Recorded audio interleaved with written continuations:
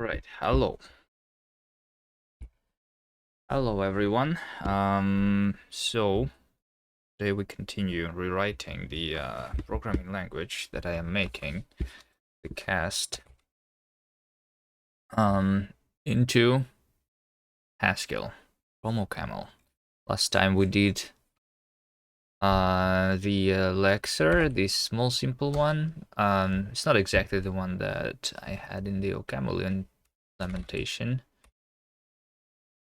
You thought I wouldn't stream? Yeah. I was thinking now if I should stream the Haskell or if I should work more on Linksider, but yeah, maybe I should have worked on Linksider, but maybe some other day. All right. Yes. Yes. What?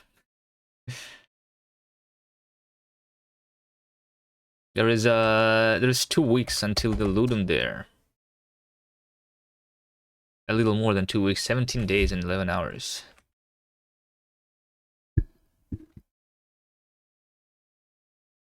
Why did I tell you? Do you want to get something ready before the Ludum there too? Anyway, I look at my top bar. I'm still on Hyperland, but I changed my top bar from the way bar into something different. I guess it looks a little nicer. I might change that though. And also, I'm gonna try today again the Vim instead of Helix. The new Abide is what we are using today. Let's see. I changed my bindings in my Vim to match the Helix. Most of them, not all of them, obviously, but most of them. So yeah, let's see. Here's what we did last time, right? The Lexer.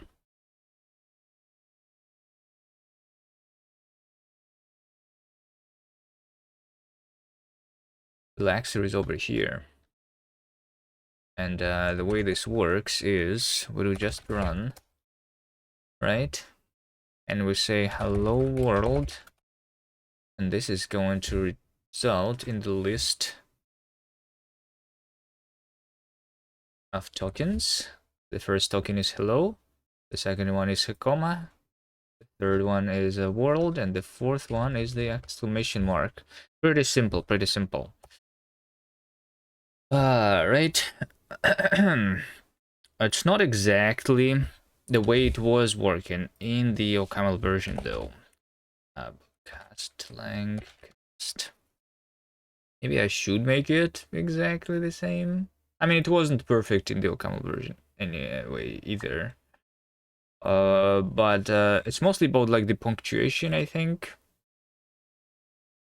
Also, we had the raw tokens. If I start with an @ symbol, then we read the string, and the raw value is the like the raw. It's becoming the raw identifier. Infinite coder. Hello. You heard I'm learning Haskell. I'm not learning Haskell. I'm I think I know.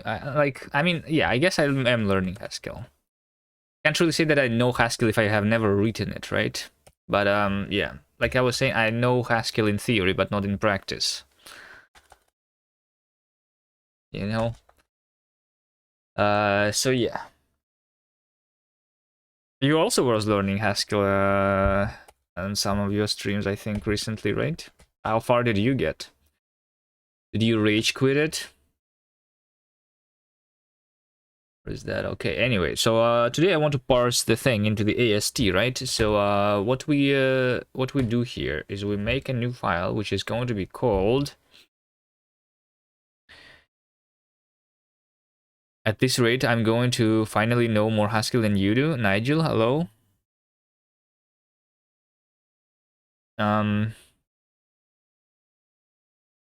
So we call it the AST, right? We call it the AST because that's what we're going to get, the AST. Let's see. This is going to be module AST. Where? So we're going to be looking at our previous code. So So there is only 4 different things in our syntax tree. What was bad with a camel and how is Haskell? I'm rewriting just for fun mostly. I mean, but yeah, I get. I mean, the thing that's wrong with OCaml is no traits, no type classes, and also the language server is bad. Maybe some other things. I mean, there's a lot of small things. Yeah, Haskell. Haskell's language server is also not very good, I think. But we'll see. Maybe I'm having a skill issue for now. We'll see. I'm only starting with Haskell. I can't really say much about it. You couldn't get Haskell LSP in Helix? No, that was not very hard to do. But yeah, the language server is... Yeah. We are spoiled by Rust. Rust tooling is too good, I guess. But yeah, this is our syntax. It's either nothing, or it's a simple token, or it's a complex definition, and the fourth, the special one, is is the syntax. Is the definition of the new syntax. I'm wondering if this actually should be the thing. Maybe I should like rethink it here. Spent 2 streams on making Nix Flake to use Haskell with Raylib. Did you succeed? Did you make Haskell with Raylib? Did you make a game with Haskell basically using Raylib? Data. AST. So here's what we have. The AST. AST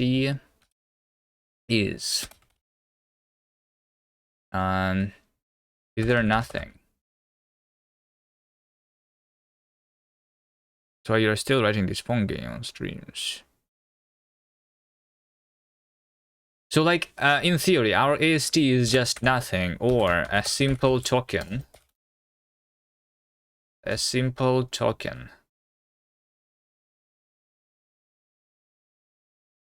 Is it going to load it?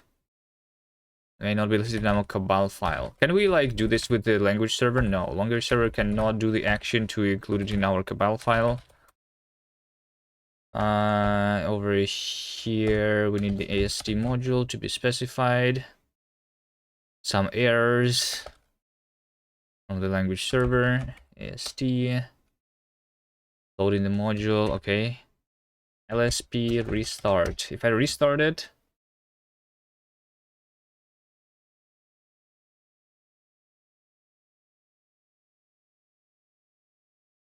hello? It may not be listed in my cabal file. It literally is now, right?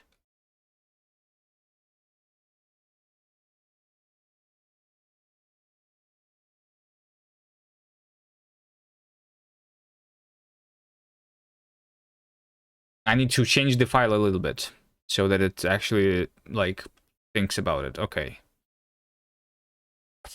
Now the token is not in scope. Can we import it? Yes, we can. Nice. Okay, so that works. Do I switch between editors depending on the language tooling? I just want to see, because like in NeoVim, Rust worked really bad for me. So yeah, so far I think Haskell is doing better here than in Helix. I don't remember. I tried it a little bit off stream, but yeah, I don't remember what was better. I was setting this up like yesterday.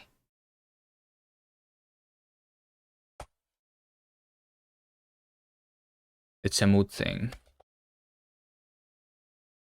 I mean, I like how the NeoVide looks. If it was working actually good, if the Vim was actually good, then I would stay on this just because it looks better. Like these animations of the cursor, and like, yeah, is nice. So complex. We'll have the syntax definition, values, and data. You like how it? I like how it looks. If it was working, I would use it. Yeah, NeoVim. Like when I was trying NeoVim with Rust, I was rage quitting it because it worked really bad. Was the only time when I used all the 32 gigs of RAM on my PC when I was using Vim. You would use NeoVim if it had the Helix key bindings. I'm wondering if you can like just rebind the NeoVim to have the Helix key binds, but yeah. I mean, I think eventually there will be something like this Neovite front end, the graphical front end with nice animations for the Helix once, and like they also will have plugins for Helix. Like even in the future, I can see Helix being like obviously better than NeoVim. Right now, it's like a trade-off.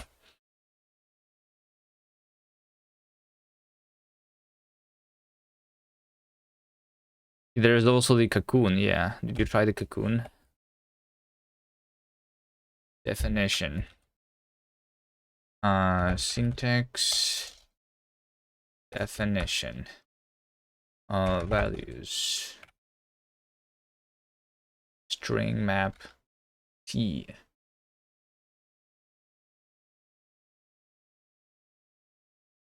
Tuple. I'm going to call it a tuple. Here. No, I'm not going to call it a tuple. Or am I? Tuple of ASTs. All that. So we will have the syntax definition, which is going to be something. And then there is going to be a tuple.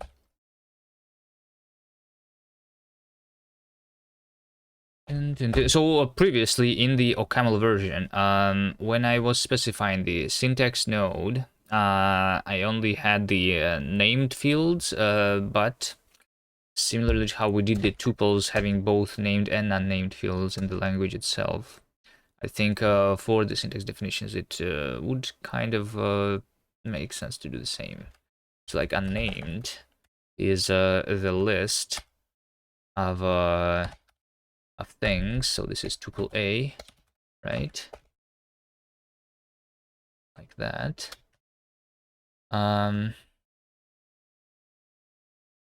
You can just rebind NeoVim, but it's possible to make a plugin. Well, I mean, yeah, one of the most important things is the multi-cursor, which is not possible to do well in NeoVim, I guess. There is a plugin for multi-cursors in NeoVim, but it works like shit. So yeah. Named.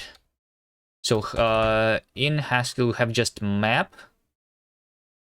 Is there just a map?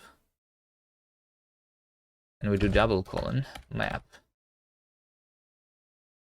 Map. And you import this. Map from string into A. Oh shit, what did I do?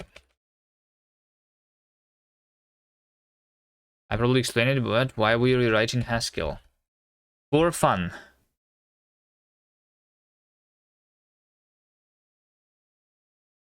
For fun, also to try Haskell, because since I am making a programming language, if I try more programming languages, like the more programming languages I try, the better I can make my language, right? The more I know about the problems with existing languages, the better I can make mine, right? So yeah, I tried OCaml. I feel like I know enough of OCaml that I don't need to learn any more about it. Yeah. And in general, just rewriting from scratch so that I can like review my code and see maybe I can improve in some places. Like for example, over here, we're going to make the syntax where the values can also be named and unnamed. Previously, they could only be named. Okay, how do we do map? Haskell. Is it like, I thought it was like in data map, yes. Why does the language server not tell me that I can import this? Do we just do import data map? Would not load module. Oh, it's the member of the hidden package containers. I need to, okay, I see. So like, because I need to list it, you cannot have maps. The maps, they're not in the base. I actually need to add this, containers.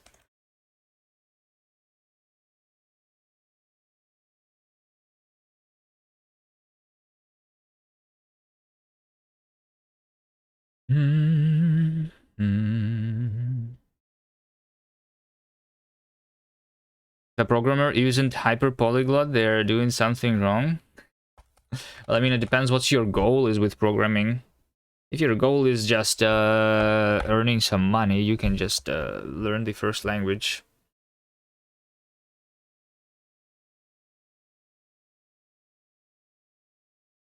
That you see and go earn some money with it. You don't need to know 100 programming languages.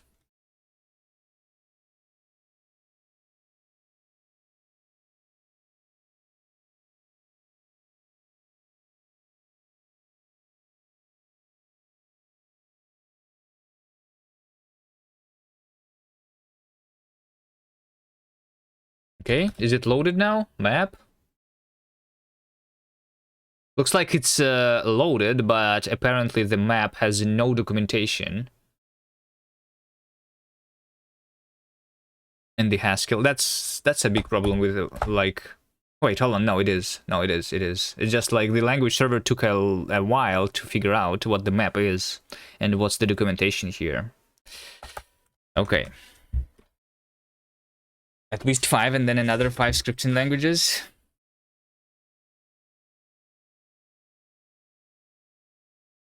You don't know any scripting languages? Do you not? I thought you started with Python. No?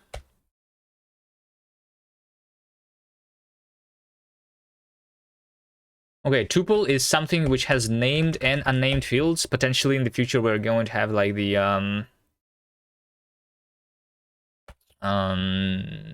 like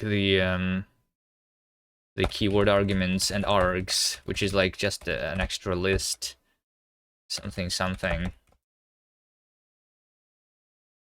I mean, that's for the tuple type. For the tuple itself, we just do this, I guess. There are no 5 functional languages. What? There's a lot of functional programming languages.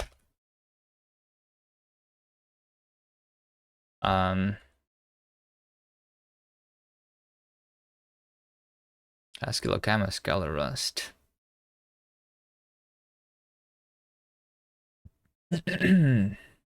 Okay, so we do the same.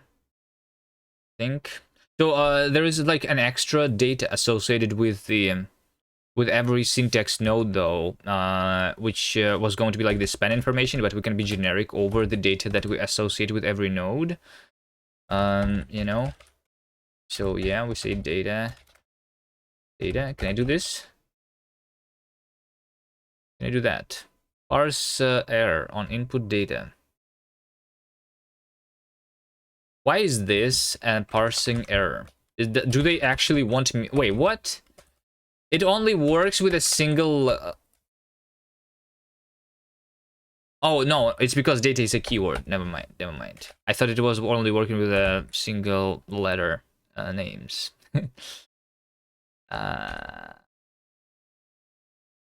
Whatever. I will call it D. Ah, shit. Is there like a raw identifier? Haskell. If it is the same, raw string, raw identifiers. I was searching for Haskell. Don't show me Rust. Haskell identifier instead of keyword. Does Haskell allow use of keywords as in identifiers? Some words are keywords in some contexts, but can be freely used in identifiers in others, such as and hiding. The C# trick is nothing, but slightly changing the name. In Haskell, you could put an underscore before or after the name or append that.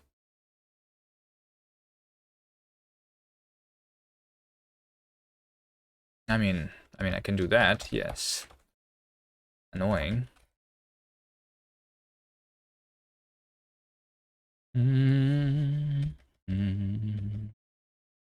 Yeah, I just replaced my way bar with the new bar. It still is hyperlend here. Tuple ASTD.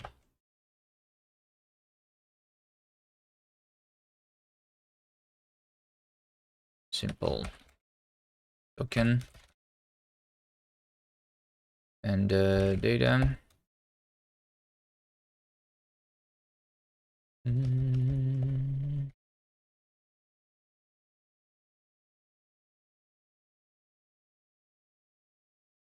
Make this multiple lines, yep. Like that.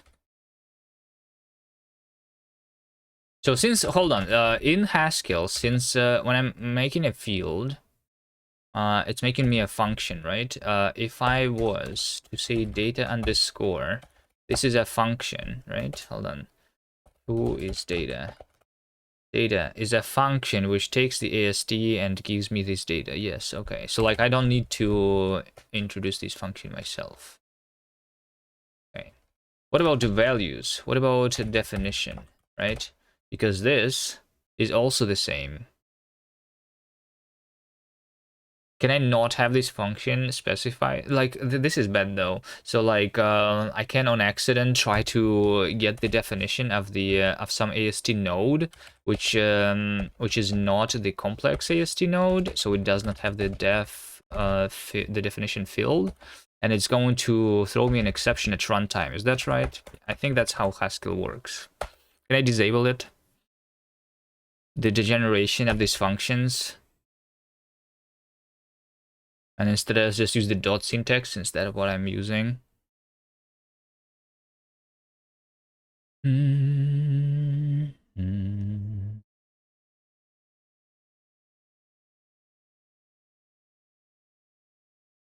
What bar? I'm using the AGS.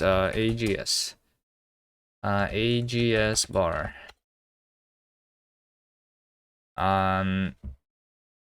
This is based on the U, heavily inspired by the U. It allows you to define GTK widgets in declarative way. I did not configure it at all though. I just used the dot files from the creator of this library. Their dot files is over here. This is how their stuff looks, and but I just imported the bar, I guess.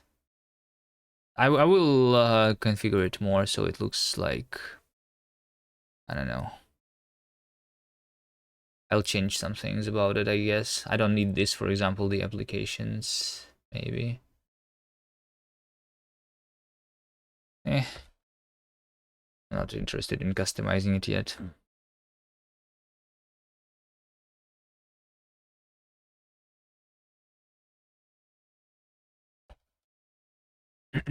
Okay, hold on. Haskell. Extensions. I was actually also looking at the extensions of Haskell. Right?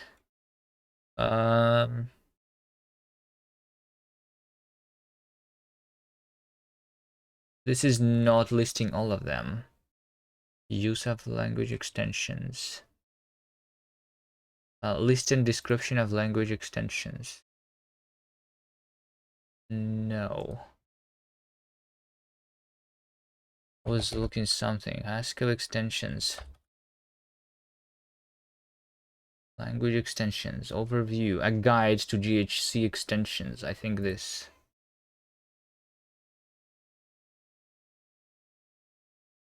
Okay.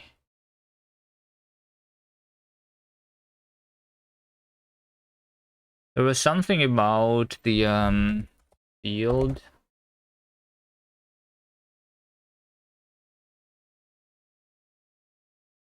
Records. Disambiguate record fields. Say you have two records with the same field name. in Haskell 2010, you will only use the user record selector qualifier, even where it's entirely obvious which one of the two record you mean. For example, the following is not accepted when M is imported. With this ambiguate, GHC accepted definition. Duplicate record fields, overloaded labels.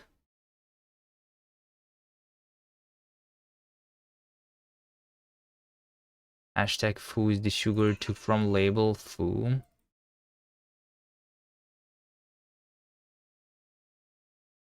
Now,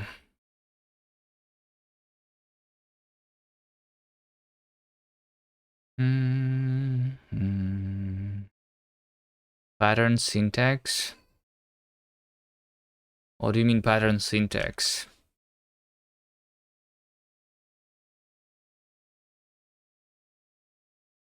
There is no pattern syntax extension.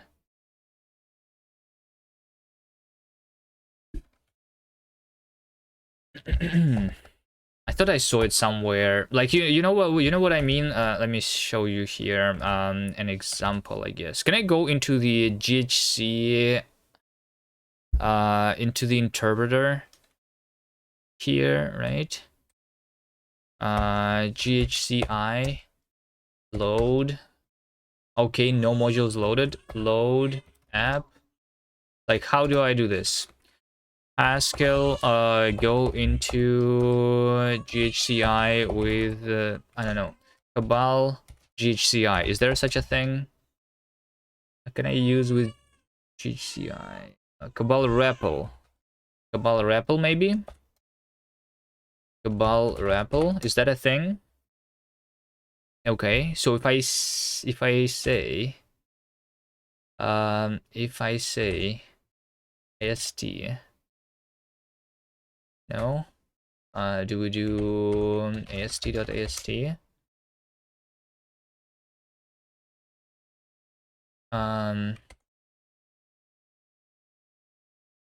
Can I just import these things? Import AST, right? Does that work? Okay, and then we say something like let foo is can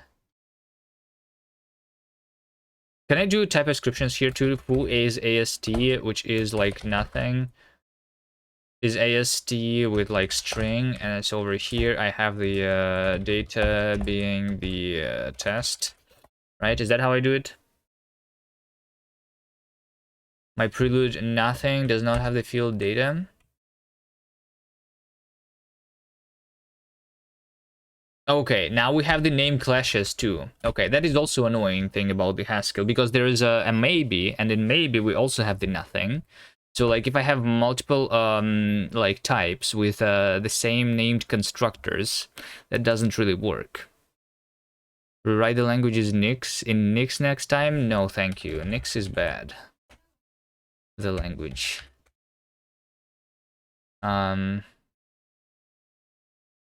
Haskell, duplicate constructor names.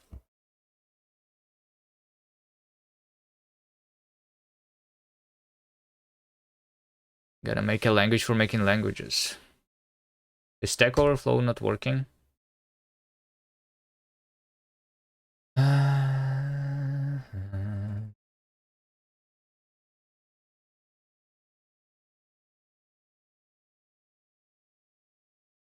Haskell has just one mechanism for namespacing of data declaration. It's module system. You can use it here.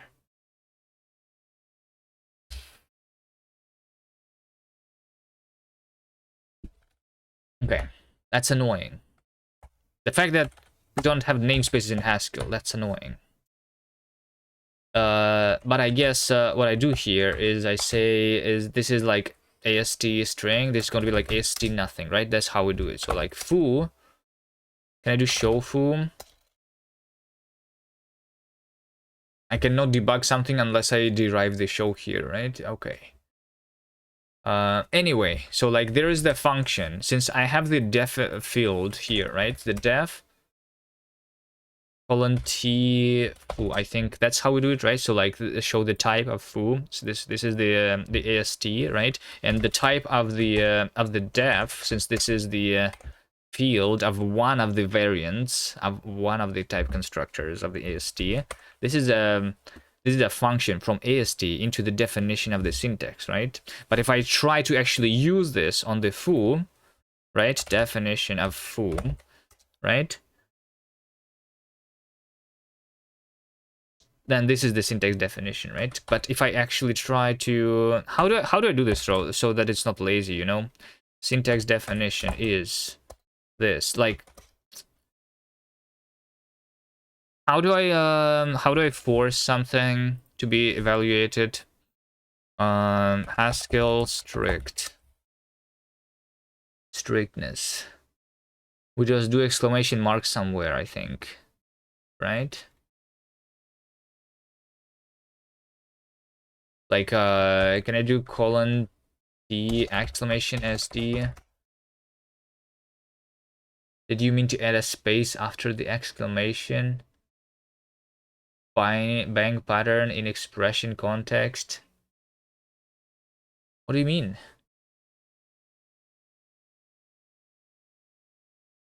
This only works when I'm calling a different function?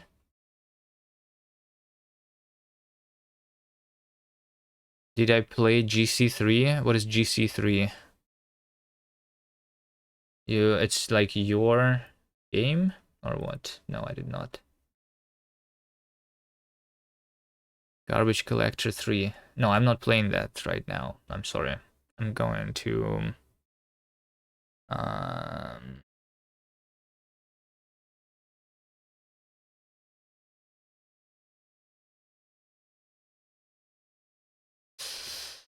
I mean, let me take a look.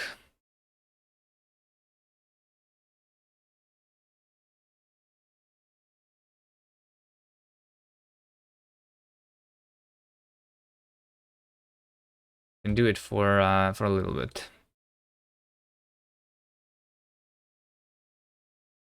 Is it even working? What is it written in? Control V is emulated in JavaScript. Might not really work in.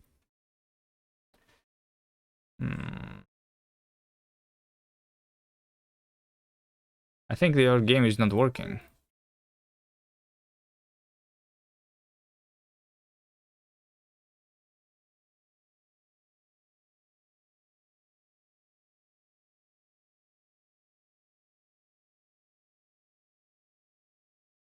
Failed to get WebGL2 context to render progress bar. You're trying to use WebGL2, and for some reason WebGL2 is not available for me. Wait, what? WebGL report. Browser supports WebGL1, but it's disabled or unavailable. Okay. I cannot play your games right now. I'm not sure. This is the hyperlend issue, I think. I'm not sure though why.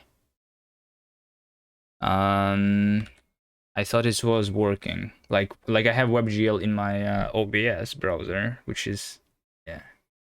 No, it's not the Firefox. It's the hyperlend. I'm pretty sure. Let's try the Chrome. WebGL report. WebGL report. I'm not reloading right now into the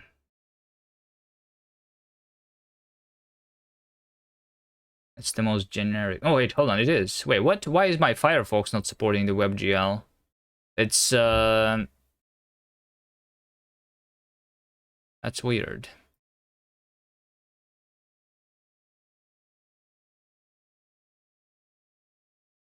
That is weird. Hold on.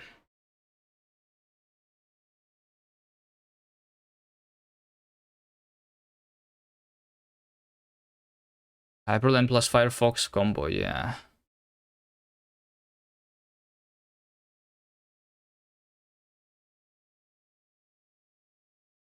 How to play this game? WASD. Okay. Okay. I don't really want to read though.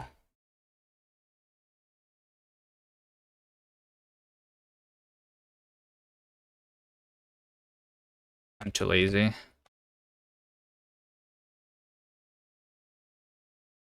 The controls are pretty bad. It's like I'm on ice instead of on grass.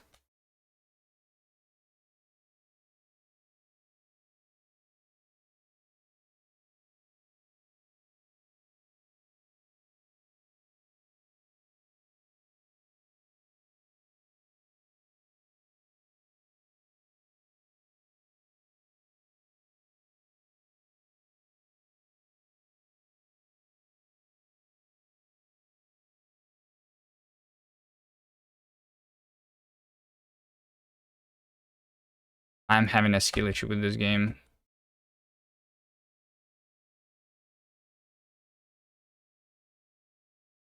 Now what? Now what? Z, X, C, enter, Q, W, E, S. No buttons work. I skipped the controls. Control. Oh, it's control. Never do a control in the browser game. I just do control S. This should just be a down key.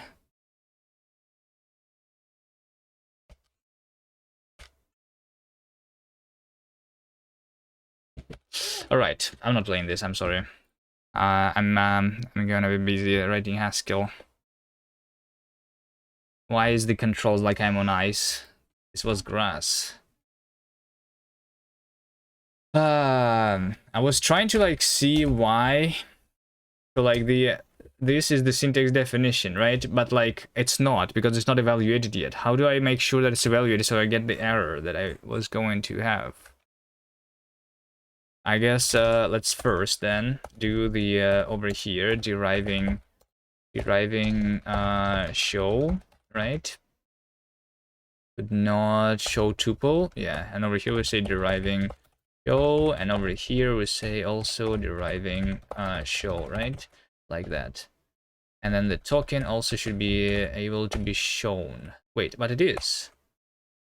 Could not deduce show token arising from the first field of simple. Wait, what does this error even mean? Let's say could not deduce show token arising from the use of GHC show prec from the context show D bound by the instance declaration in the first argument of dot, namely show prex 0b1 in the second argument of dot, namely show comma space data underscore.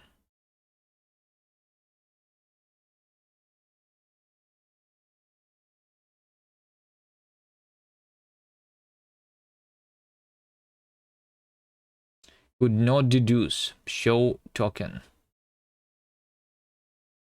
Could not deduce show token. Show token is the instance of the show for the token, right? Which I am deriving this here, right? It should work.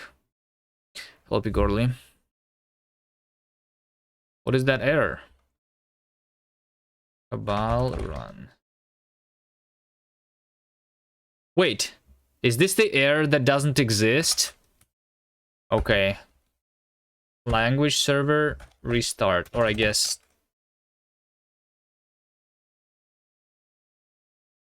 like there is no red underline now, but the error is still there for some reason. Language server restart. When I'm restarting the language server, like what, at least LSP restart command not working in NeoVim. Like why is this error still here? This error literally doesn't exist.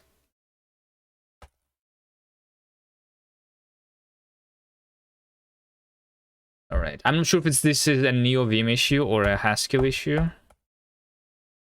or the language server of Haskell issue. But yeah, so like if I can do this, then I can do Cabal REPL now, right? And then I can say the same, right? I can say that let foo is AST, right? And this is going to be nothing. This is an AST with string data associated with it. So my data is hello, right? Something like this. AST nothing does not have field data. But it is. But it does have the... Wait, what?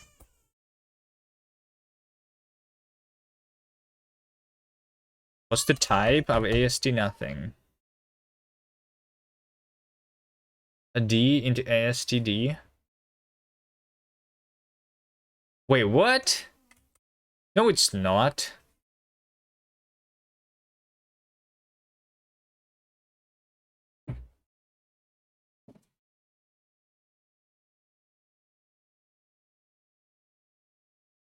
What do you mean it is? It's not. I have some data in it. I have some data which is a field, right? This is a record syntax. It's not just nothing D. It's nothing with data field being D.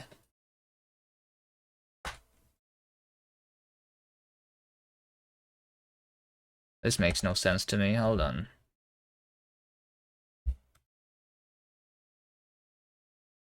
Nothing. Hello. What? Is this working like that? When you have only one field in a record, you don't have the ability to use the record syntax anymore? That's very... This makes total sense. This makes zero sense to you. Like, if you do it in Rust, it's like the way that I'm doing this is the same. You say, I say basically like, enum AST, right? And then this is nothing. We're with data being string, right? Like this is not nothing string. This is two different syntaxes. So like constructing this should also be different. All fields in record you can initialize without record syntax, just in order. Yes, but they should also be able to initialize using the record syntax. Why can I not use the record syntax? That's that makes no sense. Can I not use the record syntax? Isn't that what I'm doing? Nothing. Data is hello. It says AST nothing does not have field data. Works for you? Why does it not work for me? It says AST nothing does not have the field data, where it literally is listed here. Show the constructor. What's wrong with this constructor?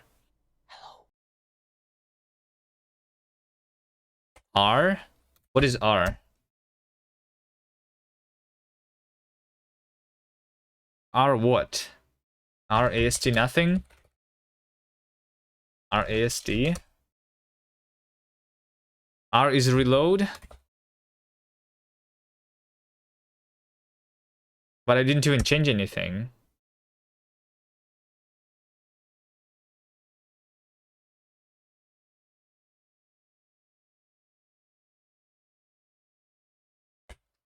Try again. AST nothing does not have the field data. I mean, I can like just completely cabal REPL again, right? I recompiled everything. It says it does not have the field. Maybe it doesn't work in the REPL for some reason. Maybe underscore is the thing. Oh yeah, underscore is just like part of this identifier. Why would that change anything?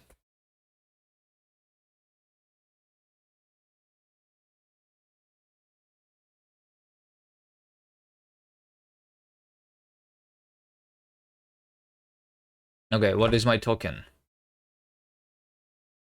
Token. Okay, let's try a different one. Let's try a different constructor. Let's try simple. Let's try simple and see what this is. Like, you see, this also is a function of 2 arguments. Can I have the record syntax here, you know? Token is laxer token laxer dot identifier yo data is I. It has no fields. Singular underscore is obviously special. No, it's, I mean, singular is, yes. I cannot do this. Why? Is it a problem with the REPL? In REPL, I cannot use this.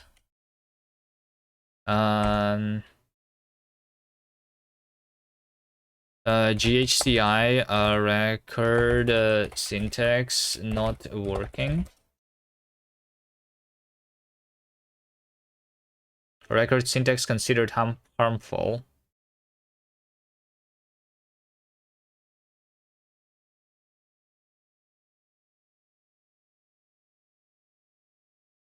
Record, like what is it called even? Initialization?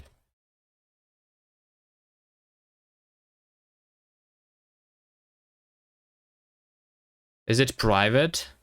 Didn't actually what error it gives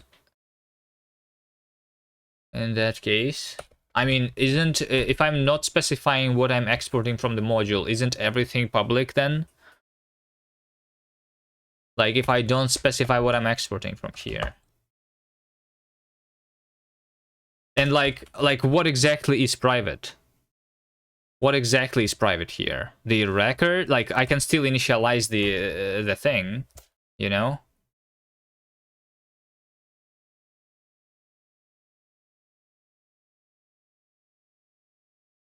Like I can do this.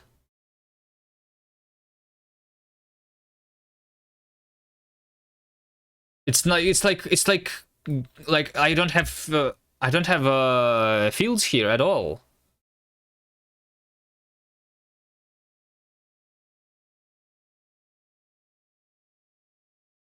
Try defining data inside the JCI. Sure. Yeah. Let's see. Data test is test. Hello. String. Right. Test. Like you see, this is a function from string into the test. If I try to say the test hello is high, then it does not. I mean, actually this works. Okay. So what is actually the problem here? I don't understand. I can use it from the, I can use the record syntax from inside the same module but not from a different module, or what? What is privacy? Isn't, I thought I'm exporting everything here. What should I make public then? Fields private.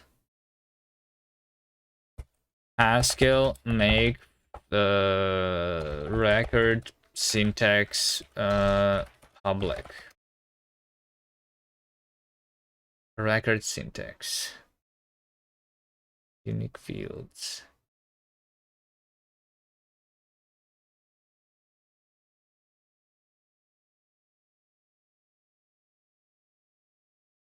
Like, what are you saying?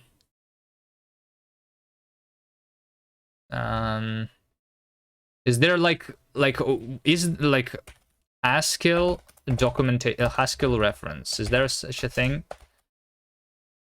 Like, because I only saw the tutorials of Haskell, no actual documentation.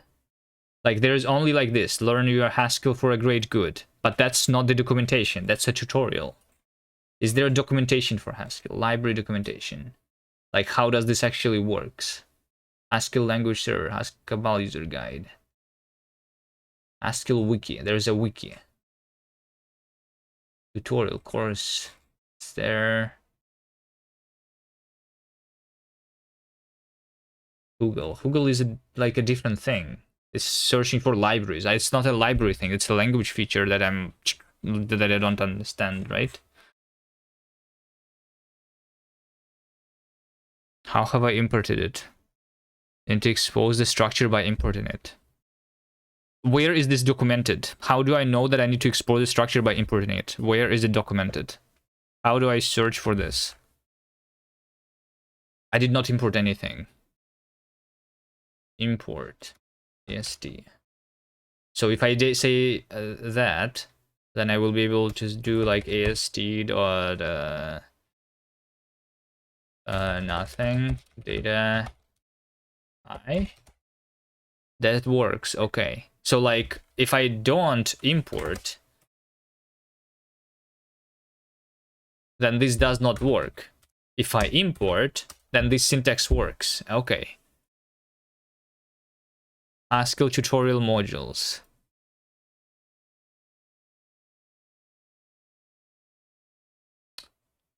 Why can I not just move it directly?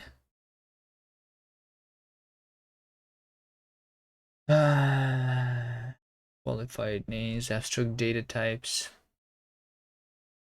Aside from controlling namespaces, modules provide the only way to build ADTs in Haskell. For example, the characteristic feature of an ADT is that the representation type is hidden. All operations on the ADT are done at an abstract level, which does not depend on the representation. For example, although the tree type is simple and additive might not normally make it abstract, a suitable ADT for it might include the following operations. If I'm not importing it, why does this function still exist? Why can I still say, if I don't import this, why can I still say AST nothing hello? How about you don't also import this function? Like you don't allow me to use this function if this is like private or something. Like by importing this function changes the type, which makes no sense.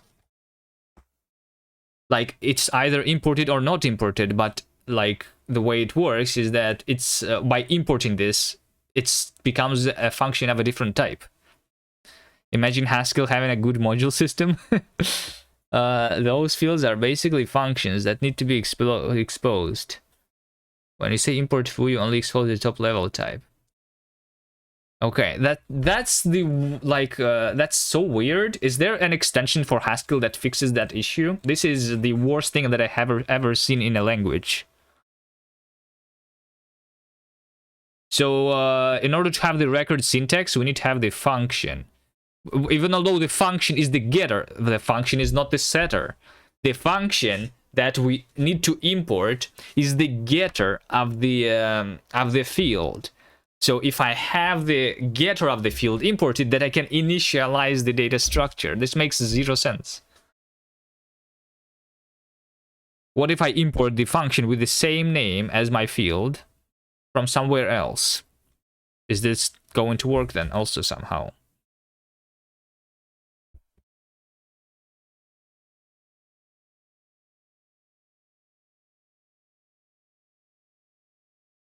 Gast is a good name. Yeah, I like it. Didn't come up with a name myself, but yeah, I like the name. All right, this is like the most annoying thing ever. Okay, I don't know if I don't know how far am I from rage quitting Haskell. I guess this is a small issue, right? Which we can like get used to. Okay. What I was going to do though is if I have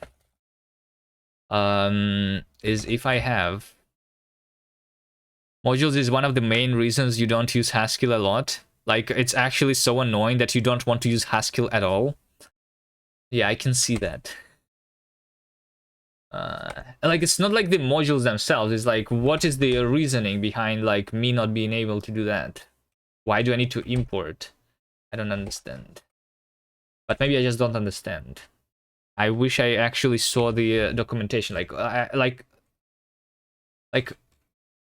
this is it's still not documented here. Like where, like you linked to me this thing, right? The modules. Where in this file does it say that I cannot initialize the thing? Like it says that the representation type is hidden. But is that my issue here? Data tree A, just the type name. Leaf is a tree A, branch. Tree A. A module supporting this is tree ADT. Tree is a leaf or branch. Wait, what? Hold on. What if I like? What if I import AST but qualified? Right? That's another thing. Like if I do this, then can I do AST nothing? What's the type of this? Still the same. Data underscore is hello. this works. Like I need to import this even although like I can import it with qualified. I like am I not, wait, hold on. Am I not supposed to not be able to use the AST module at all if I'm not importing it? I think that's the main issue here, no? Like in general, when I'm writing Haskell code, I'm not supposed to be able to use the AST module at all. But in GHCI, I can still have I still have the reference to this. Cabal REPL implemented some stuff. Yeah, I think it's yeah.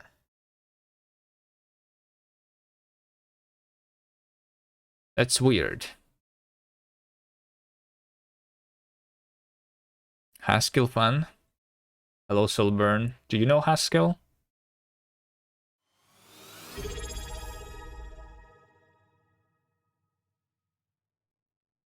Thanks to Adveldek for my sub gift. You used to know a bit, yeah? Alright. Okay, 1 hour has passed. I have done nothing because of some small issues. And also this error is still shown on my screen, even although this error literally doesn't exist. Okay. How do I get rid of this? How do I make sure that the language server does not show me this error anymore, since this error does not exist?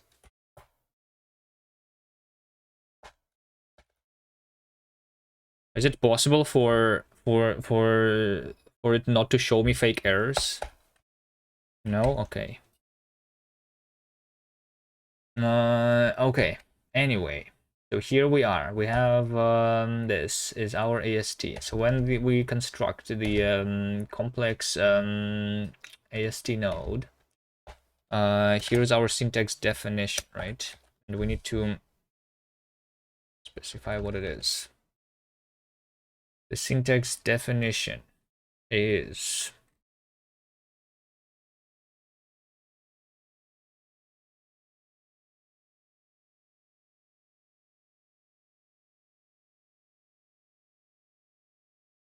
oh, syntax is like in a different module, and then why is this in a different modules?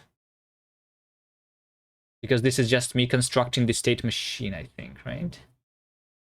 That I wanted to use here. I might want to use GADTs here.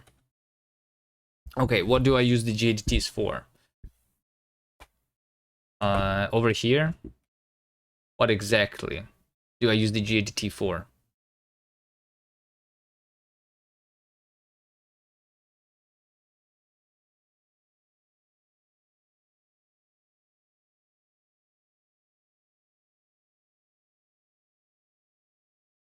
I don't understand why would I use GADT here.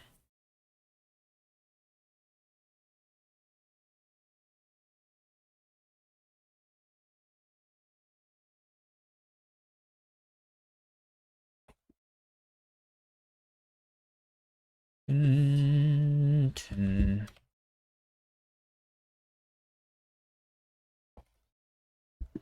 don't remember exactly? Okay. I don't think I want to use GADT.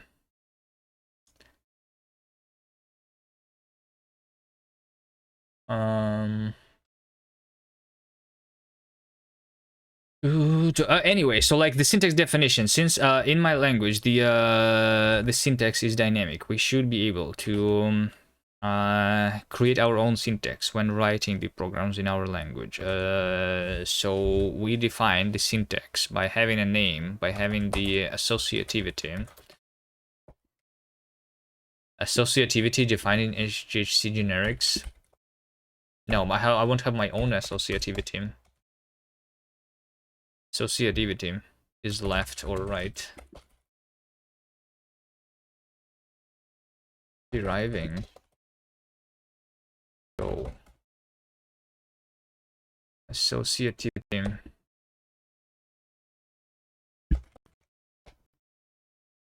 Syntax.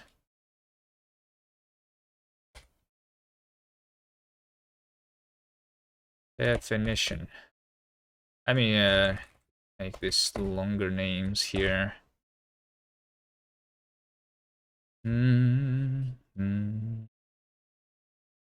Used to read about it in the past. Yeah, I read about it. There is like, I still don't understand why would I use them though. It's like, it seems like a very niche thing. Um, but yeah, it is that you have equal, where you compare expression int and expression int, and you get expression bool. Yeah, I don't want that though. For now, I have the AST, which is completely untyped anyway.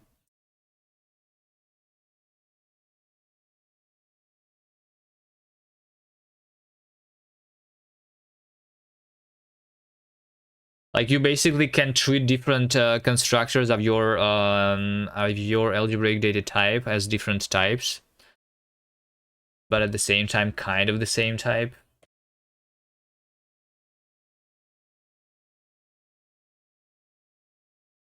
Associativity, priority.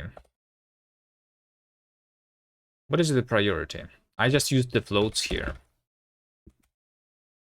Float. Do I just use the float from the prelude? Float.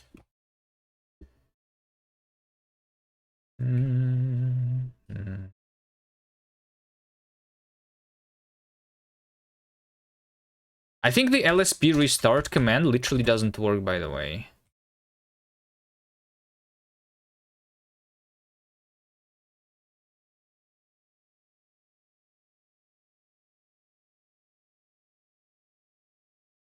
LSP log has something about the Rust analyzer, which makes no sense to me. Because over here, Haskell language server.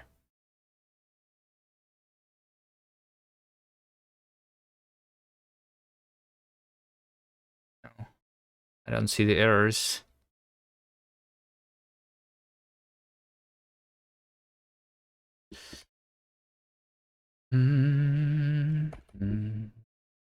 How about if I, what if I just restarted the entire Vim? Let's see if this is going to work or not. Is it going to show me this error? Looks like it's not showing the error anymore. Why does the so like the LSP restart command in Vim does not work? I need to actually restart the entire editor. Is that a Vim issue or a Haskell issue? I don't understand.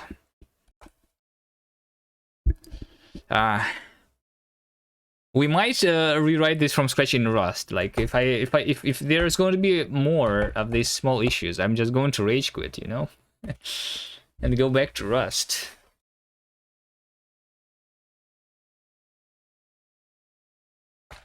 Like, even although we don't have GADTs in Rust.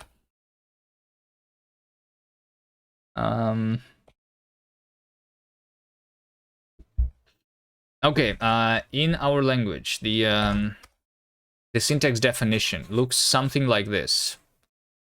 So we specify the syntax for the ternary operator as the loft associative syntax of priority 10, which has condition and then question mark and then the then case and then the colon and then the else, right?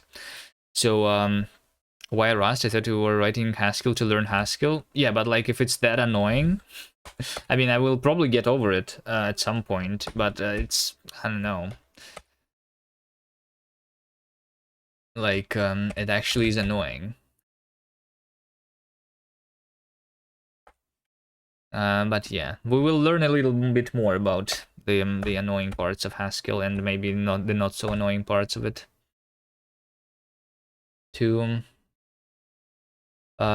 So yeah, we have so the syntax definition is the definition of this, right? So we have the associativity, priority, name, and then the parts. Parts is a syntax definition part list, like that, right? So syntax definition part is one of, it's either a keyword of string or it's the named field with this name, or it could also be unnamed. Previously in OCaml I could not have unnamed things, but I also want to have the unnamed now things. And also in Haskell we cannot have the first variant to be prefixed with the vertical bar. We need to do this. Sure. Okay, this works. This works. Let's just do it in Rust together. I kind of want to learn Haskell still, yeah. Yeah, but like the practical thing to do would be to write it in Rust. Yes. If we just want to make the language, if that was the goal. But learning Haskell, like what's the other reason? Like I would never write Haskell. If I drop Haskell right now, I will never write it. You know, there is literally no reason for me to use it.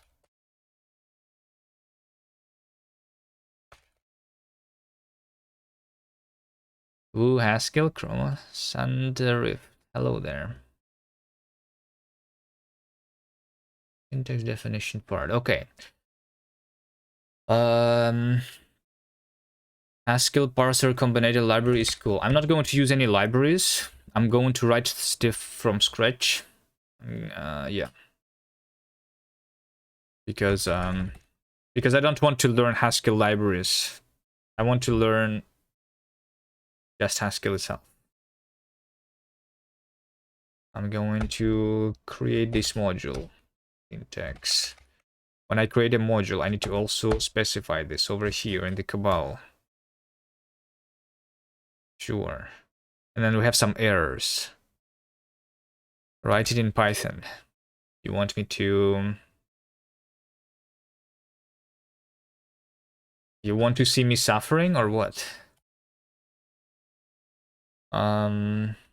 The parsec, yes. That's the curse upon Haskell. There is no reason to use it. No, I mean there is a reason to use. The people who write Haskell, as far as I understand, they like it for basically the same reason as we like Rust. You kind of have the it compiles, it works thing, kind of, right? And like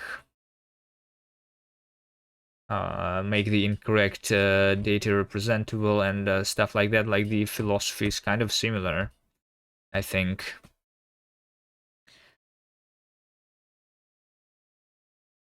I say what everyone is thinking here, JavaScript. Is everyone thinking JavaScript? You're curious to see how you write it? You can write a language parser using parser combinator style without using parsec. Yeah. It's time for me to grow up. You need to get to the next level. You need to write cast in cast. Yes. But like it's not yet. Not yet. I will write it, and it's like that's the reason don't want to use existing libraries like the parsec to do the parser, because I will want eventually to rewrite the language in itself, so I need to know how these things are written anyway, right? I don't know, like we were writing it without the parser combinator style, I think. In OCaml, so I don't know.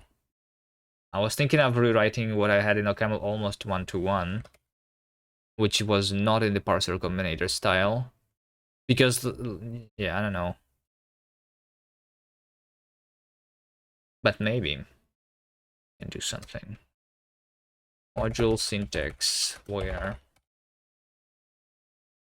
So this is the AST, but the syntax definition is that part.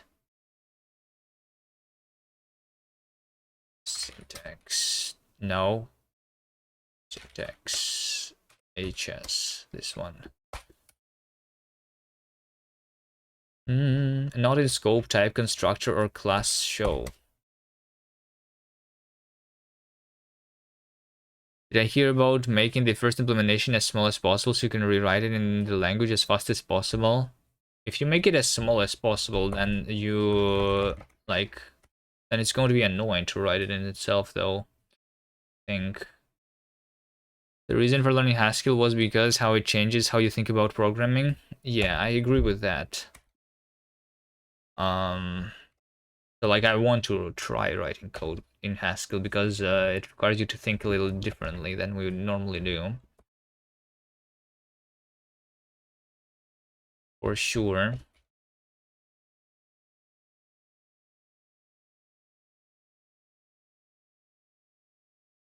Good not to do show token. Once again, we have this error which actually does not exist, right? If I do Cabal build, everything is being built. If you use Haskell, can I have my editor to not show me fake errors? How do I stop it from showing me the fake errors? This is like, I don't know.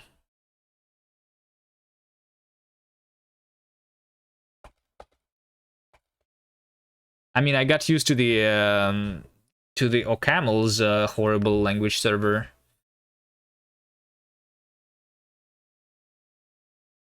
Make a poll without making any promises.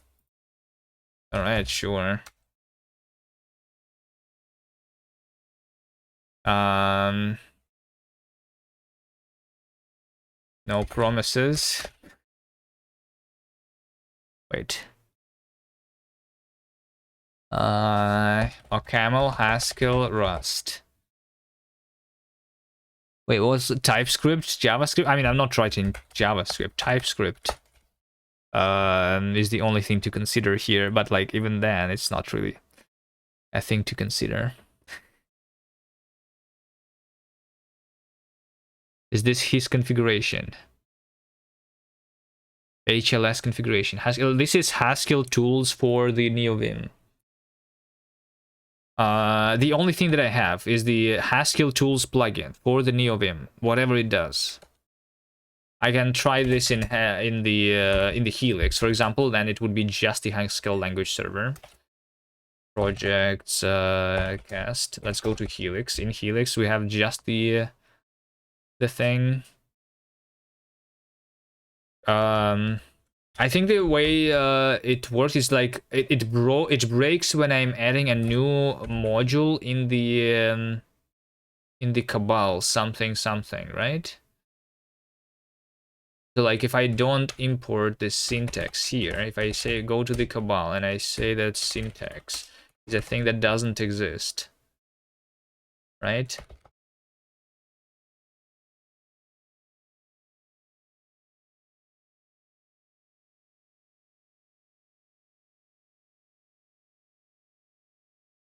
You don't know Haskell tools for NeoVim plugin? What do you use?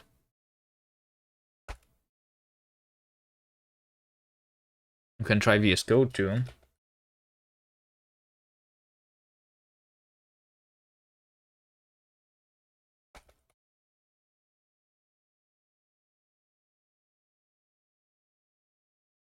So over here, right? Not in scope, type, constructor, class this. I can import syntax.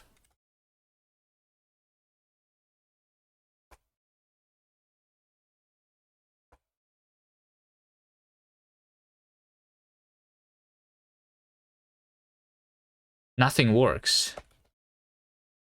I cannot do a hover here. Like, how am I even able to import the syntax? No definition found. Like Cabal. Yeah, like I don't have this module here, right? So how does it even work? Is this Helix? Right now, this is Helix. I don't know. Nothing works good. Let's do the VS Code.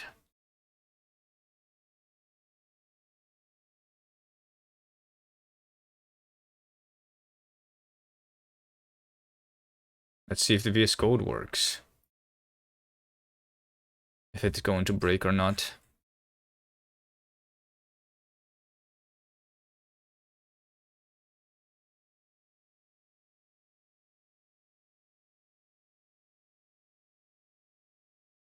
I just want to like, you know, if I remove this here, right?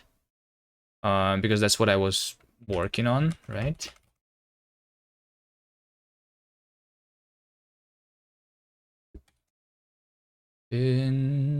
Like this says not in scope. I can import this even though I have removed it already. Let's restart Haskell language server. It's going to tell me something.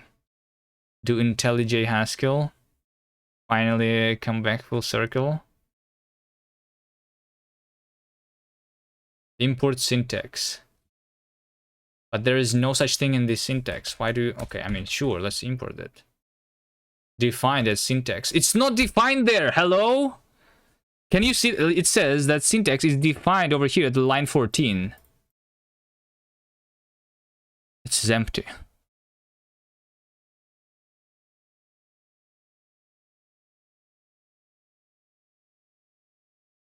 Presume you read the warnings. What the warning? This plugin automatically configures LSP client integrates with other Haskell tools. See the features. Warning: do not call setup or set up the LSP client for Haskell manually. Yes, I'm not doing that. You only need, like, yeah, I'm not doing anything.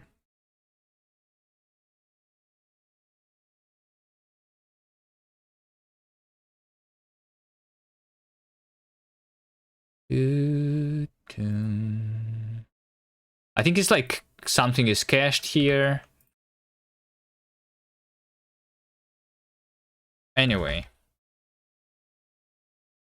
let's assume that everything is going to work. I don't know. Let's go back to the new Vim. Whatever. Whatever. Whatever.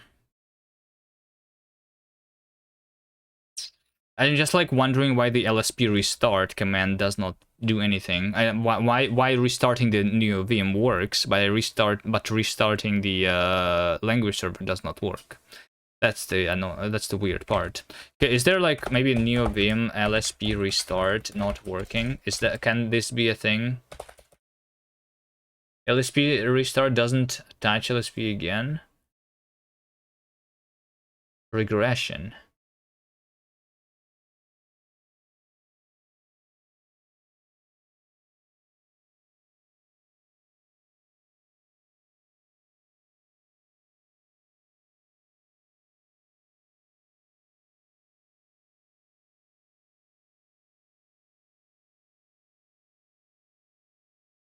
Haskell tools LSP restart. Maybe they have like a separate thing.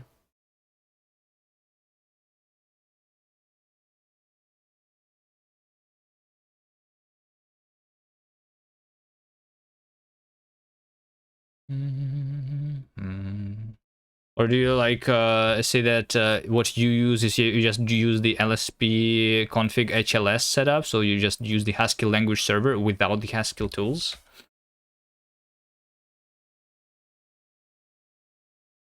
Maybe that's the thing, but like isn't Haskell tools supposed to be better?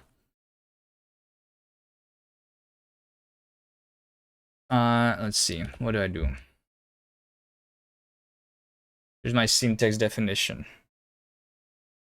Here's my syntax definition. We need to have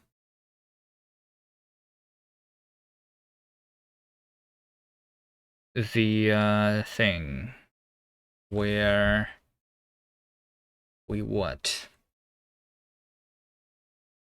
Show need bob edge compare edge syntax start state parse show add syntax. So the syntax is like the state machine that I'm constructing out of all my syntax definitions. That's what we have here. But how about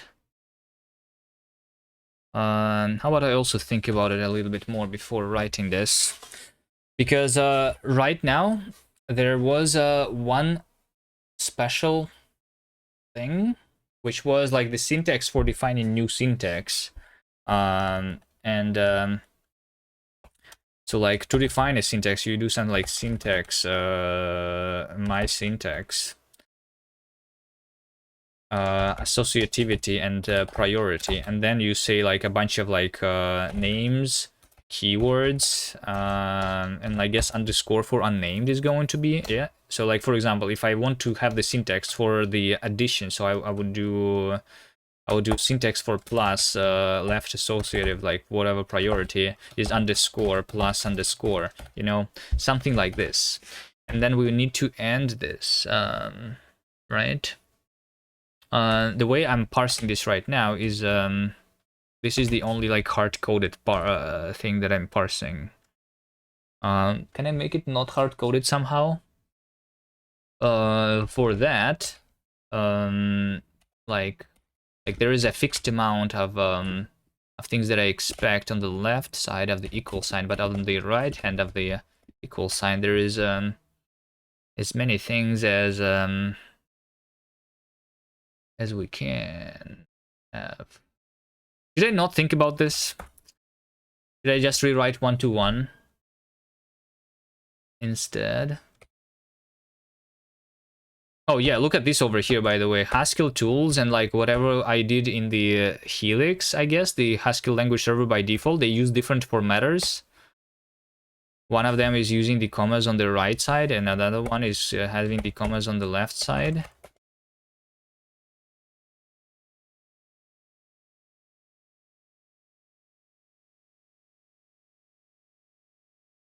Haskell Rust 3.4? What do you mean?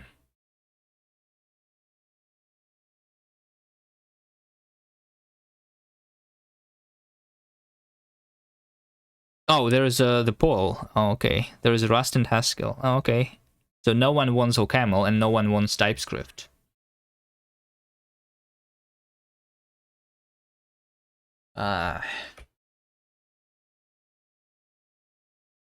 You only voted for us because you wanted me to make progress faster? Do you think it's more important for me to make the progress faster or to the like I don't know, like learning Haskell can be beneficial, right? The people who voted Rust get enjoyment out of your enjoyment. The people who voted Haskell get enjoyment out of your suffering. I mean, there is definitely some annoying parts in Rust too. I'm just used to them, I guess. And I'm not used to these things in Haskell. There are advantages in Haskell over Rust. I'm pretty sure. We just didn't get to it yet.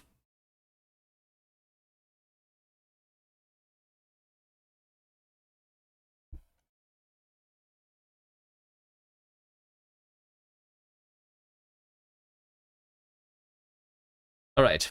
Maybe we should just be rewriting 1-to-1. Kind of. Kind of. So here's my syntax this is the definition of one syntax, and then the like the syntax of the language is like the combination of a bunch of syntax definitions, which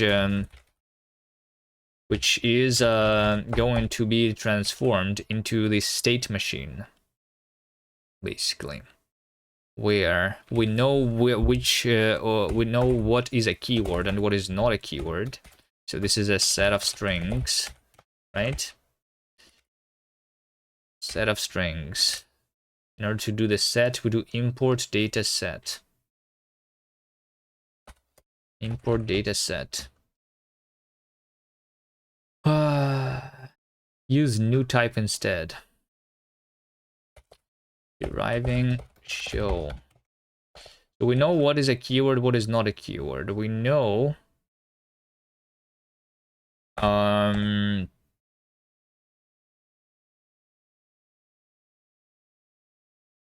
this is like a state machine, which is like it's like a tree where we have like the root node with outgoing edges, so that we can start parsing a new like syntax node here.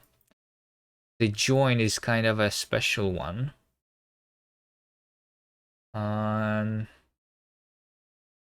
Which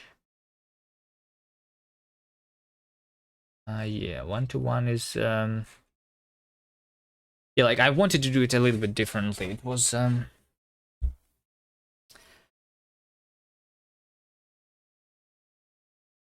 let's for now not think about this.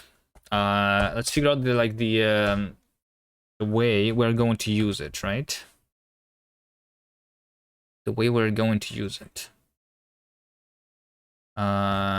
Which is like the AST itself, right? What we have is we are parsing the list of tokens into the AST, basically, right? That's what we're going to have in our AST here. We're going to have a function called parse. This function is going to have the type, which we have the syntax, right? We have the syntax definition, and then we have the list of tokens, list of spend tokens, I guess, right? And this gives me as a result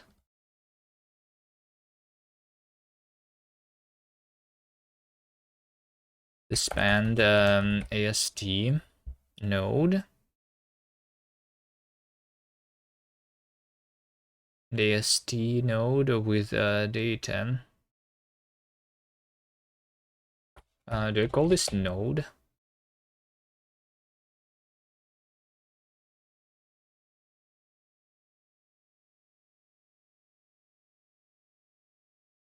Renaming doesn't work here. Type signature lacks the accompanying binding. That's okay. Rename, like renaming fails. Do you have a lot of like these errors when you're writing Haskell? Rename rule failed, get high AST. Rule failed, get high AST. Like not being able to rename things. That's even worse than having fake errors shown to me by the language server. Renaming never worked for you? At least we have syntax highlighting, right? That's already something. Skill.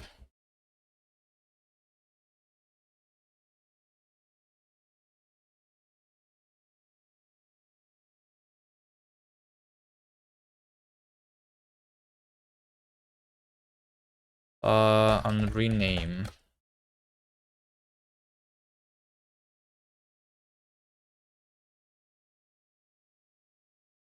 I cannot even like search, like I cannot even find this error. Haskell language server rename error get high AST.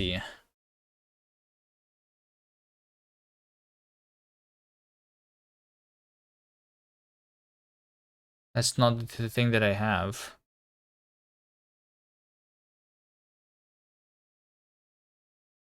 Am I the only person who has this issue? Like, why can I not find it? More suffering? Well, the only thing that I'm suffering here is the language server. Mostly. Hello, Vest. Did you have trouble with your tooling when you tried Haskell? Like, I can literally not rename things. Doesn't work. And to rename them manually. I'm going to call this AST node. And then the type AST is AST node with the span information attached.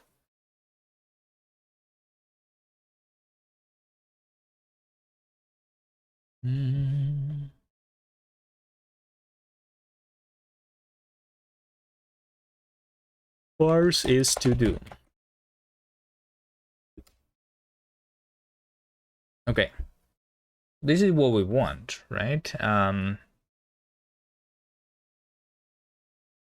and not being able to go to the stdlib definitions. I think you cannot go, like, it's not about the std, it's about the things in other, like in your dependencies, right? Map. Like I can at least hover on it, which is good. Better than nothing. Like map is not from the base, map is from the containers. Which is kind of like, I don't know, is containers part of the std together with the base? There's also like the pretty print that I'm using, right?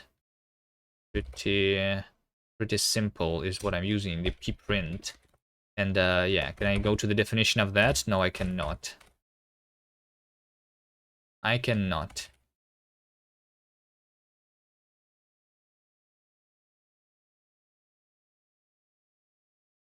I cannot go to the definition.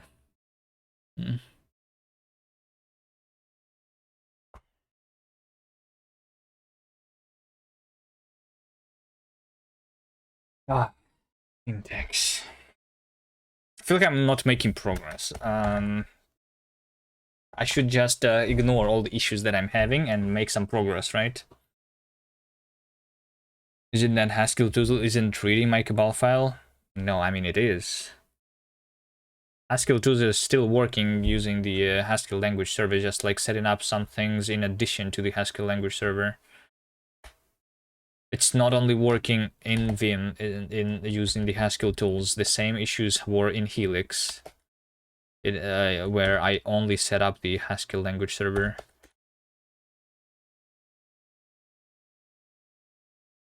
Just tell me what is your setup. We can, I mean, I don't know. If I want to do more work on the setup, I already tried 3 different editors. In none of them Haskell works well.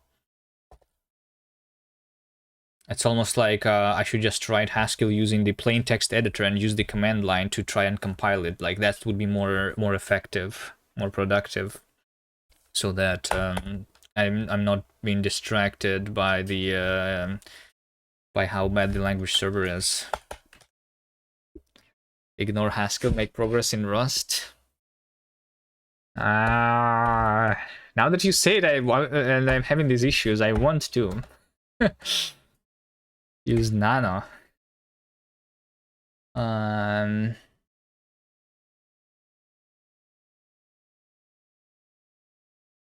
I don't know. I want both. I want to both make progress and I want to learn a little bit of Haskell. So what should I do? Like if I rewrite this in Rust, then how do I still learn a little bit of Haskell for myself? Or do I like keep the fact, or do I still say that I have learned Haskell? I don't know. I keep just knowing Haskell in theory, but not in practice, right?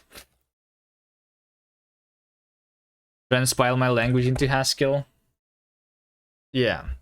I'm transpiling to JavaScript first, though.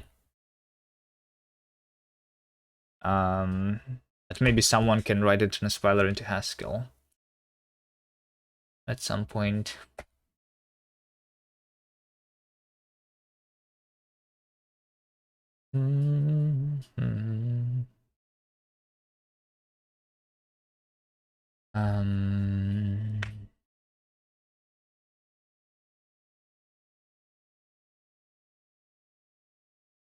Okay. Let's see what we were doing before here, right? So here's the way we are parsing the syntax and the list of tokens. We also had a file name, but technically a file name. Well, I guess if I have 0 tokens, then the file name, then there's no way for me to get the file name. So yeah, maybe I should have the file name here. File name. New type file name is file name string.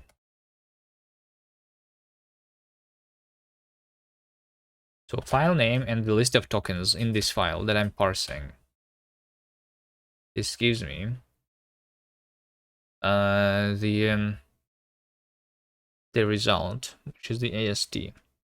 Why do I have spanned AST if AST has the data already there?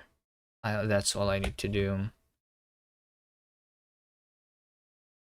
Span node, because span node is the ASD. Yeah, okay. So over here I am parsing the definition of a syntax. This is the only hard-coded thing. So let's have the same thing here. So parse syntax definition, right? Parse syntax definition is a thing where we have a syntax. Like also, like this is more like of a pure thing. Do I go about like this, doing this in a monad immediately? I think, because I could not do that in camel, I did not do that. But here we can do a monad, right? So can we say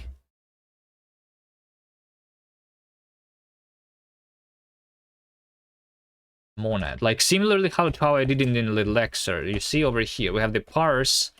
I just use the state monad here with the parser state, right? But we can do the same, like parser, or like parse, parse,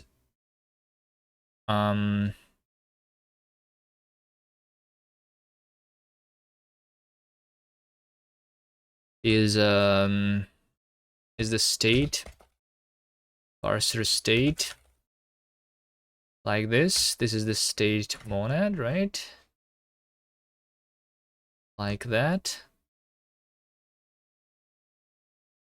But this parser state is from a different, is my own one here. Data parser state. Parser state. Like what if I have the two types? Then it will say ambiguous occurrence, right? How do I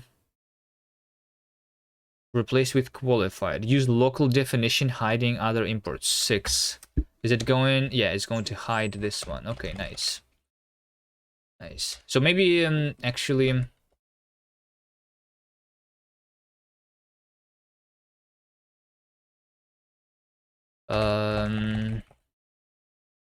okay, 1 second. Or I guess more like 5 minutes. Give me 5 minutes.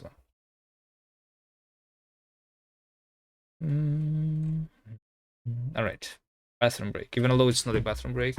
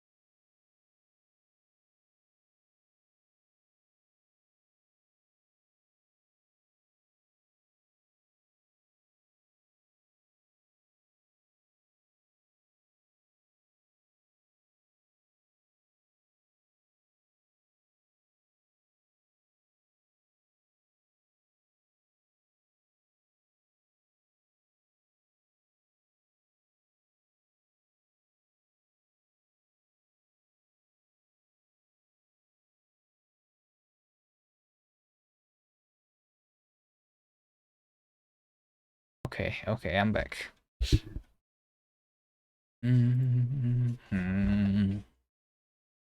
How is everyone doing? Hi, Sense. Hello. Yeah, the stream is going for 2 hours, and we basically did nothing because I was struggling mostly with the Haskell tooling, a little bit with the Haskell module system, and like, yeah, it's weird. It's weird today, but now that the break has happened, we have been mentally reset. We are ready to make progress quickly, right? I see I switched to NeoVim. The tool's not working properly in Helix. And that was my... that's what I was going to test, but no. They don't work in Helix, they don't work in Vim, they don't work in VS Code. Because, like, I mean, we just use the Haskell language server anyway, right? It doesn't really matter. I mean, in Vim here, I'm using the Haskell tools, but they are using the Haskell language server in the background, I'm pretty sure, too. I mean, they work, but they work really bad, you know? I cannot rename a thing. Look at this over here. If I want to rename here, rename, it says... I don't know, you don't really see it. Let's see. Over here, I say rename. It says error on prepare rename. Rename. Rule failed, get HIEAST. Whatever that means. I can't even, like, Googled it up. What this means. Let's see the error coming from the Haskell language server. I have the same error in Helix. I cannot rename anything. As one of the examples. I mean, sometimes it works. It's RNG or something.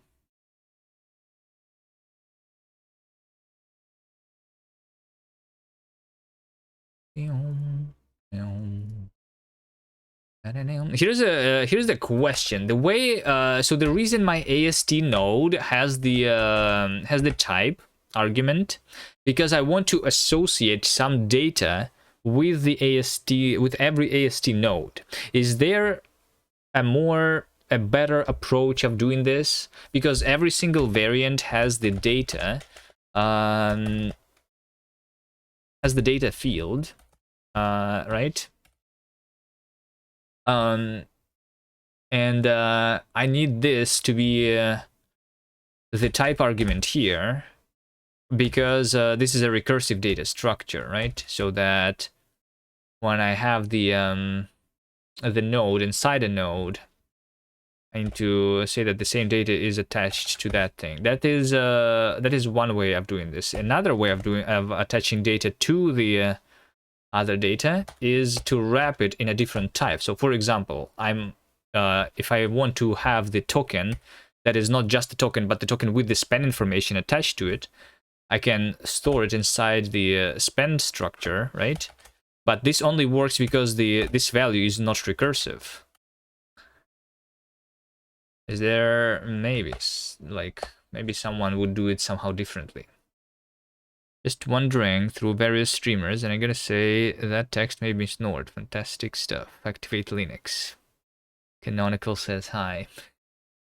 Hello. Hello.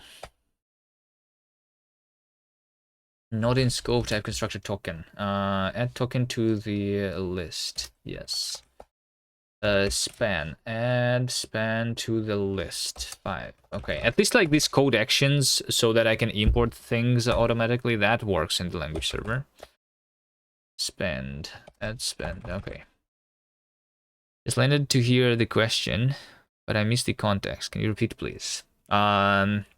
We have the data structure, the tree data structure, which I want to have some data associated with it. Specifically for my AST, I'm going to store the span information. Where is this AST in the source file, right? Where does it begin? Where does it end? What file name do we have, right? That's the span information. And this should be attached to every single node in my syntax tree. So in order to do this, and like sometimes I want it without that information, sometimes I want the AST node without that information, which means that the AST node is like um, is like the higher kinded type with the type argument being the data that I associate with every single variant. Is there like maybe somehow I'm not sure if I would do it differently in any other language. Like but yeah, we just have the associated data with every single variant here, right? Do I prefer snake case or camel case? Yeah, kebab case is nice, like Nertzel is saying. Kebab case is really nice. When I see if each AST node needs a data, it tells me data should be in AST node. If each AST node needs data, it tells me that data maybe should not be in AST node. Okay, so how do we do this? So like the way we do this is we can say that if like AST node 2 is either nothing, right? Without the data, right? We just say this, nothing. What is this? Nothing, or simple token, right? Or complex. And over here we have like the definition, syntax definition, and the values, which is a tuple of AST node 2. Now if I do instead, so like AST node with data is going to be the node itself, which is the AST node, and the data, which is the data, right? Right? So like this is the data D that I'm storing it in there, right? What is data? Data is anything. Like I want to be able to associate things with every single thing. So like the problem with this is that over here, since this is a recursive data structure, the recursive like the children of my node will not have the data associated with them, and I want that to be there, right? Cannot parse data constructor. Yeah, we don't do this.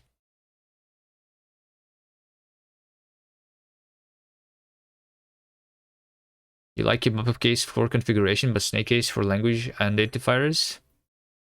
Well, because there is no language that allows you to have kebab case for identifiers. What if there was? It's like similar to how in Haskell you can have the in the identifier the quotes, right? Which is I'm not against that. That's kind of nice, right? So similar to this main, like we can have the very main, you know? Like what if I could have the identifier like that? Because like you don't need to press shift. It's very similar to snake case, like in terms of like the being able to read the identifier. It's very good, just like the snake case, but it's easier to type.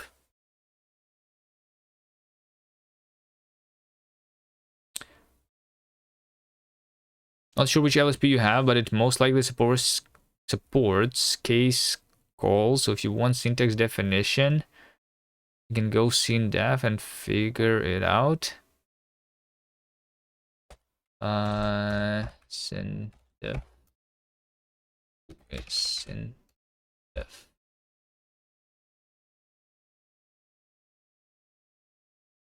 What? Syndef. I don't have any auto-completion. Wait, where's my auto-completion?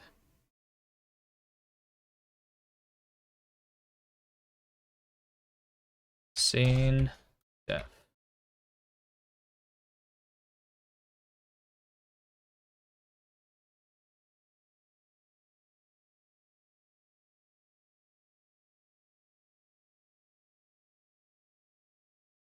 This is auto-completing to text, not even like the part of the language server information, even though this is in scope, definitely.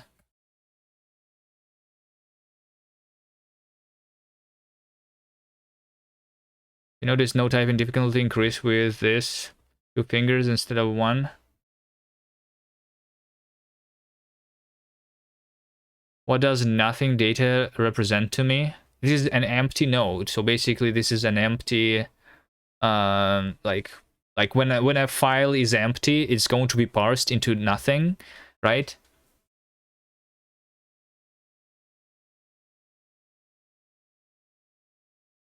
But I still want to know what is the file name that this nothing came from, which is the data that I'm going to associate with the AST node. I don't know. I only know this solution for now, but it's kind of annoying that yeah. I could also like make it like not generic if I all the time store the same data, right? But like I said, sometimes we want to have the AST without the spend information. Maybe it's more about like the I don't use this for the AST, but I use it for the intermediate representation, where like where I first construct the intermediate representation without the type information, and then I initialize the type information later, which is me basically converting like the stuff I'm doing later is like initialize. Like I have the intermediate representation with no data, and then it's been converted into the intermediate representation with like type information, which like is initializing the type inference algorithm basically. But the overall like tree structure is the same. It's just the data that I am associating with it becomes different. Then split it. How do I split it? Each type was doing one thing.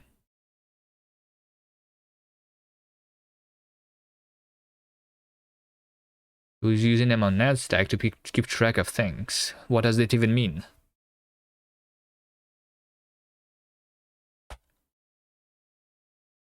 I don't understand. What do you mean? How do I like? How do you associate the spend information with your tree using a stack monad? I have no idea what you mean.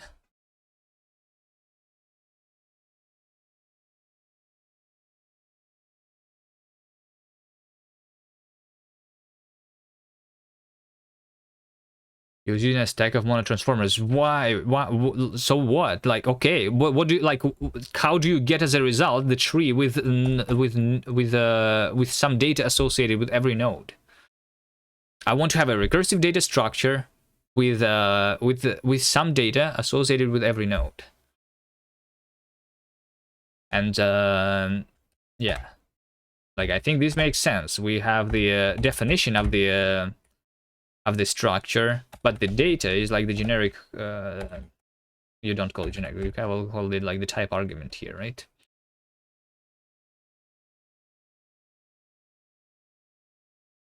One level of it was keeping type information for node.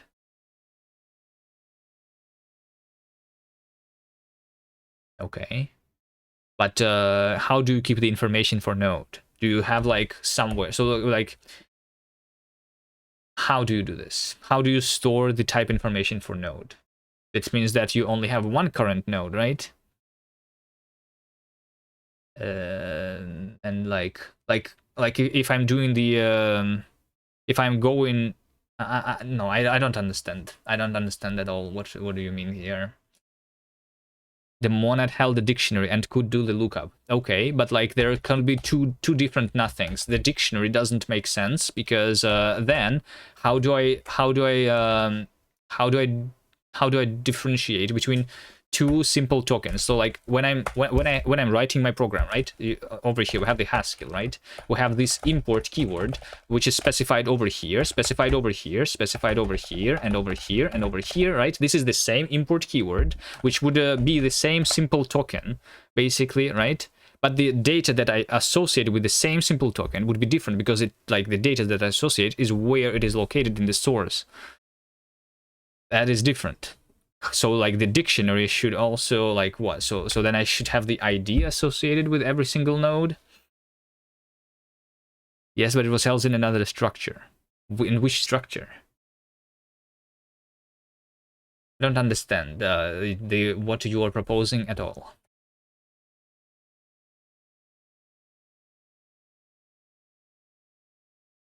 Mm. Ba-dum.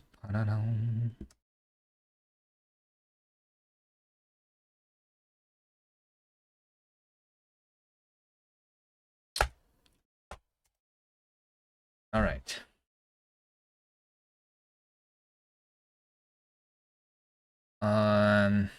I think we just need to rewrite things almost one to one as I was doing. So once again, the parse is going to be yeah, and then I was going to do the monad, right? I'm just going to use the state monad here. My state is the current syntax definition because it can change syntax. We also can. You'd guess it's a map from node IDs or something. Yeah, but then you need to have node IDs, which is basically the same, right? You should have like the data, which would be the ID in this case. I'm making this generic so that I can store ID, I can store the span information, I can store anything associated with every single node, right? Or I guess you could have like Okay. Maybe you have just IDs. Oh, maybe. Oh, wait. You do it the ECS way, right? So you have the ID. So whenever you create a new node, all you have is the ID, and then you have different monads which store this which store the actual like definition of the node. Which so in this case, I guess the AST node would be like nothing, right? Or simple token, right? Or complex where values, so like instead of making this a recursive data structure, the child would always be just the ID, not the structure itself. And then using this ID, I can have like the actual type of this ID, because there would be this stored in a dictionary somewhere, you know. So you do the ECS way, which I actually don't like at all, because ECS sucks. This basically moving the static checks to runtime checks, and it's going to fail. This is a horrible solution, but it is a solution indeed.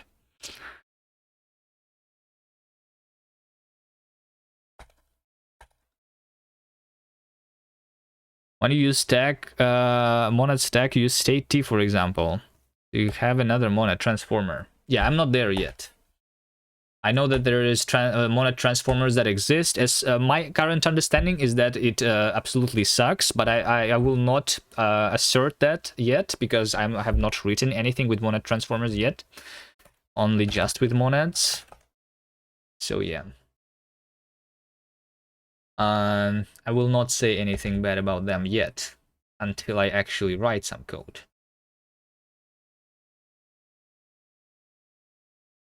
Monad transformers are acquired taste, but you miss them a lot. Well, I mean, like I said, I'm not there yet, but as my understanding is that it's absolutely it sucks. It sucks. There is better alternatives, because when you're writing code, you don't really care about the order of your monad stacking. It's what the caller should choose, and when you're writing your like monadic function where you want to use multiple monads, you don't actually care about the order. So we're going to do like the effect systems, and yeah, it's like when it's going to be different and easier to use. But yeah, maybe I'm misunderstanding something. I will try to do the monad transformers. You still don't have a good intuition for monad transformers. It's like manually like bubbling things up the monads, I think, right? Something. A lot of manual work needs to happen when you're working with multiple monads. You use lift to lift, yes. You bubble things up using the lifts, something.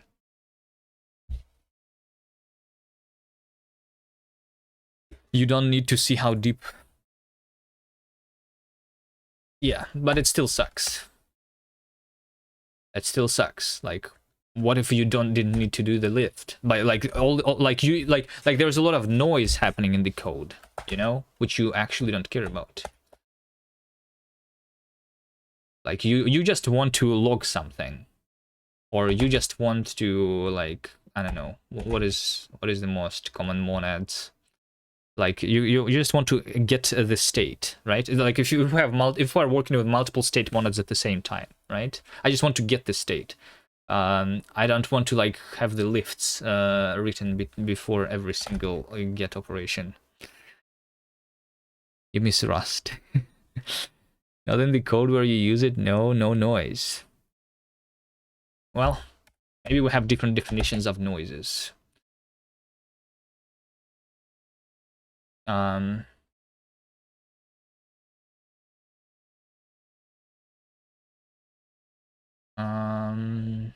yeah, like I said, I did not write code with monotransformers. I have seen a little bit of code with it though. Okay. All right.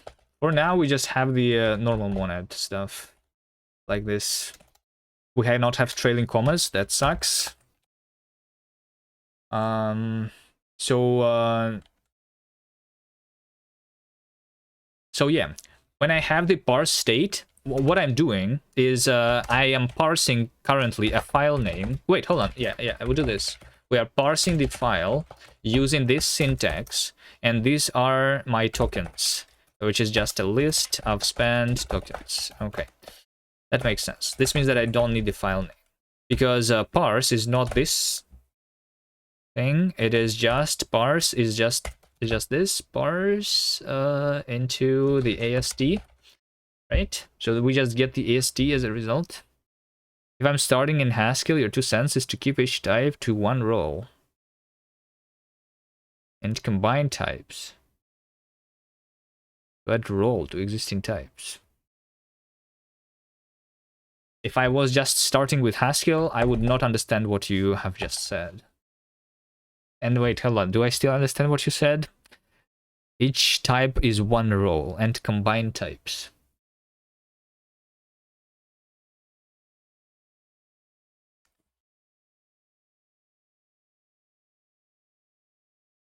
I don't know. I mean, what does it mean?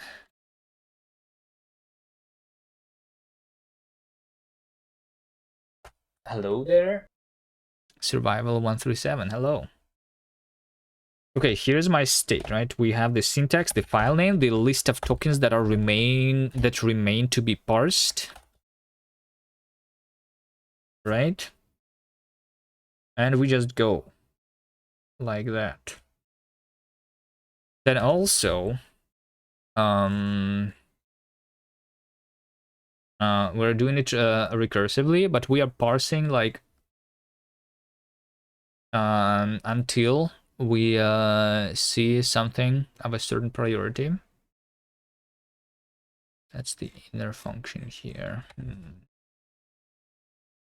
Should I not look at my old code? I don't know. I feel like I'm doing progress so slowly here. Feels like I'm doing no progress still.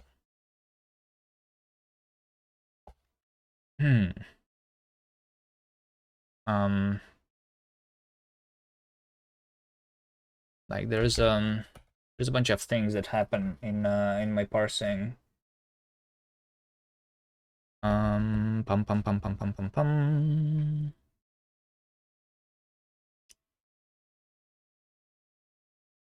Am I porting NoCaml parser? I was writing my language in OCaml, yes. And I don't like OCaml. I was just learning OCaml. So we had a bunch of things working, but for some reason I decided to try Haskell. And yeah. Why am I not writing my language in cast? It's not ready yet, because that's why. You started by learning bits of OCaml before moving to Haskell.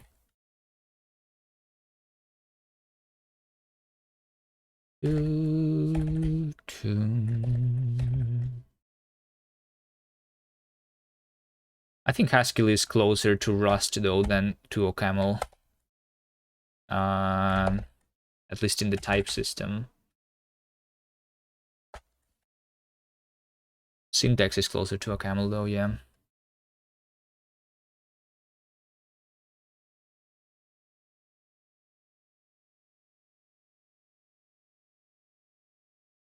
So parse state. There is two different parser states, kind of.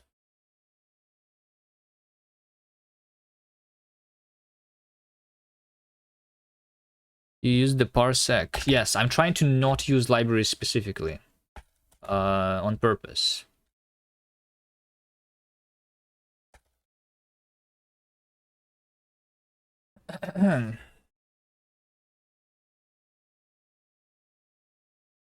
Ah, shit. What do I start with? Why am I struggling so much? I'm not even struggling with the language right now. I'm not sure what I'm struggling with.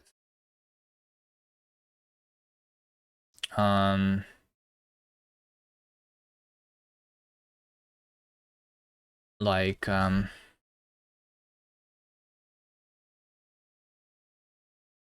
maybe let's start with this, parse syntax. So this, what it does, what it does is it gives me the syntax definition, right? That's what I want to parse.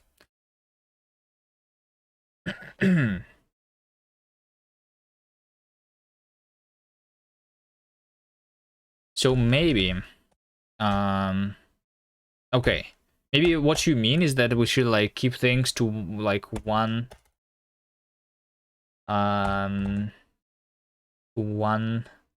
purpose. So for example, this state specifically is about what is the what am I trying to parse right now? What is left to parse? You know, like the source that I'm trying to parse is the file name and the list of tokens that are left, right? Parser, parser, parser. Haskell, Haskell. All right.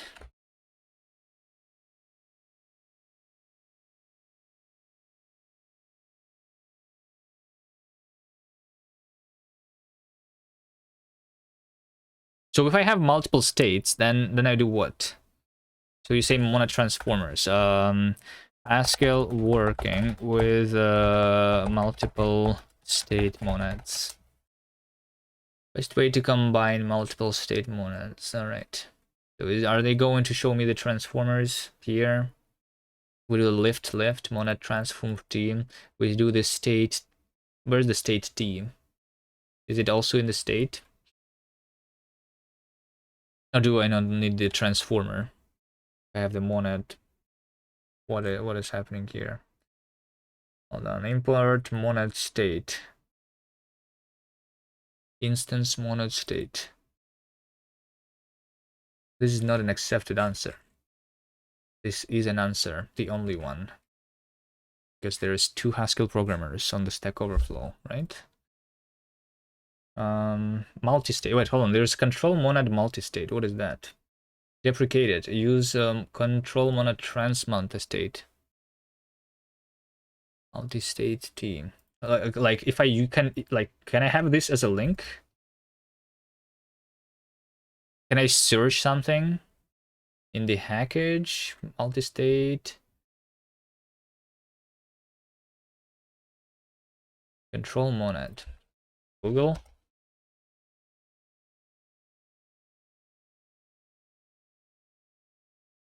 Elixir analyzes a stream of characters and returns a stream of tokens. Yes. A parser accepts a stream of tokens and generate an ST. Yes, that's exactly what I'm trying to do. You might want to split the lexing from parsing. It's already split. Yes, we have the lexer done previously.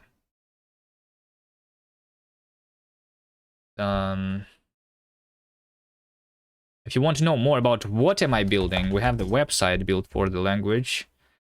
Specifically, one of the things is that since we are talking about the syntax right now, the syntax in the language is not static, it's dynamic. You can specify the custom syntax in the language. So this is a language construct where you can define your own syntax with how similarly to how in Haskell you can have your own operators, and you can specify their associativity and like priority. But we can have this not only for custom operators, but for like we can define new keywords and everything. The standard library, I can show you the standard library here a little bit. I guess I have the standard syntax over here. This is the definition of the syntax of my language. Override operators.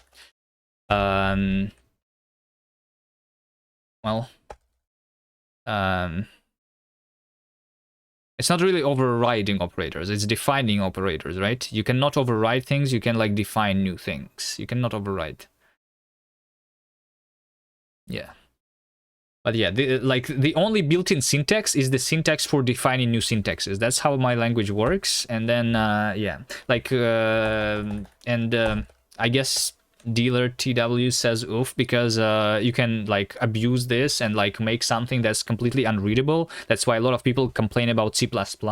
I'm not sure if a lot of people complain about Haskell or not, but I think in Haskell this is abused like a lot more than in C++. Like there is a lot of like weird like symbols all over your Haskell code usually, as far as I have seen. But yeah, I will have like the standard syntax, and then hopefully you will not need to like use this feature yourself, but this is still going to be a feature, you know, even although like you can kind of make abuse it and make the code look like unreadable, you know. Totally Haskell abuse creation of operators for sure. Yeah.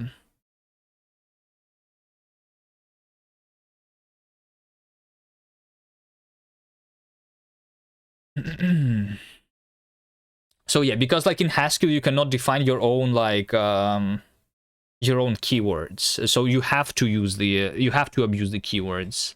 But by having the ability to define like new syntax in the form of keywords and everything, I think this is going to make it much more readable.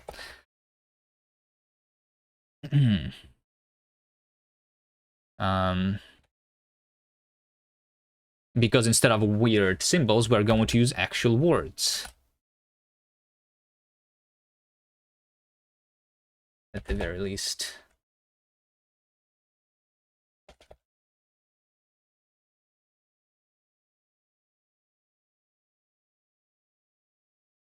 Parser state. So yeah, I was like searching how to do the multi state, right? Control monad multi-state. Control monad's trans multi-state. Control monad trans multi-state. Undefined. Error status 0. Undefined. Is that normal? Is that the expected Haskell experience? Oh, it's just waiting. Okay. Found it. This is in the multi-state dependency still.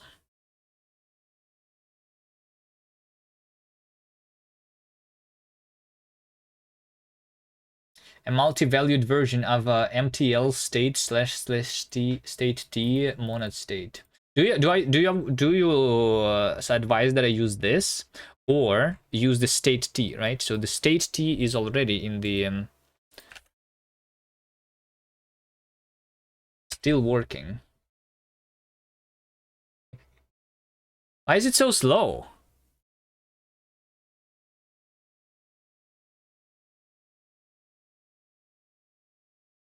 State t. This one is in the transformers state. Is in the transformers like package, right? But I want the one that is in the MTL, right? State t with what? A state transformer monad parameterized by the state and then the inner monad. So like this is where we can stack monads on top of each other. Okay.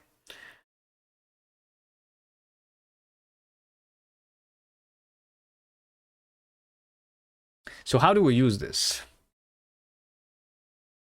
If I wanted to have two states, right? We have the source state, and we have like the state which is like the other state is going to be like the syntax itself, right? How would I do this? So I have this state source state as the first monad. The second monad is going to be the so I have the syntax and I have the state source as the inner monad, right? Source state. Is that how I do it? So in one case I'm using the state t, in the other case in the bottom, like what do you call this, like the final monad, you use it without the transformer, or do I still use this with a transformer and then do some kind of an empty monad inside here?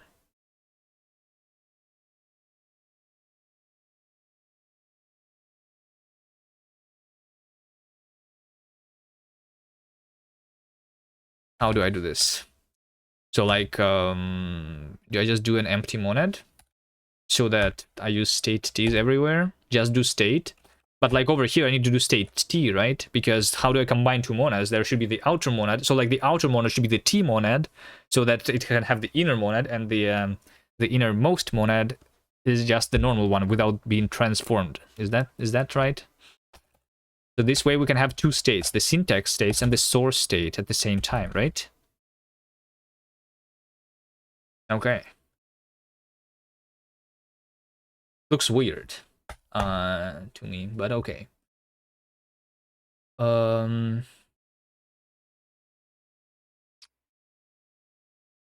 So then parse, let's see. Can I do like state?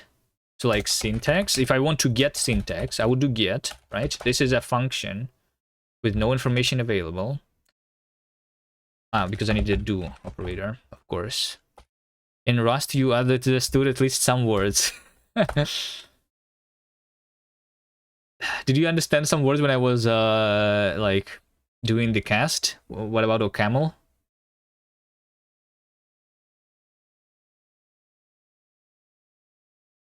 So this get has no information available. I cannot do anything. I can do return. Let's just do parse into nothing, right? So variable not in scope return. We do import control monad. So syntax is get. So like, why is this inferred to be syntax? Because right now I am inside the state t monad, right? So the state t, since this is the outermost monad, by default when I'm saying get, it's going to be the getting me the syntax, right? Because that's the monad that I'm in, the outermost one, right? And if I wanted to get the source state instead, then I need to lift this thing, right? And that's it, right? What if I had three states? What if I had state t, source state, and then state, I don't know, let's just have the int inside too, right? So can I have like x, which is int, and then I can lift another get? Would not match source with if, because I need to do a lift too, am I right?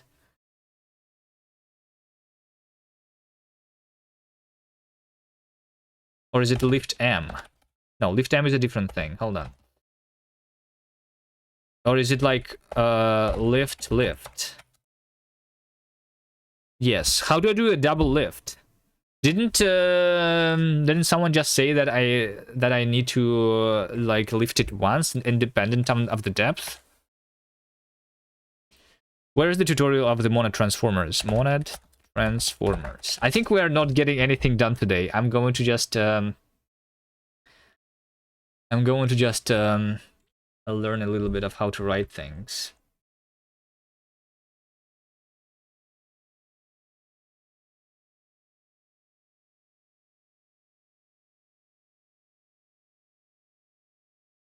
Lift is just lifting the operation one layer up, right?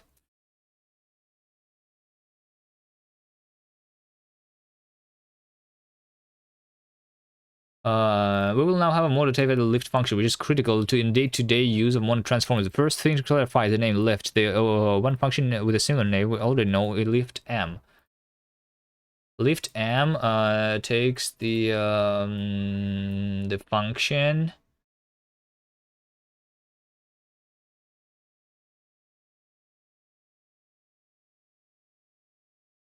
It is a monad-specific version of fmap. Lift m applies a function ab to a value within a monad m. It's just a monad-specific version of fmap, huh? You was trying Haskell in like 2007 and then you got laid?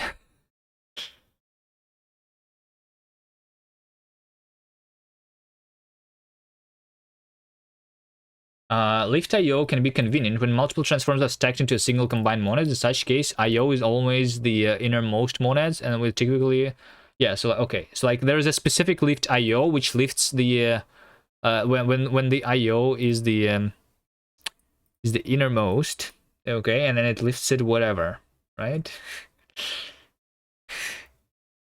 Hold on, and lift is if I have some monad, then it returns this transformed monad with this. Yeah, okay. So lift is lifting one thing, one layer at a time.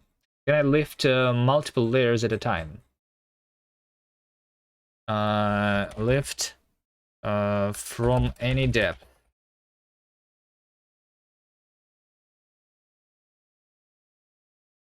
Is there a short version of it?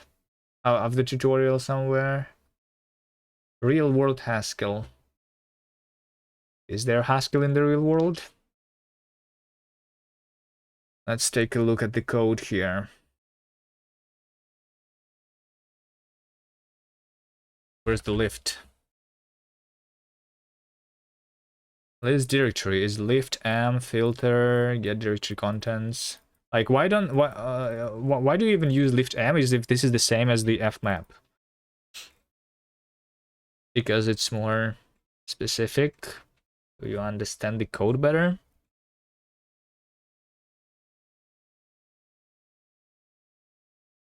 You're definitely going to use TypeScript. You already discovered the effect library, which helps you writing functional. The effect TS, is that what you're talking about? Effect TS? Effect website, this one?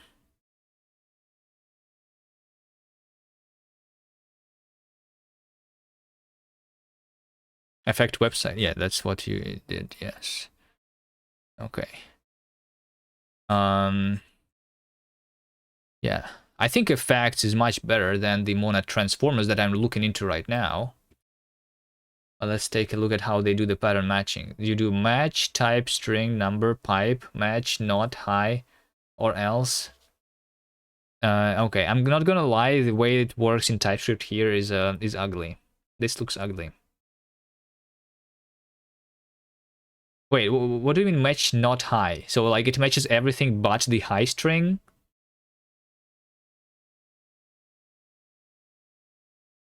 Yeah, high is like the else branch, yes. And if it's any other string, that is an A. This looks ugly, but at least like the semantics is nice here, right? Ugly but better than nothing. I'm wondering if you like the language with these effect systems that I think looks nice is the Coca language. I'm wondering how practical this is. If you actually try to use this language though.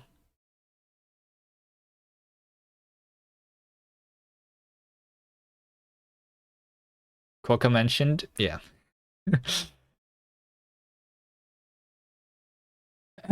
So and you also know Haskell, right?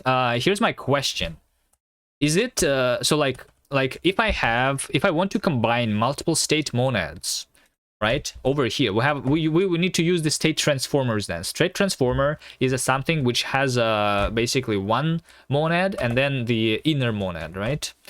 So if I want to have 3 different states, you don't know any Haskell? Okay. Okay, there's, I mean, yeah. Okay, sure.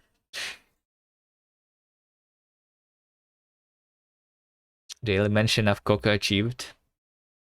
Yeah, we can also mention the anti-language, right? This so Coca language is something that is, I think, usable right now. The anti-language is something that is in the process of being made, which looks more like your functional things, but also has the effect system, which looks nice. But this is not usable yet, as far as I understand. But they also have algebraic effect, ownership, and borrowing. It's a combination of Haskell and Rust and Coca or something like that. You even get ABI version mismatches now with Haskell when trying to use stack. Okay, hopefully I'm not running into those issues. So my question is, like, when I'm combining 3 different states, right? When I use the get operation from the state T monad, I guess in this case, right?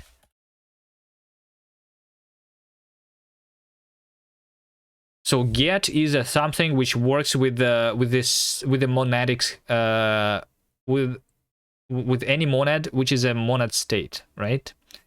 Which works for both state T monads and the state monads, right? But yeah, but by default, I'm getting this state, which is the outermost monad, which in this case is going to be the syntax, right? If I just do syntax is get, then this becomes the syntax, because I am right now in the state T syntax monad, right? And if I want to get the source state, then I need to lift. If I want to get the int, which is the innermost monad, then I need to lift twice. And do I always, like, this is annoying though. This is really annoying. Is there no easier way of writing this? I'm pretty sure there is. I'm just like not sure what I'm looking for. Like lift IO is lifting the IO from wherever into like the current monad, right? What I can do is define my own new type monad, or like, do I do the same thing? Like I do the lift IO, like similar to the lift IO, but for my own monad? So that I lift for a specific state, right? I wonder how lift IO is implemented. Maybe like instead of a get, then I would do like get syntax, and this would like lift the this should work from any monad that has the state syntax inside of it in like wherever, right?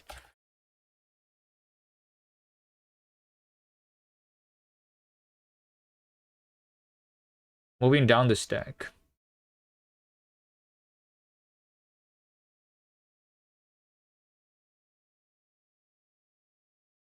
There's also monad reader, like I'm not sure what the monad reader is.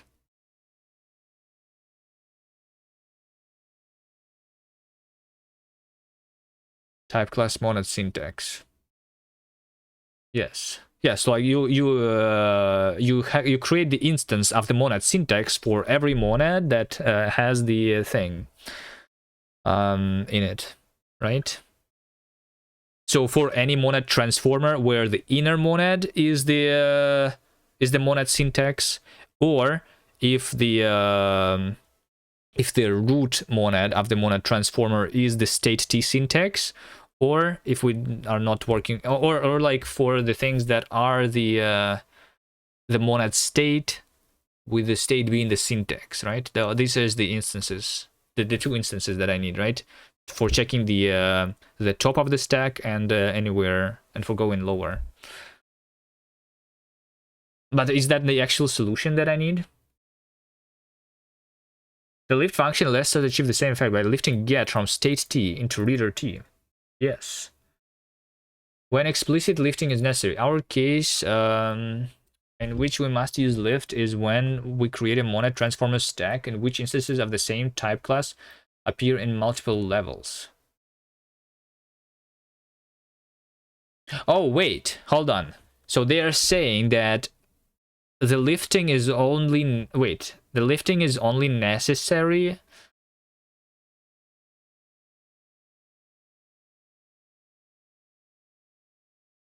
They, like, this over here makes me think that the lifting is only necessary because I use the state monads everywhere, right? So if I was to combine, in this case, they were combining the...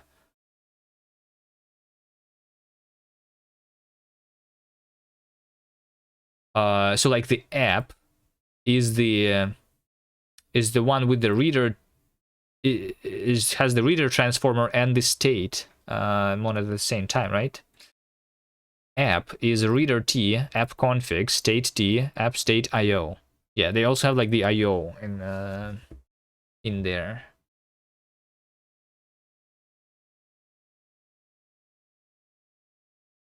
What is the reader T? Reader is like the state which you cannot modify, is that it?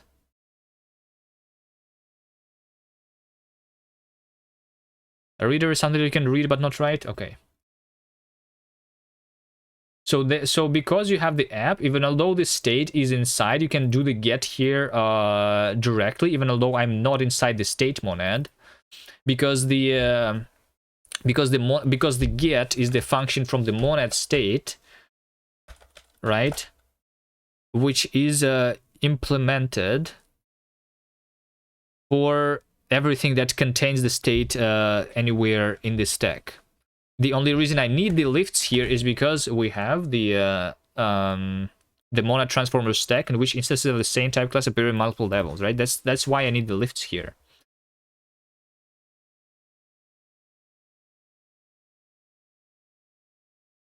State is a reader plus writer, yeah.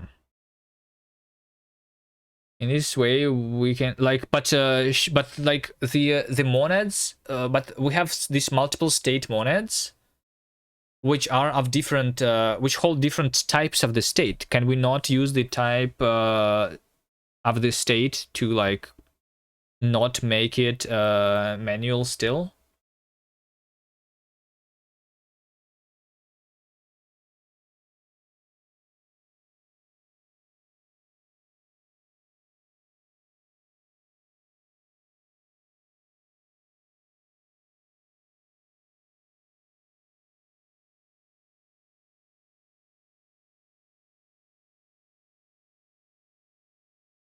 I guess not.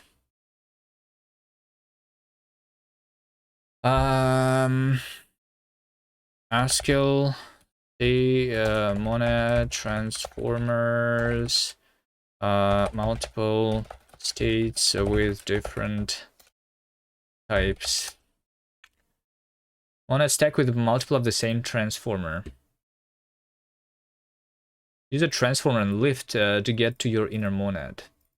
Yes, but no. One way to deal is relatively straightforward is to create a type that represents the state you want to keep track of. My state is this. Monad reader, my state, am.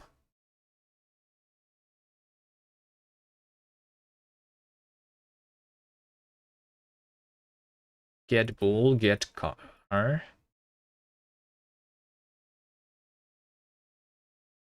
Nah.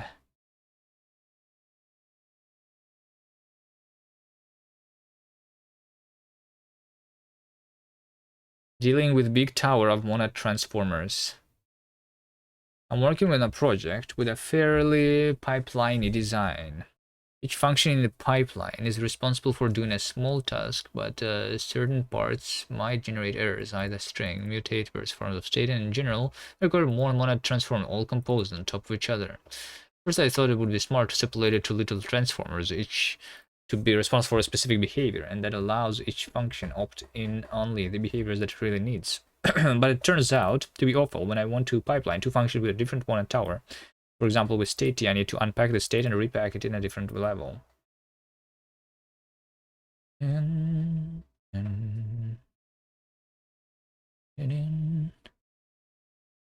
Remember sex? What? Who put that in there? Okay, Haskell, order, independent, monad, transformer, stack.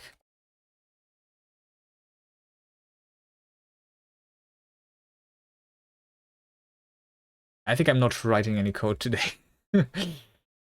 Let's pretend that rather than using state t, you store your procedure state. You were using an IRF in the IO monad. A priori, there are two ways you would want the M0 or fail to have a combination of the IO and monads. Either M0 wipes out the entire computation, or something. Yes, the one that exists.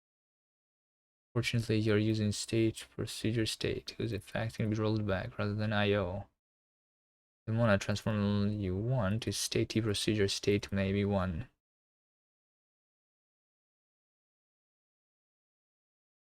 Okay.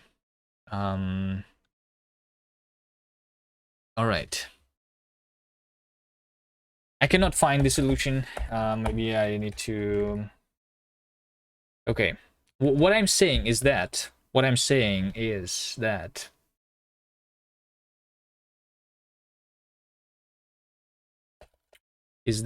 we could have type class, or we just call it class, right? Class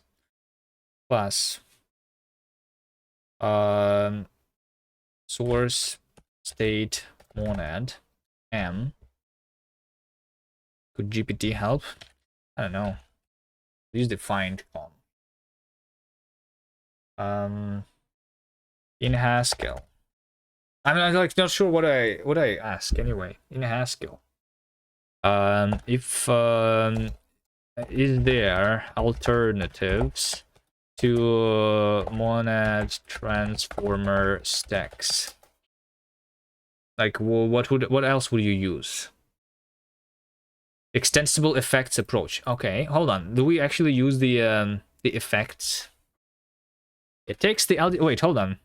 What is this actually talking about? Monadtron library. There is also free monads. I remember something about the free monads. Allow defining effects composability without static ordering constraints. You guys use that?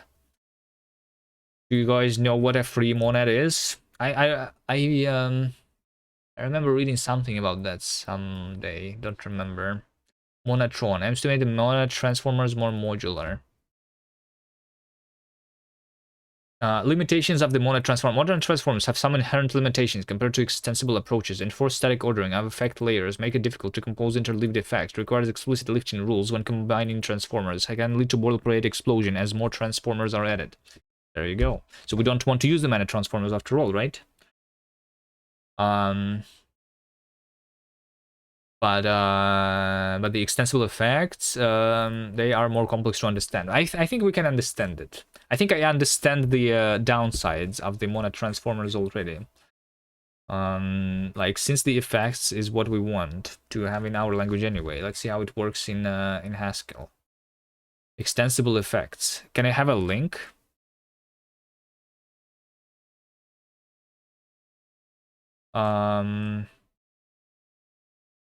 How do extensible effects work in Haskell? Any examples? Dismiss. Extensible effects in Haskell provide a way to handle side effects of computations that depend on external resources in a more flexible and composable manner compared to traditional monad transformer stacks. Here's an overview on how extensible effects work and some examples. Extensible effects view side effects and interaction between a program and a centralized authority handler that manages global resources. This approach allows for more flexible composition of effects without enforcing a fixed order. Yes, I agree. The key components, effect handlers, yes. Effect constructors, interpreters, functions that run effectful computation using specific handlers, yes. Nice. Example implementation. Here's a... Wait, hold on. Am I supposed to implement the effects myself? So we do the F. What is F? Data F. So F is either create an algebraic data type for our effects. So we either have the value or we have the effect R. So R represents the effect, X represents the value type. This is similar to a monad, kind of. Right? Effect, which takes the R.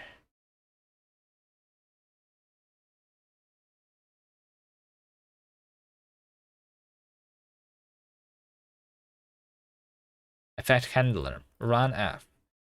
F, this A is A. If we have the value, then we just do this. If we see the effect, K, and then we just call the function K with an empty list. So this gives me the current like state. So the R represents basically our current like state of our thing, right? In this case, since this is me running the effect,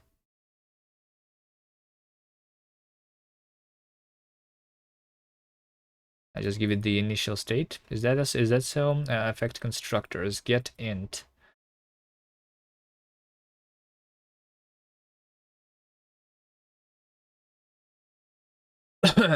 Get int is effect int. Get int is e lambda get int 42. So this means that we ignore all the previous state and we just give the list with one thing. I don't no, hold on, I don't understand. FRA. Shouldn't I return E? This is a function that returns the FRA.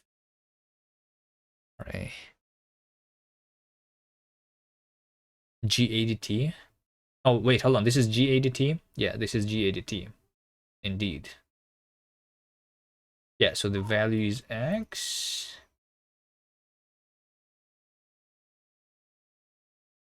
And this has this data. FRA.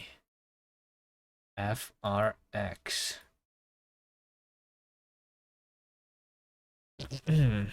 Ah, shit. Okay, this is hard. Hold on. There is a little bit that we need to understand here. What isn't the control F the one that I need to do? Well, the above example demonstrates the core concept. The extendable effects library provides a more comprehensive implementation. Control F. Google.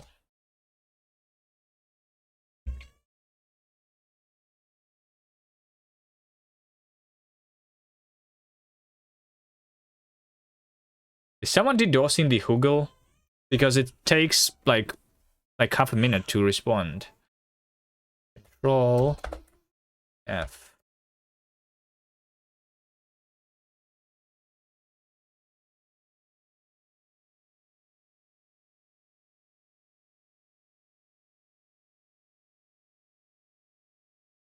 This example shows how to use I/O effects within an extensible, but I still use the lift I/O, no?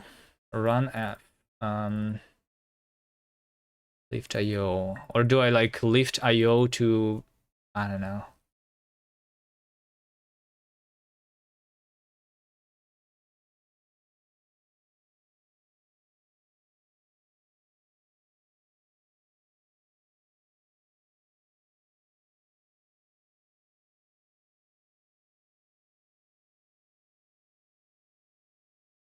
Get integer.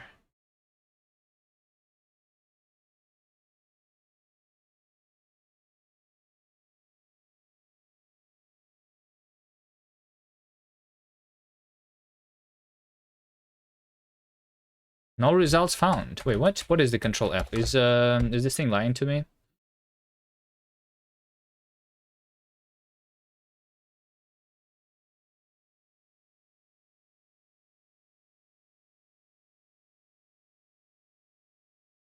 Effects can be combined freely without worrying about layer ordering, and effects are clearly defined and can be easily added or removed. Separation of concerns, effect handling is decoupled from effect creation.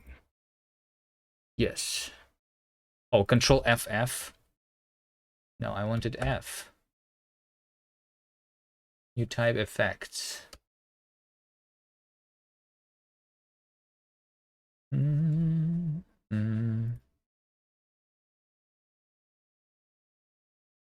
Oh, extensible effects is like the library, right? There you go.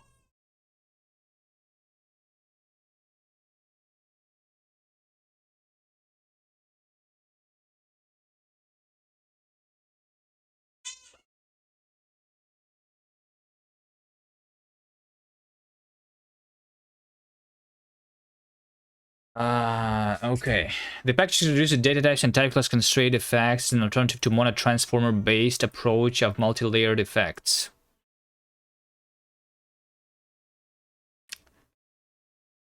Is anyone who knows Haskell in chat used this thing?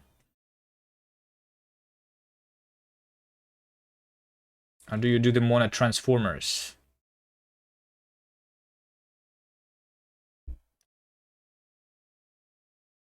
Implement effectual computations in a modular way. The main monad of this package is F, from control F.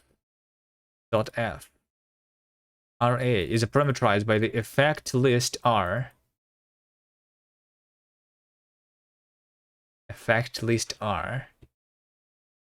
And the monadic result type as similar to other monad. It is intention that all other monadic computations can be replaced by the use of F.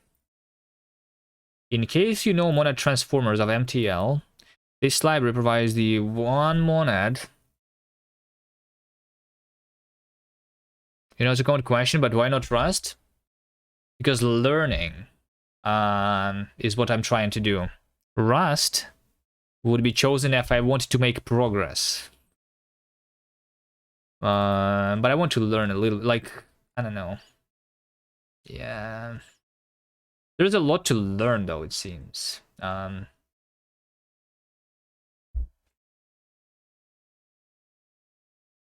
Because you know monad transform of MTL. The library provides only one monad that includes all your effects instead of layering different transformers. It is not necessary to lift the computations through the monad stack. Also, it is not required to lift every monad type class through all transformers.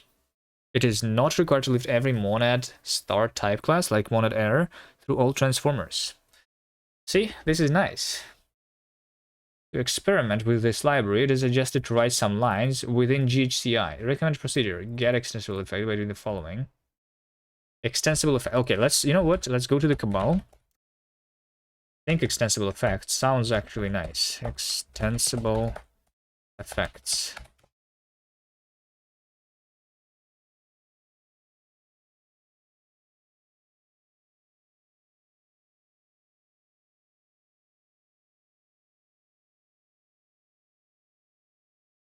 You also rewrote yours from C++ into Rust.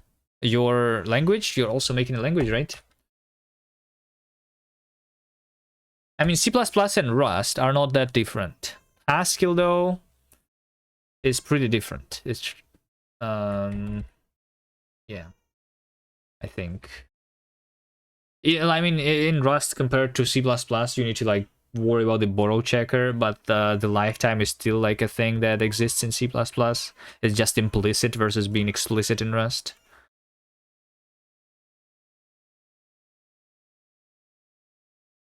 But those languages are not that different.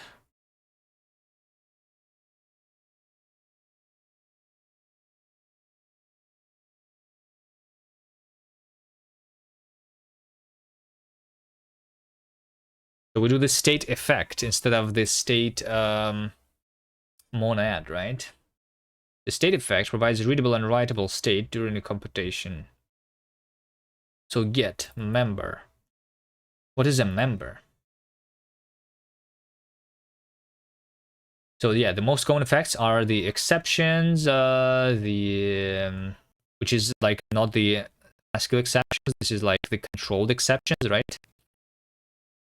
Reader effect, writer effect, using multiple effects, my computation, member. What is the member?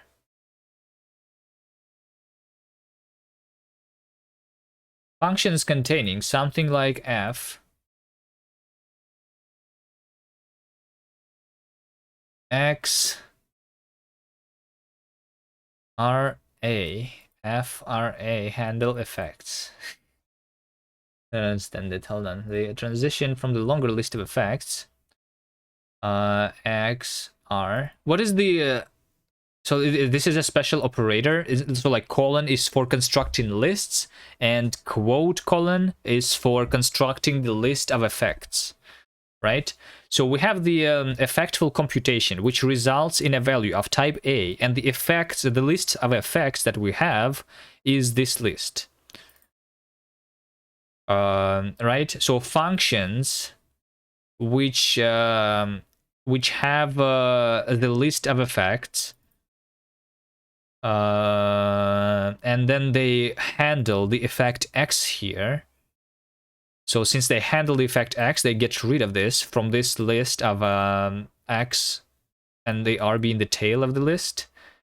We, as a result of executing this function, get the effectful stuff without the X effect. So this is why it's called the handler, right?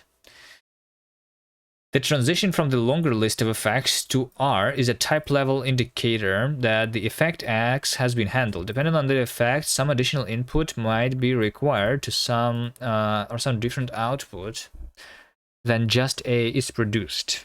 The handler functions typically are called run, eval, or exec, similar to how we do the state. So in state we do run or like, yeah. Or I guess in the other monads, basically the same. Most common effects. The most common effects are writer, reader, exception, and state. Yes, makes sense. Provides ready and strict variance. Control F exception. Control error. State effect. Get. Like, what I don't understand is the member. Where did the member come from? Where did the member come from? Over here. True through extensible effects. Yeah, I guess I did not read this part. The effect list R in the effect in the type FRA is a central concept in this library. It's a type level list containing effect types. If R is the empty list, then the computation does not contain any effects, and is basically like a pure function, pure computation. In this case, the result value can be retrieved by run. Yes, for programming with the R. So FR is the monad, yes, makes sense. It is almost never necessary to list all effects that can appear. It suffices to state what type of effects are at least required. Yes, this is done via the member TR type class. So we don't specify all the lists of effects that we are running in. Okay, I see, I understand this. It describes that the type T occurs inside the list R. If you really want, you can still list all effects in their order in which they are used. Yes, but like member is the thing that allows us to not worry about the order of the effects, right?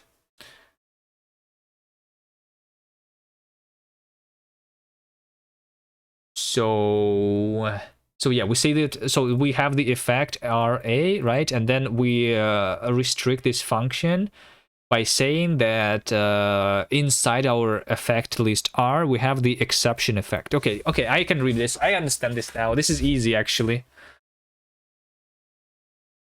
Yeah, this is easy. It's like subtyping. Yeah. I was just like, yeah, I can read this now. This is easy. This is more verbose than the actual like effect systems like in Coca, obviously. But yeah.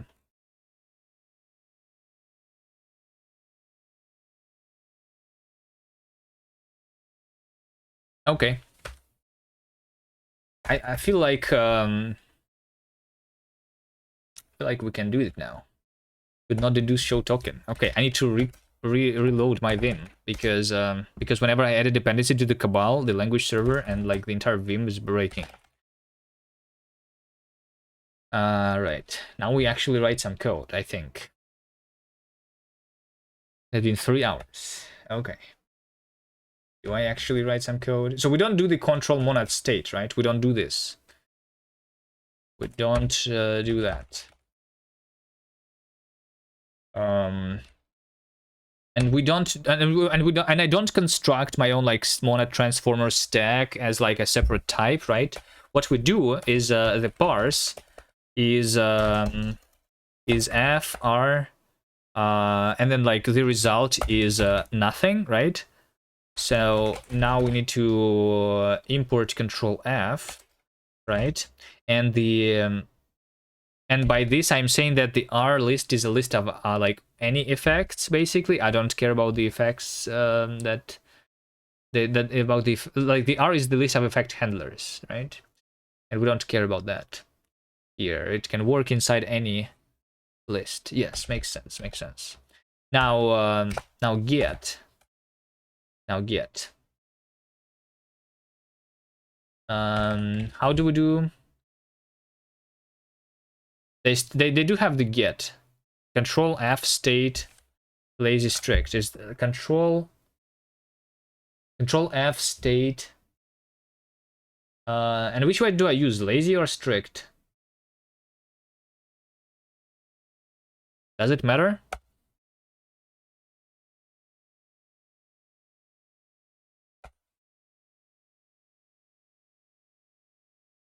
So now we have the ambiguous type variable a arising, right? So now, because this is the effectful stuff, like in the case of the monads, this would just run, this would just like do this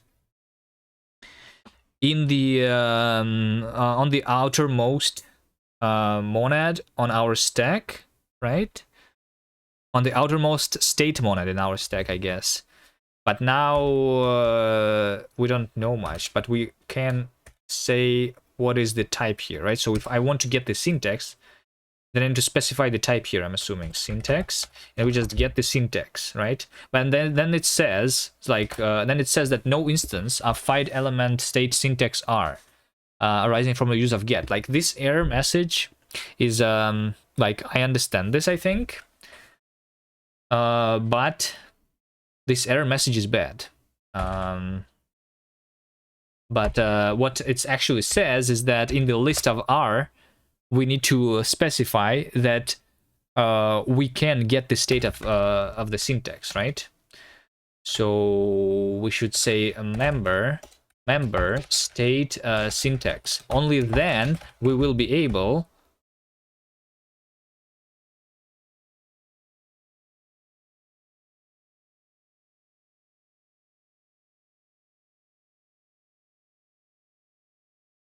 member, and this applies to the R. So like the R, the list of our effects, has the state syntax in it. And now we should be able to use the get. Yeah, there you go.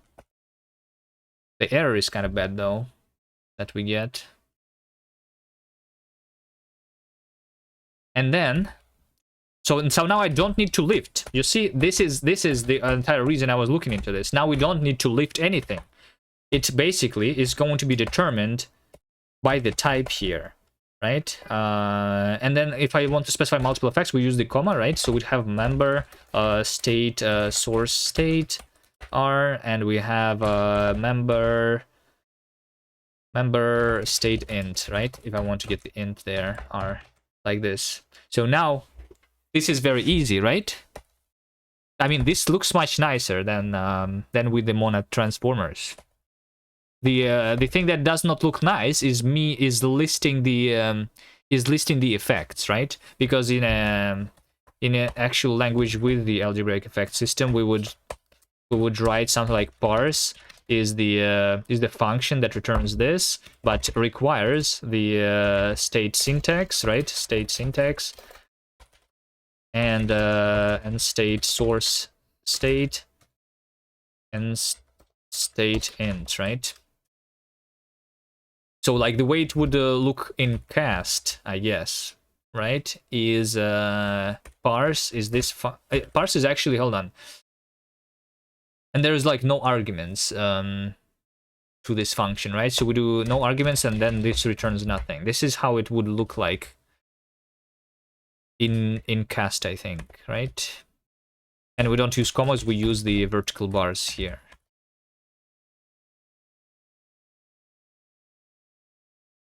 I'm wondering if we should have like some syntax sugar also to specify the list of like because we have state syntax, state source state, we have a bunch of different states, right? Like maybe we should just be able to have state and specify the list of states here. We can probably do this with like syntax or source state or int, right? This is the different things that we can get because these are the different states that we hold. No? Maybe we can do something similar. Like member is like basically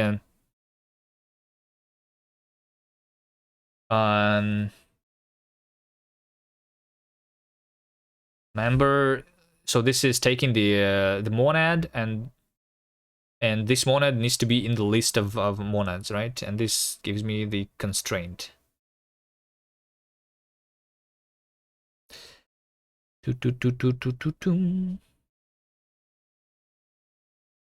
Like, shouldn't there be basically similar to that? Something where I can do this without being that verbose? You know?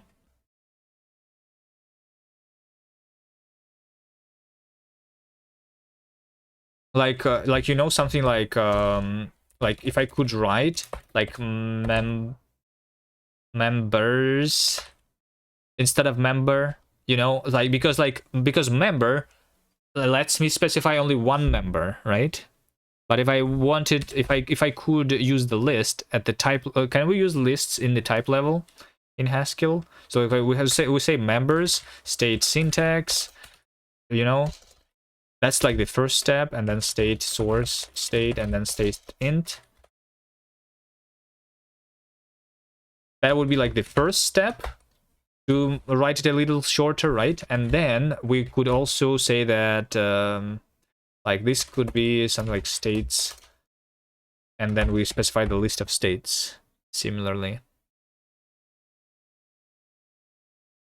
I feel like it can be done in Haskell, actually. I'm wondering if this exists. You know what I mean? Anyone understands what I'm saying? Yeah, the log effect is nice.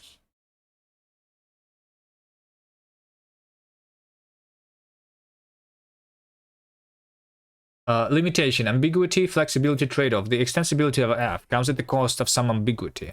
A useful pattern to mitigate this ambiguity is to specialize calls to effect handlers using type application or type annotations. Yeah, like because there's ambiguity here, I need to specify the type that I'm trying to get here. Yes, I agree. That's fine. It's not a I think it's not a limitation. I think that's just good.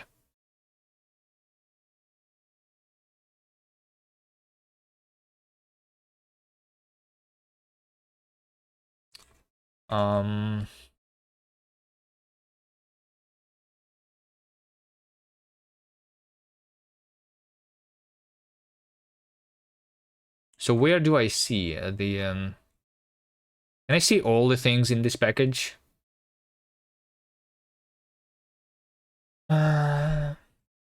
Run, lift, IO computations. I don't even need to lift anything, right?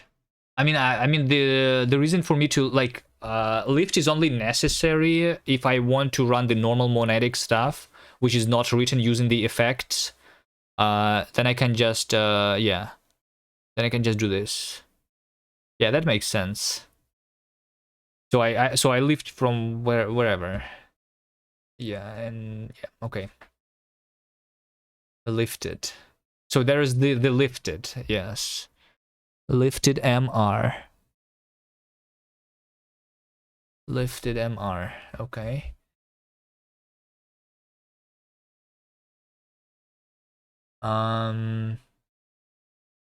Catch Dean E for all EAR, for all EAR. Lifted IOR, exception E. Lifted. A convenient alias to set member. which allows us to assert that the lifted type occurs only once in the effects list. This is a typo here. I found a bug. It's a typo. Set member. Class. Member tr. Set member. Tag k. tr tag. This class is used for emulating monad transformers.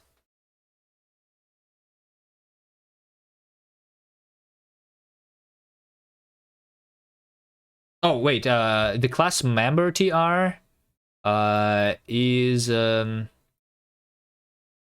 having the set member. So so this class.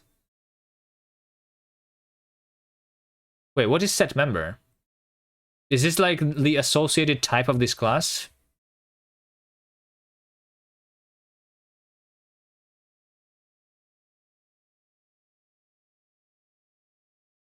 This is not the where.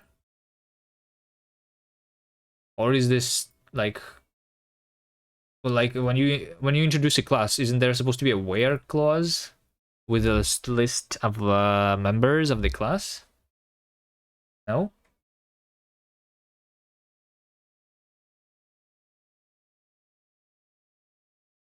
A useful operator for reducing boilerplate in signatures.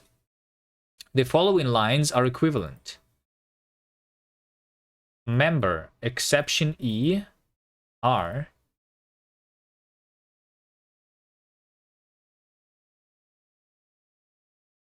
Wait, hold on. There is a type family.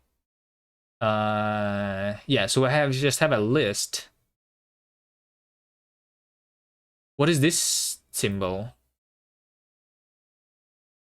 A useful operator for reducing robot. This is literally what I was just talking about, the boilerplate, right? So instead of specifying the multiple lists, the multiple like member constraints, we just say this.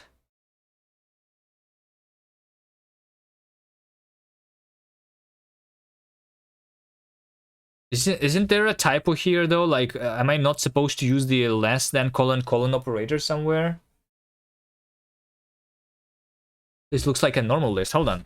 So they are saying that instead of doing this, I should be able to just say parse is the list state syntax, state source state, and state int r equals fr this. Is that what they say? Like this is a legal type. Perhaps you intended to use data kinds.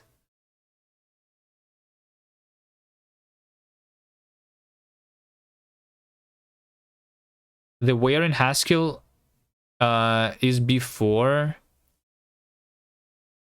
the arrow. Wait, what are you saying? The where in Haskell is before the arrow. What do you mean? They say the following lines are equivalent. I have tried, and it is not. Because I think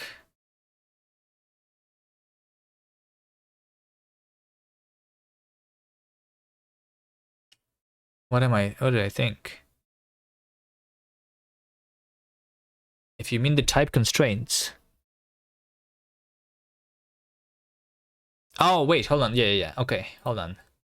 Yeah, this is the constraint of this class. So the class is called setMember, and it depends on the member. Yeah, okay. No, I understand this. What do I think?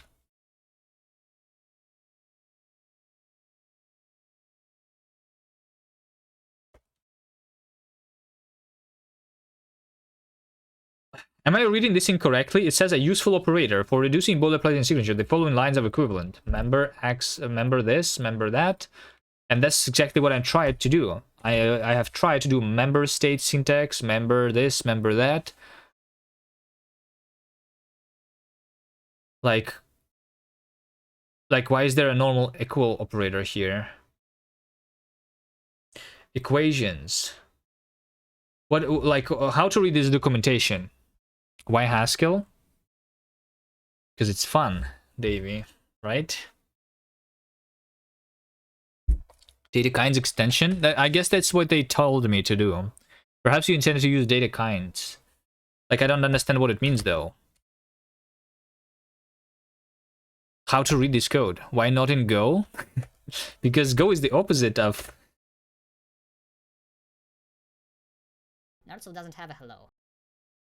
of everything. How would I ever use Go? Data kinds.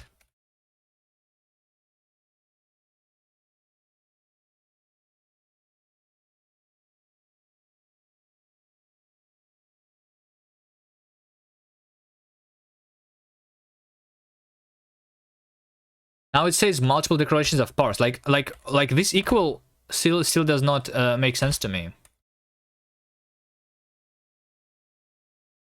The following lines are equivalent. Like over here we have this symbol, and over here we have this symbol. Oh wait. Oh wait. I think I understand. I think it's just like why, like I don't understand. Like this what they have written here is wrong. I think what I need to do is that I need to replace the R here with this. Is that correct? Am I understanding this correctly?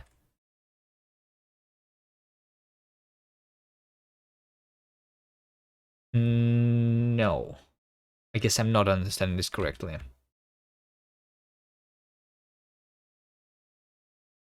What does this mean? Like, how do I read this code? Do you understand this, Nerdsoul? I want to have the reducing boilerplate.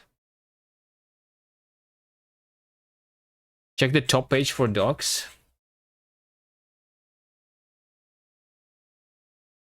To use extensible effects effectively, some language extensions are unnecessary. Slash recommended. Scope type variable, flexible context, monolocal binds. Okay, let's enable those two. I'm not sure if like I need them. Flexible contexts. And they didn't even like list the data kinds here. Scoped type variables. Flexible context. Monolocal binds.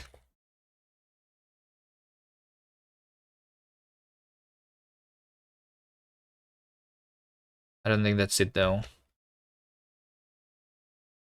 Maybe I, after all, need to have this. Maybe they forgot the more than, like... Maybe this is... because that would kind of make sense to me. Expected kind constraint, but this has kind that. If I use the equal sign, just like before, they said this should be the same. They said they say multiple declarations of parse.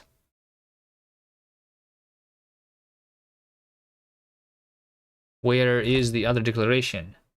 39 and 40, yes, because this equal means that I am defining this function. How do I specify the type of the function now? Because, like, I don't understand this. They want me to replace the constraint with like this. Why does this end with an equal sign? What does these equations mean? Am I not supposed to use the quoted list? Because quoted list... What is this operator?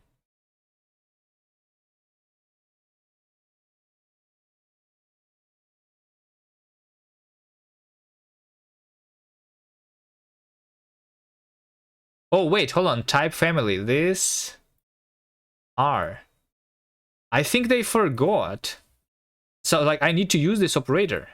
I need to have a list of m's, which is the list of monads that I'm using, right? Or the list of effects that I'm using here. and then use this operator. Like, I'm not just calling this. I think they forgot to do this. No?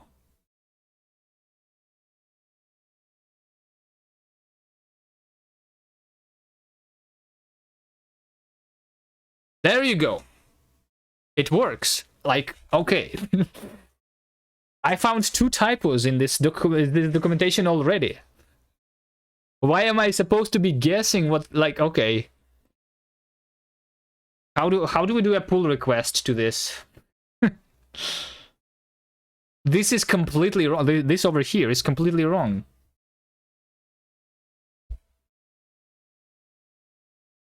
Send mail. Is this not on GitHub? Am I like supposed to send the patches through the email? Okay, I guess I'm not doing the pull request then. Is there like a list to the source code though? Hold on. How do we do this? Source. This is like same as the Rust docs, right? How do I go to the root? Where's the synopsis? Yeah, like the library itself is pretty small, right? That's all we need to know about, right? The member, like this is the last family. I wish they included this in the tutorial actually. Like I only saw this short syntax, which is really nice because I looked at the thing, but this was not in the tutorial. Or did I miss it? Maybe it was. Extensible effects.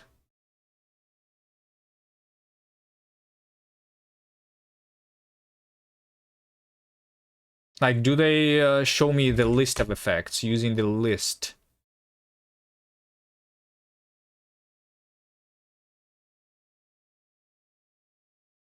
Like this thing gives me the explicit list of effects, but what we want is to, instead of using the member, like they are saying, like this is different. This is listing all the things instead of having the subtyping, right? Stuff. Well, yeah, over here it is tips and tricks. Tips and tricks. Instead of writing this, write this. So over here they don't have a typo actually. They don't have a typo here, but they have the typo in the actual documentation. Let's copy paste. Let's fix this for them. Let's improve the Haskell ecosystem a little bit. Criminal. Let's go to temp git clone.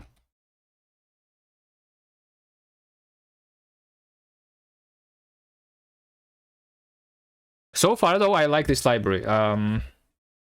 Even although we have this couple of issues in the docs.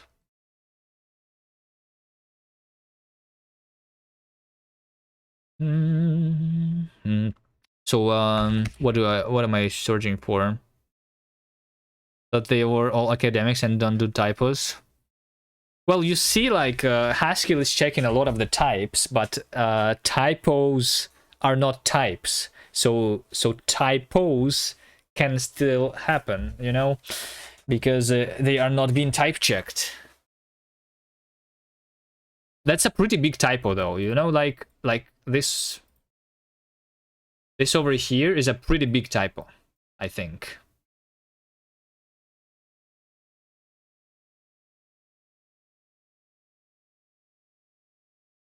That's a weird way to fork. True. Fork. I forgot.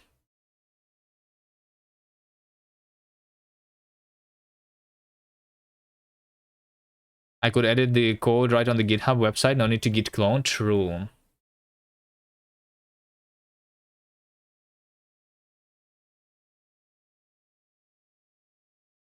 True.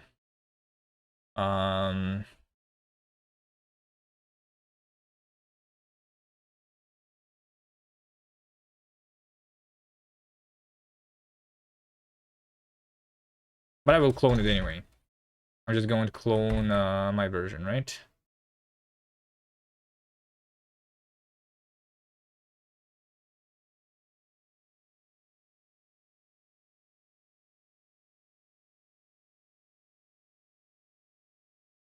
Um,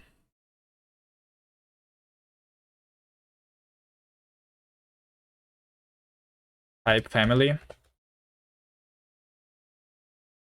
This over here. The following lines are wait, hold on. You know what? Wait, this is not the problem with the wait. I understand now what happened. You know what happened? You look at this over here. You look at this over here, and this does not look incorrect. This does not look incorrect. But you know what happened?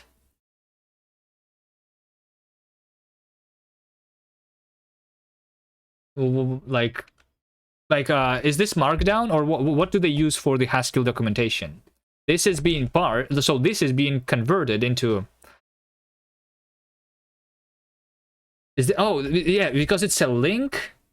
Yeah, you see how like I can hover this? Yeah. This is a link. The link are equal.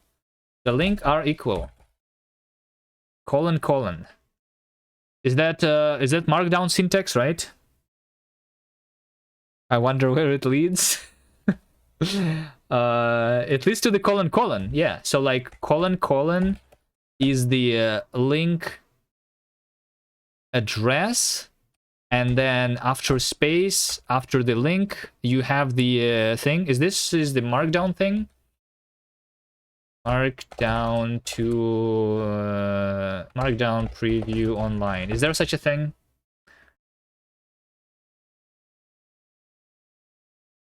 Let's have a link here. Colon R. I like, this is a specific version. This is a specific Markdown, right? Issue. I don't even know if you can escape that thing. It depends on what, like you see in this Markdown preview, they don't do it, right? If I do like HTTPS haskell.org, right? This converts into a link. But if I do colon, this does not do the same stuff. Are equal.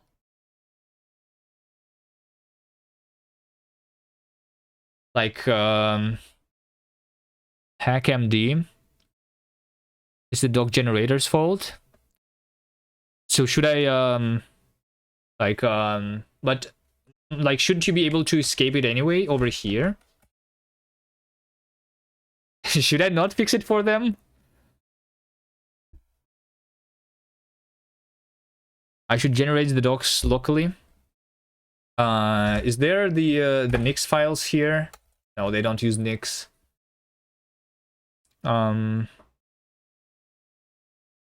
hackmd. Where's the bug though? The bug is like it's in one of the two places. Either it's how the documentation generator is like parsing and converting this into the HTML, or this is not escaped properly. I'm not sure where exactly it is. hackmd.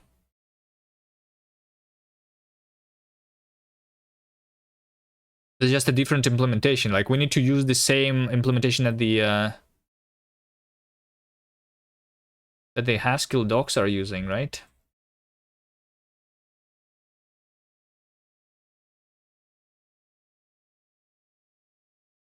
Close forever using Haskell is slow. Same as with Hugel. Hugel also was opening forever. You see how this is also opening forever? You assume Haskell is slow? I don't know. Maybe everyone is DDoSing all the Haskell websites.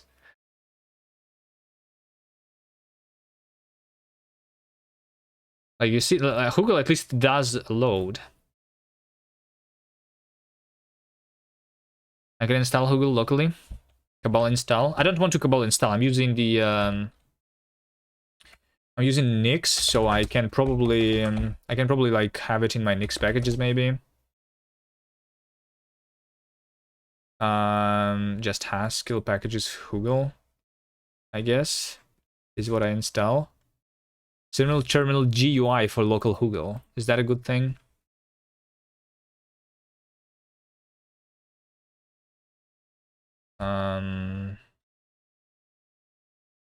Let's install Haskell packages Google.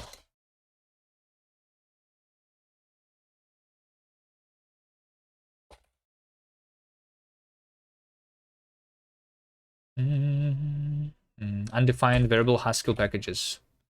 It's from lowercase h.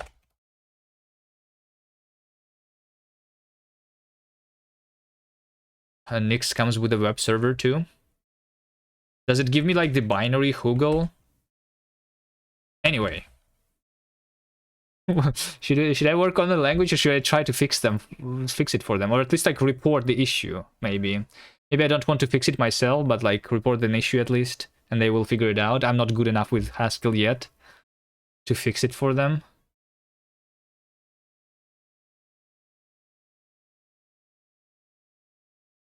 Database does not exist. Run Google generate first.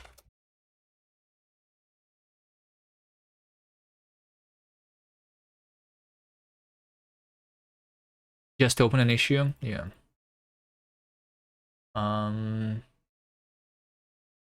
There is no issue tracker here. They disable the issue trackers.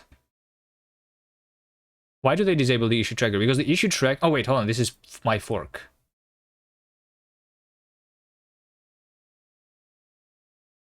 Issues. Call for maintainer. Okay. What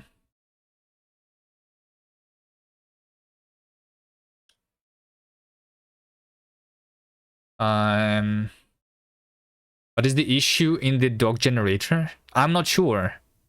No. It is not sure that the issue is in the doc generator. It can be like that they didn't escape it properly, right? Then the issue is in this repository, not in the doc generator, right? Colon.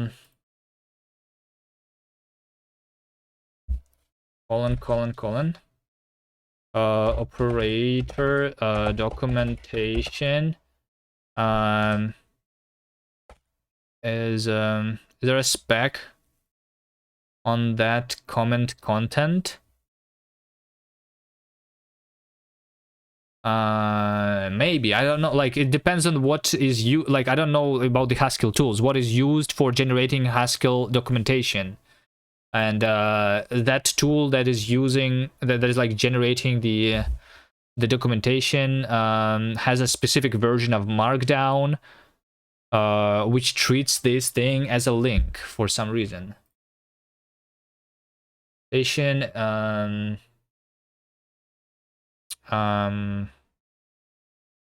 Example is not rendered properly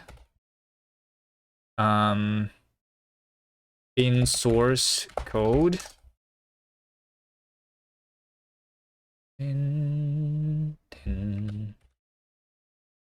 Oh, this is still downloading the entirety of the internet. Nice.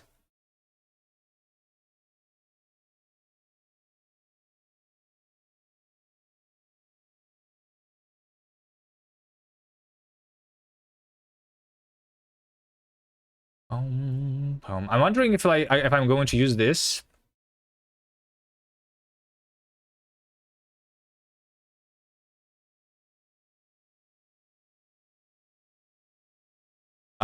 In here, if it's going to be rendered.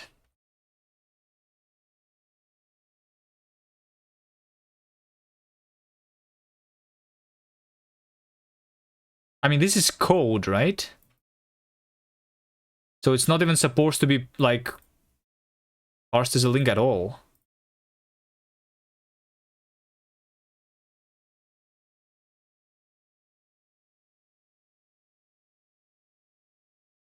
If the spec says you have to escape, then the bug is extensible effects should escape properly. If the generator is doing the wrong thing, then we would see the same problem in other generated docs. Yeah, but like maybe like it's because is there any other example of the problem is that they're defining operator which starts with the less than, right? So this is the first symbol of the operator, and then in the same line they use the right bracket, right angular bracket, like because they use this operator in the constraint context, right? So this is a pretty like rare thing, I would assume, where you would get this, you know?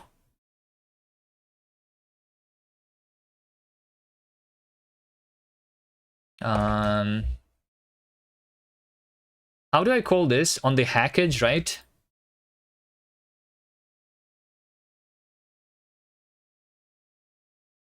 On hackage, it's shown like this.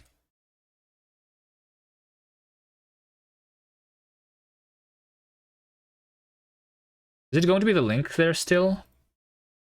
I guess I just copy paste as is. The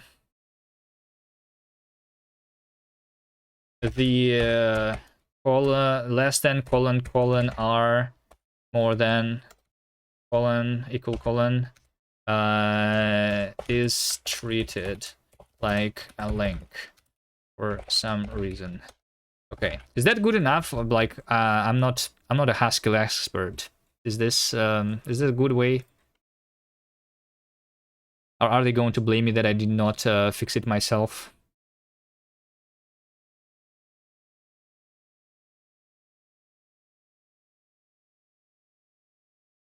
Do they have guidelines? Let's see. They don't. This library, the last commit to this library was 4 years ago also. Brief GitHub search shows another example. This is hstream.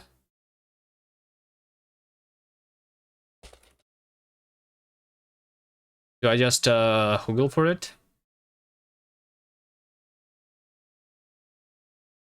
So hstream.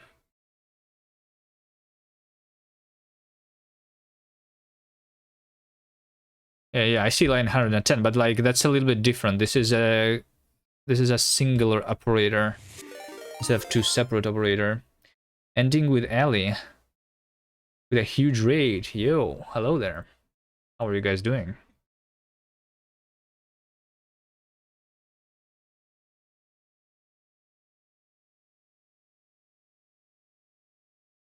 Gotta go to work. All right. Thank you for the raid anyway. What were you? What were they doing on their stream?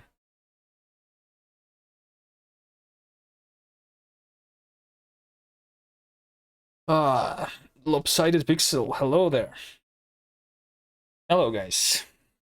I'm supposed to write a programming language that I'm working on. I have decided to try rewrite the thing that I was making in OCaml before into Haskell, and I'm not a Haskell expert, so I'm like looking into things. Right now, we have discovered a documentation bug in one of the libraries, the effect libraries, extensible effects.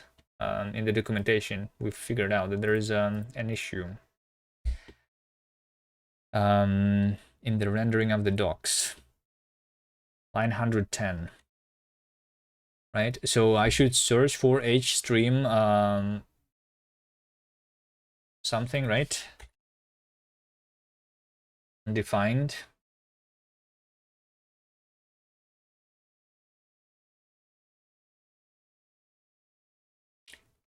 hstream. hstream. This is the packages.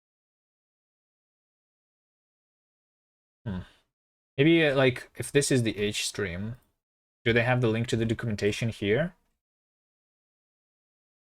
Haskell org, CI, Docker, stack, main features, quick start. Check out the documentation. hstream. So they host it on their own website. Okay. Also check this library. Yeah, maybe like because the effectful, like this library is 4 years old. It's not being maintained anymore. I saw in the issue call for maintainers, so maybe there's something newer thing, right? I just used what ChatGPT told me to do, right? Oh, Brainoid. Search. Can I search for the operators here? Concepts, reference. I don't know. This is like a binary, so yeah, I don't know. I don't know how to see this, how this is rendered, and if it's an issue there or not. This one is at least maintained. All right. Let's see if this is much different. Effectful and easy to use. There you go. Performant extensible effects. So like same as extensible effects, but an easy to use one. I don't know. The other one was not that hard to use. Like I figured it out, I think. See the effectful core package if you need a more limited dependency footprint or want to browse documentation of core modules. Effectful and easy to use, fast extensible effects library with seamless integration with the existing Haskell ecosystem. Very fast, blazingly fast. Correct semantics in the presence of runtime exceptions. No more discarded state updates. Seamless integration with the existing system, exception, monad control, unlift IO core, resource T. Support for thread local and shared state, e.g. state T provides a thread local state, while mvar holds a shared state. Both approaches have their merits. Supports for statically dispatched effects, nice. And statically and dynamically typed dispatched effects. This is interesting because like we need to figure out we need to figure out this distinction in cast 2 when I'm making my language. Right now we like had the the interpreter and everything was like dynamically dispatched, but doing this static stuff, maybe like you can guarantee that it's going to be statically dispatched. That would be nice, right? It's like in Rust we have the impl trait versus dint trait, kind of the same thing, right? So we would need to, let's see how this is implemented here. It's true that the effects as classes approach is widely known and used often. Is it? MTL style effects are slow. What is the MTL style effects? The majority of popular monad transformers, except reader T, used for effects implementation, are rife with subtle issues. I don't even know what this word means. MTL is a style of monad transformers. I thought MTL is the library. Rife.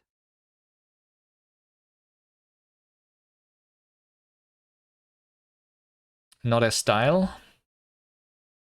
This is problematic enough that the reader T design pattern was invented. There was a design pattern.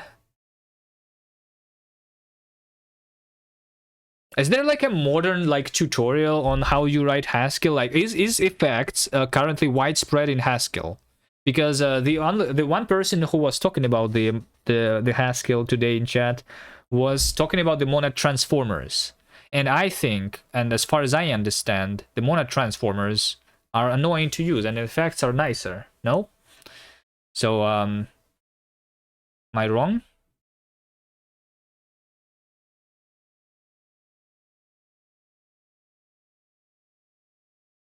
Have effect systems completely replaced transformers MTL on your code? In my experience, existing code and libraries.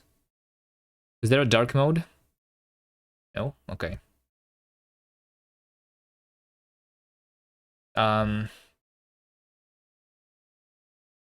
MTL and transformers are still much more accessible, so I use them for experimenting and doing things like this. New type parser is parser.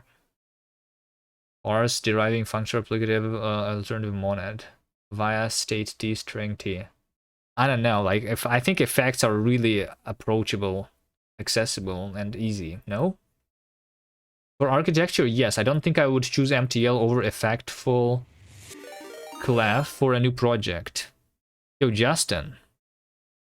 Hello there. We have another raid. How are you doing? Did you make a game? You were making a game today, I think. Right? Did you finish? Did you make a good game?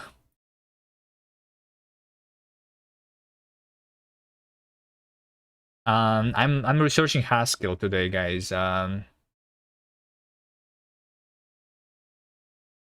Right now looking into the libraries that allow me to have the effect systems. It says Steam Gates just portion. Did I see the sympathy play in your game? Yeah. I saw it briefly though, Brainoid. I thought I would maybe play it myself, but I did not yet. Maybe I will play it one of these days. And not right now though. Not in the mood to play a game right now. I can share the Steam page with you if you want to judge if it's good. The Steam page? Sure. Give me the link.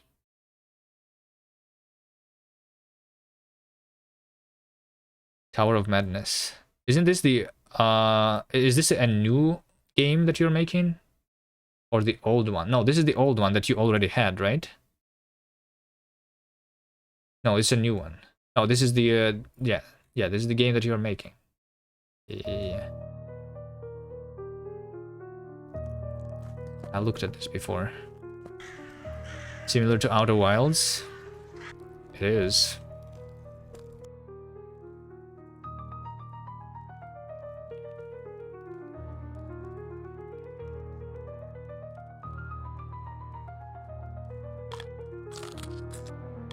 They gaze upon you through their old bodies.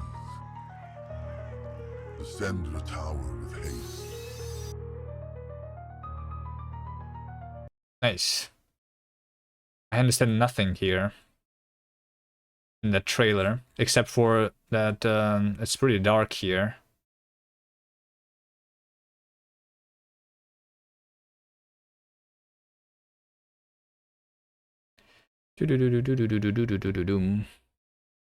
Psychological horror or atmospheric 3D.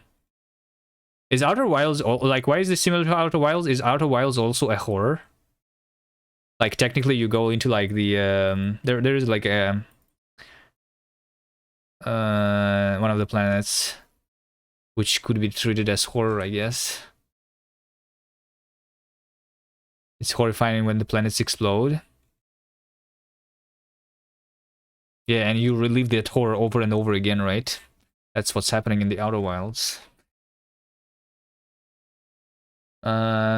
Nice. This is a teaser trailer, which gives me no information of what's in there. So you just like look around.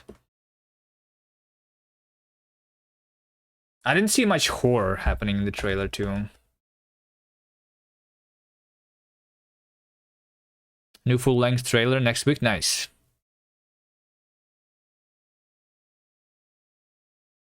Nice, nice, nice. Yeah. So we are doing Haskell. I'm working on a programming language. If you did not see, not only on a game, but sometimes, like today, I'm working on a programming language, which has been written in OCaml, and I'm trying to rewrite it into Haskell, but that requires to do some research on how Haskell works. So yeah, looking into the effectful stuff. So I was wondering, so in the Haskell they have the monads and shit, right? And when you combine different monads, you need to use monad transformers. And as far as I understand, this is the old way of writing Haskell. And the today Haskell is where you use the effect systems, which is what we want to have in the language that I am making. There is no mainstream programming language with the effect system right now, right?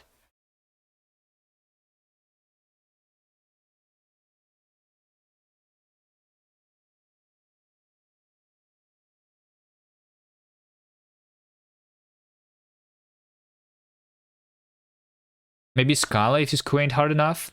Yeah, I did hear about the Scala effects before.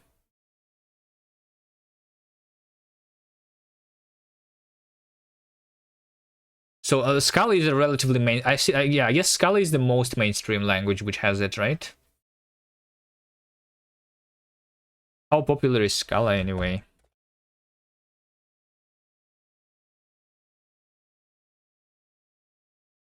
Why do you think Scala is not more popular? Why is nothing loading for me today? It's not a Google problem. Is it just my internet? 10. I think the reason I never looked into Scala is because it was based on the Java ecosystem, which I hate. So I'm wondering how many other people don't look at this because of the same reasons.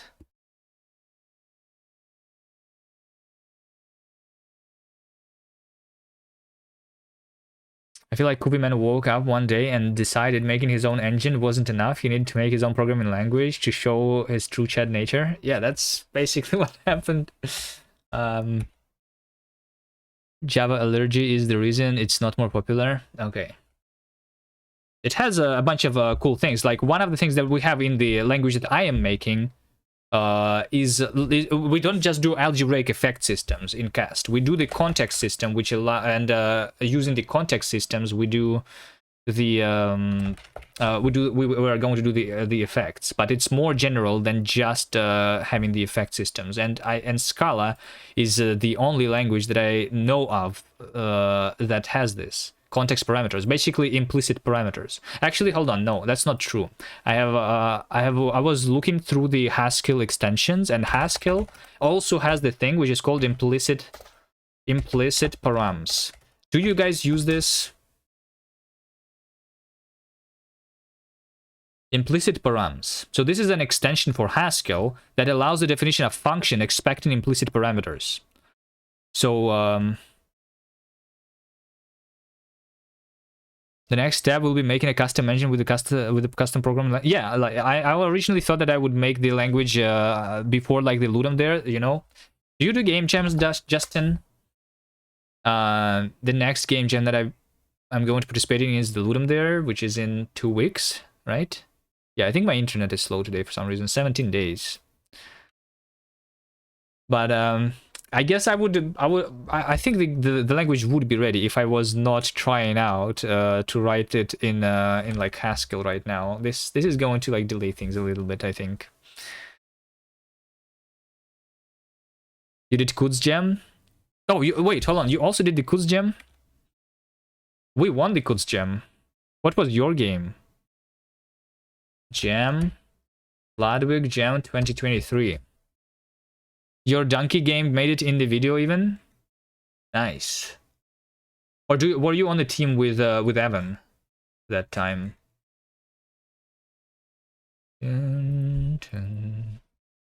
Justin 6 HIO maybe? Submissions. Is there a search here? This is the one. Kuts the breaking game. Wait, did I play this game? Getting off screen. Is there a video?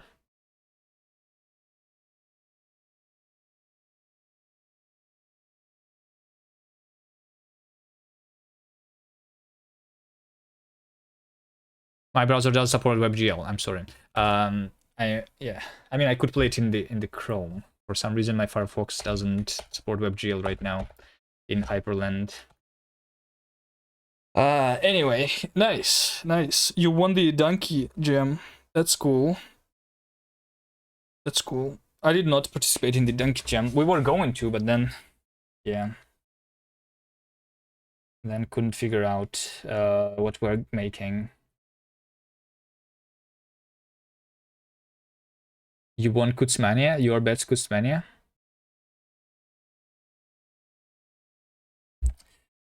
Yeah, Kutzmania is the game that we made for the Kutz gem.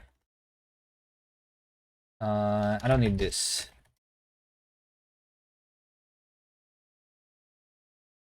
This. Let's go back. So yeah, if there is still someone who knows Haskell, do you guys use this, the implicit parameters thing? So basically, when you create a function, right?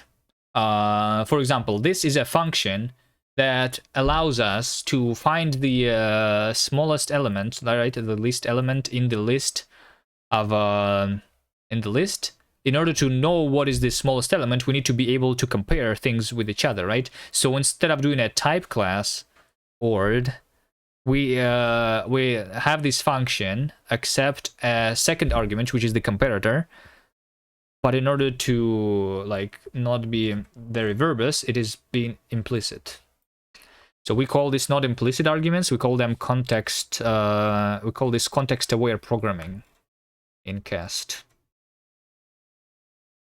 And yeah, and you do let question mark to basically initialize the implicits. It looks like the implicits in Haskell though they are done by name, not by type. In cast, I'm doing them by type, not by name. May I ask? Go for it. What's the question? What's wrong with the implicit params? Sorry, this post was deleted. Basically, type classes are normally coherent in Haskell, meaning that every time you see constraint, there is at most one type class dictionary that will fill it. For example, when you see a function whose type signature has of the form OR A into this, one of the two things will happen. GHC figures out that there isn't an OR instance or finds the unique OR instance.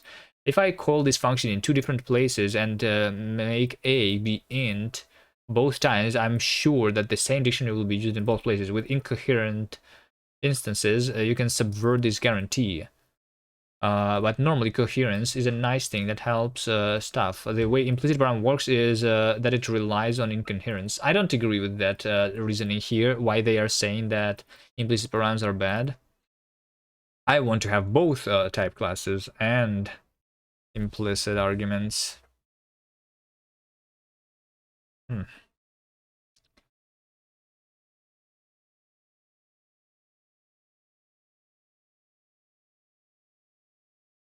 Anyway, what am I doing? Why am I keeping being distracted? Do you guys hold on?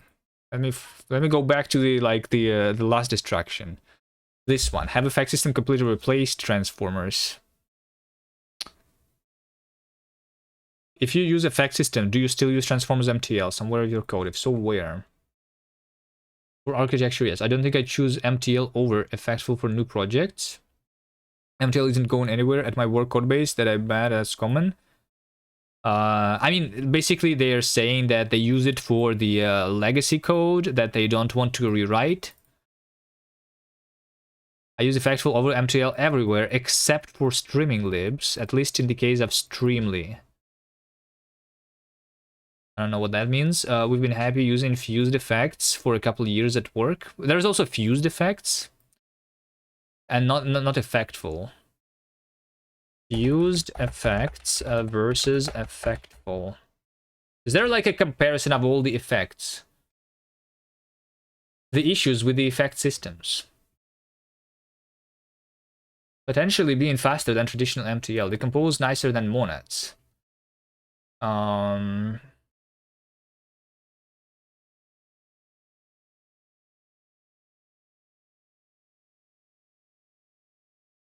In the upcoming GHC 9.6, prim ops was merged, so they were waiting on something. F uses delimited continuations, but people say that they won't improve the performance much. The limited continuation prim ops are about 1.52 times as fast compared to SPEF, which seem to be the next fastest. What is F? Shouldn't that language be written in itself as a proof of concept? Not the first version, right? The first version is not going to be written in itself.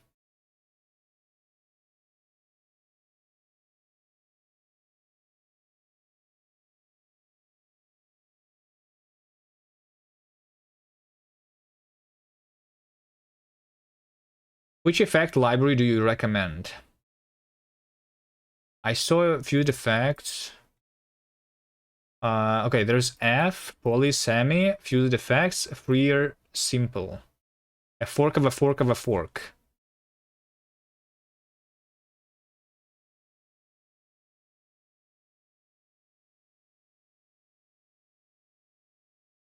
I don't know. Why did you link me the effectful library, Nerdcell? Is this like the newest one, the best one? Do they have comparison to other stuff? Any downside? As always, there is no free lunch. The fmonad doesn't support effect handlers that require the ability to suspend or capture the rest of computation and resume it later, potentially multiple times. This prevents effectful from providing, in particular, a coroutine effect. So this library does not do the delimited continuation stuff, right?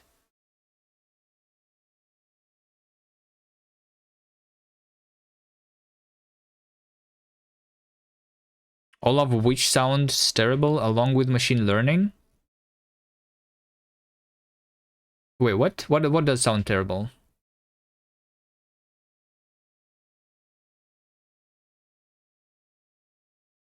It looks like this library does not support like the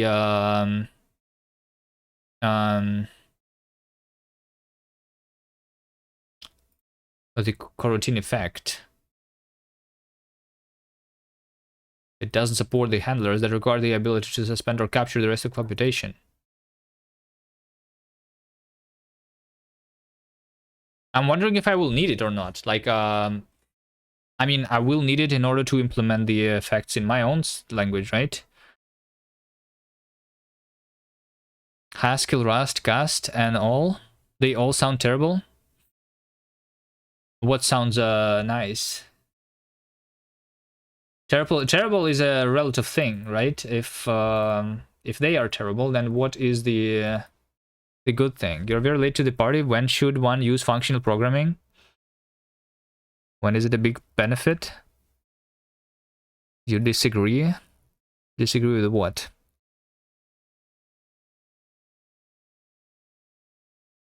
The answer is yes. The real question is, what is the functional programming? Because I don't understand what the functional programming is. Because if all the functional programming is having functions as first class, then there is a lot of languages, including JavaScript, that can be considered functional.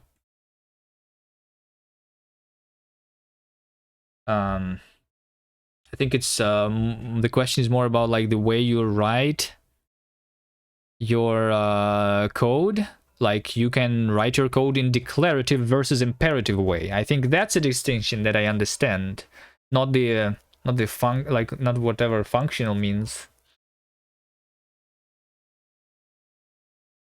It depends on what you write.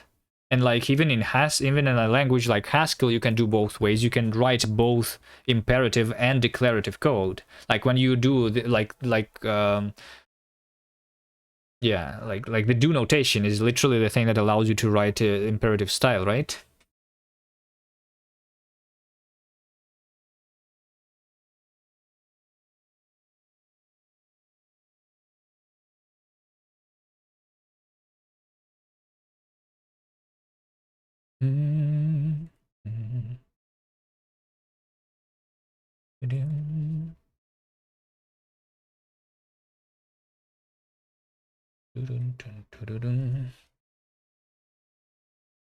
I think framing it as declarative versus imperative is wrong. Even in Haskell, you can have your hands dirty and spell it out.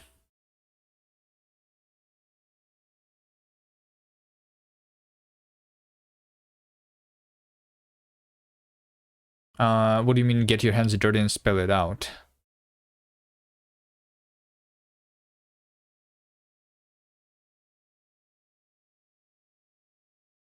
Where's the example of this using this library? Where's the documentation to use this actually? Wait, do we really need another library for handling text? There is free, simple, fused effects, polysemi, F, and probably a few more. It needs to be noted that all of them, only the work in progress F library is a promising proposition because of reasonable performance characteristics and potential for good interoperability with existing ecosystem. The second point is arguably the most important. It allows focusing on things that matter instead of reinventing all kinds of wheels, hence being a necessary condition for broader adoption of the library. Unfortunately, the development of F has stalled due to a few subtle issues related to the use of delimited continuations underneath. But because you don't use the delimited continuations underneath, you don't support the coroutine effects, right? I wonder if like you can like you should be able to have both, right? You mean give the steps of the computation to the compiler instead of declaring what you want?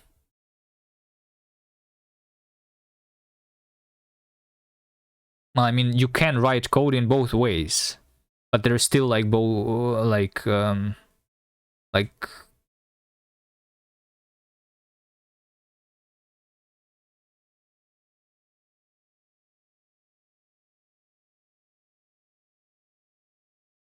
yeah, you like you can still write code in declarative or imperative way. That's what I said, and that's like that's not what functional is about. Yes, I like what is functional about. What I said is that functional doesn't make sense as like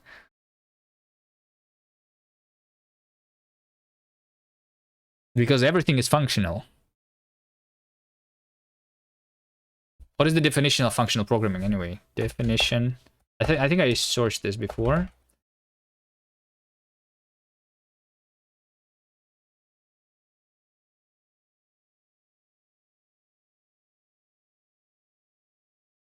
It's more about trying to avoid side effects and first-class functions. Yeah, like so, but first-class function is something that is existing in basically every single language these days. So everything is functional in that sense. And I don't think it's about avoiding the side effects, because avoiding the side effects is like there's a lot of languages that call themselves functional while they still have the side effects. Like OCaml, for example. Is OCaml functional? It has the side effect stuff. It's that it does nothing to avoid the side effects.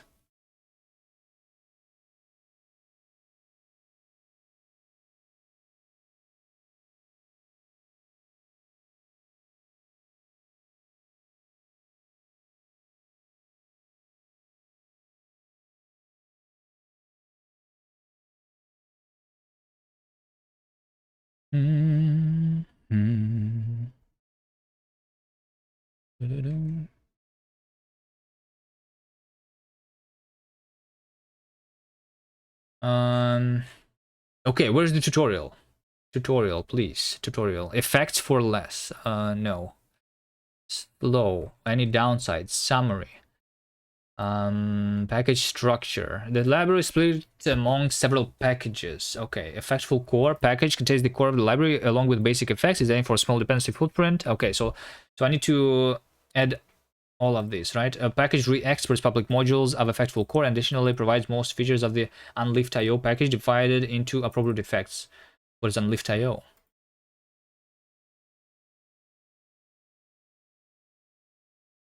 Provides the core monad and lift.io type class, a number of common instances and common a collection of common functions working with it. Not sure what the monad and lift.io is about. Read on. Is there a small like summary?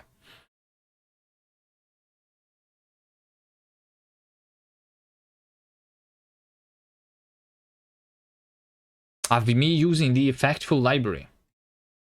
Where's the tutorial? Tutorial. No tutorial here.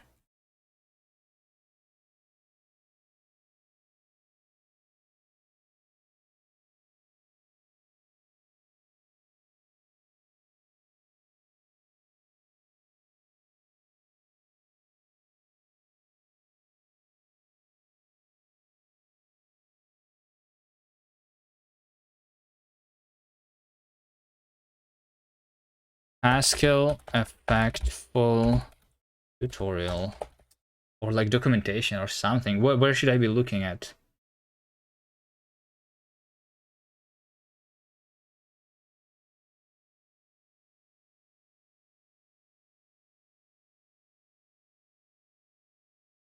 Okay, here's the announcement of this library. So this library appeared 2 years ago, right?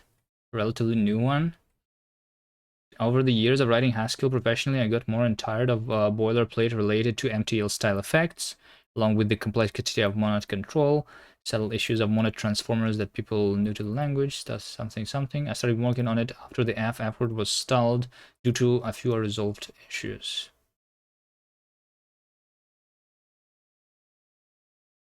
The example looks pretty elegant. Where was the example? Show me the example. Where's the examples? The people in the comments talked about the examples. Where is a single example on this page? I don't see it. Or should I look at this, at the effectful core? Because like that's the core of it, right? The documentation here is literally the same as for the effectful itself.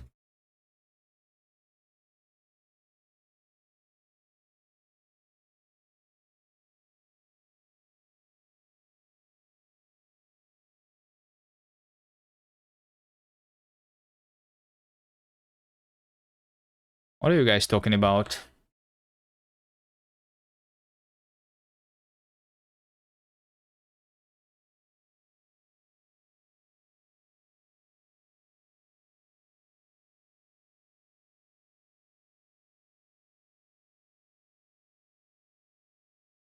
The truth is very spoiled in Rustling Great Docs examples up there was a... I mean, I remember that when I was starting with Rust, reading the docs of Rust was also kind of hard, to be honest. So, like, I need to understand where to look. What is the structure of these documentations, right? How to read it. But yes, I do agree that like even like the wording, I was reading some other library, like the previous stream, and yeah, like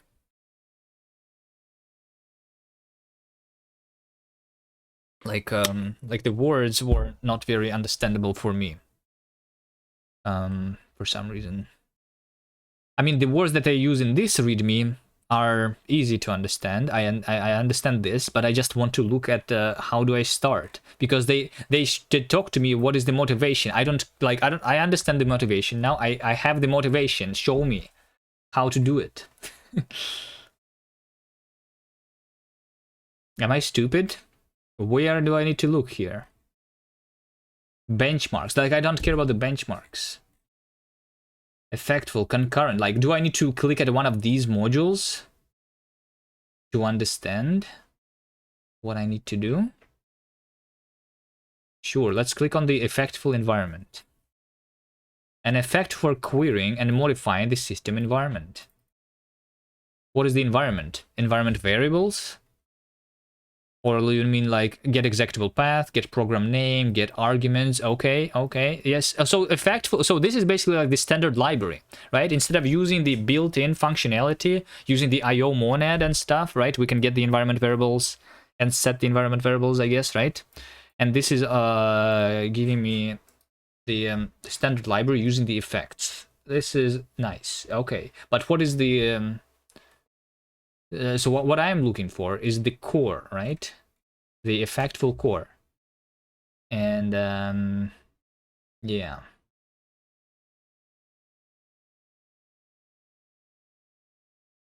Rust is ugly as sin, but syntax is only surface level. Rust is barely readable by me.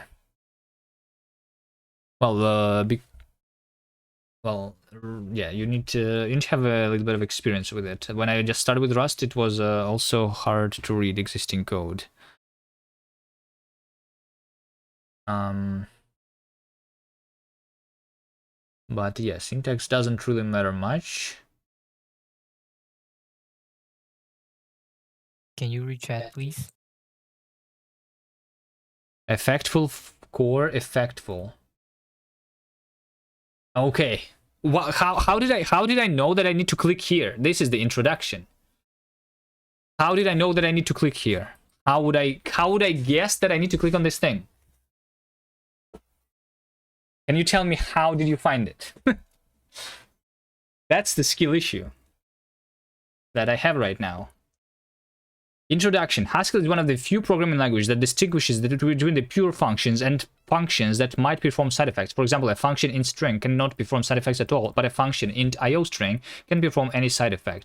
That is all for all or nothing approach. Isn't very satisfactory though, because the vast majority of the time you would like to signify that a function can perform some side effect, e.g. only be able to log messages. Yes, true. This library provides support for expressing exactly that with its f monad. So f is so this is very similar to this like other library that I just imported, right? So we have the monad fs. Es is the list of effects, and I say that in the list of effect we have the log, right?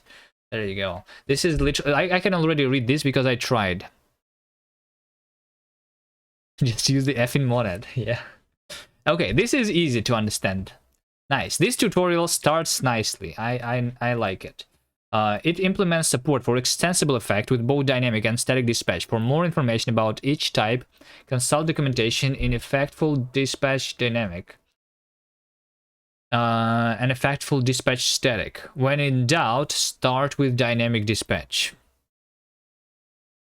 Okay, I think we don't care about like staticness versus dynamic. This is more about the so static versus dynamic is more about the performance, I would assume, right?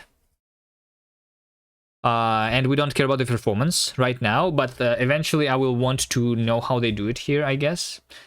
The library provides the f monad that tracks effects at the type level. This is going to be the main monad of your application. Yes, a set of predefined basic effects such as error, reader, state, and writer. Okay. Utilities for defining new effects and interpreting them, possibly in terms of already existing ones.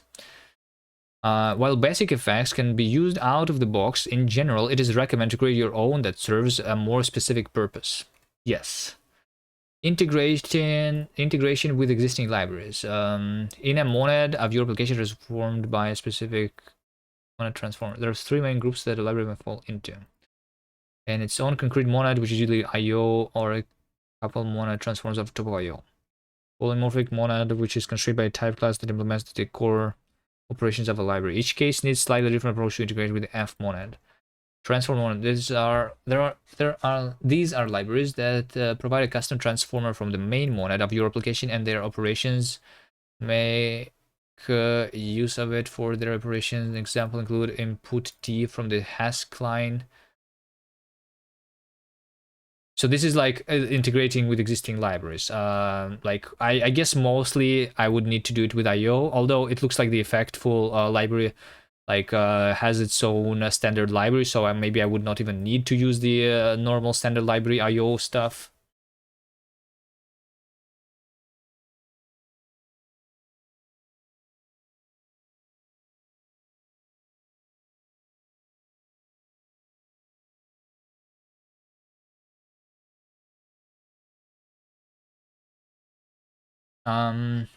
Right. So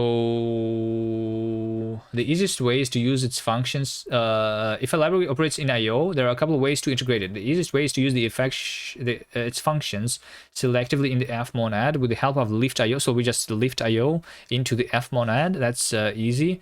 With f2 IO. So with f2 IO is basically converting the f monad into the IO monad. Right. However, this is not particularly robust since it vastly broadens the scope in which IOE effect,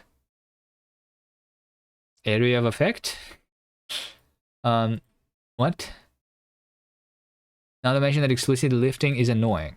A somewhat better approach is to create a dummy static effect with lightweight wrappers around of the library functions. As an example, let's have a look at the effectful concurrent async module from the effectful package that wraps the API of the async package. Unfortunately, okay, this is about the integration. I guess I don't need that yet. The f monad. The f monad provides the implementation of a computation that performs an arbitrary set of effects in FSA. ES is a type level list that can, like, even the naming here is already better, you know, like in this other library that we just tried, the list of effects was called R, and this is actually a list,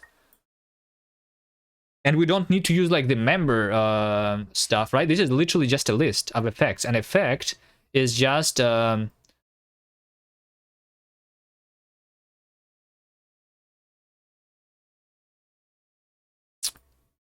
I don't know what this is yet. So this is just a kind of effect.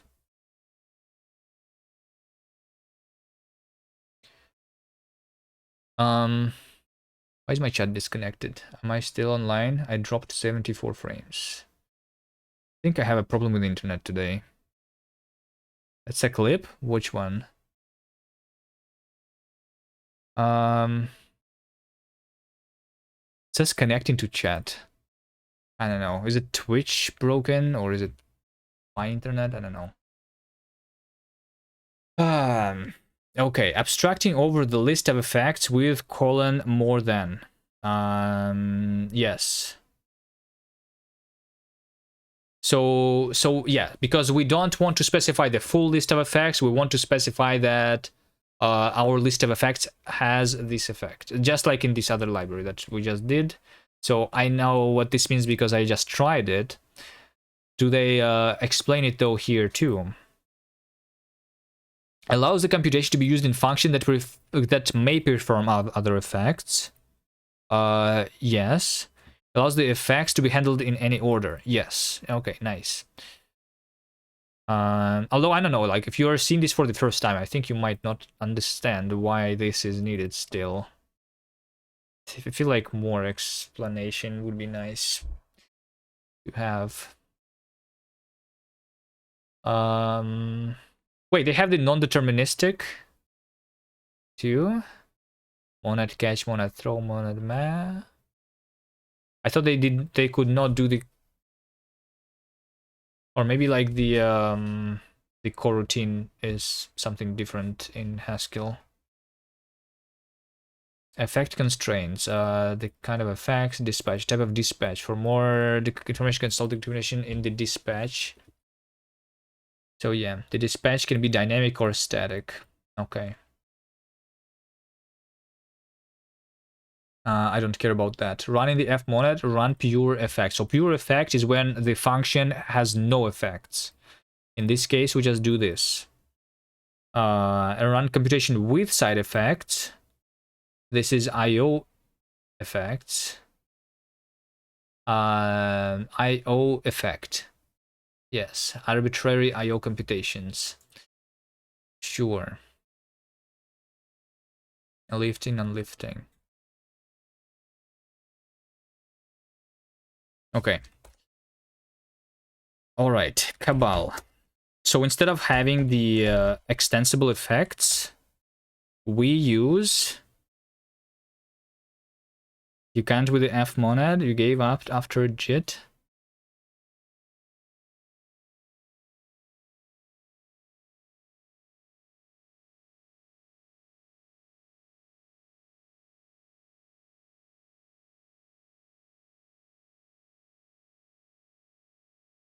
And this is the convenience separator, the same one. This one is deprecated though. Usage of this slows down GHC too much. Wait. So we have this list of effects, like same in this other library, and they say that it's slowing down the compiler too much. Yo, cakes. Thank you for the raid. How are you doing? I'm doing a little bit of Haskell today. Yeah.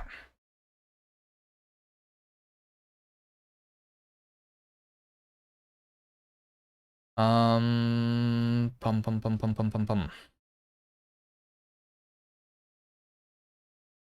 So I'm trying to use the library that allows me to have effects in Haskell. I don't know if any of that means anything to you guys, but yeah.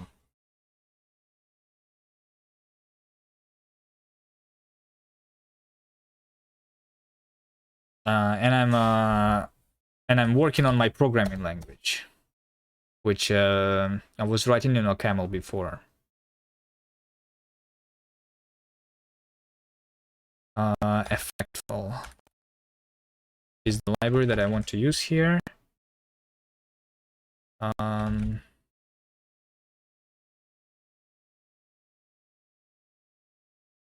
Is my stream family friendly or no?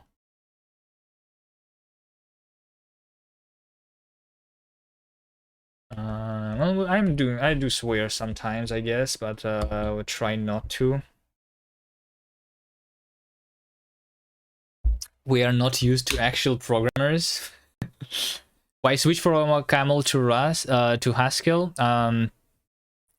I because I'm making a programming language, I want to know as much programming languages as I can. I'm just trying Haskell for the sake of learning how Haskell works. I've been reading about Haskell for a long time, but I never actually wrote any code in it.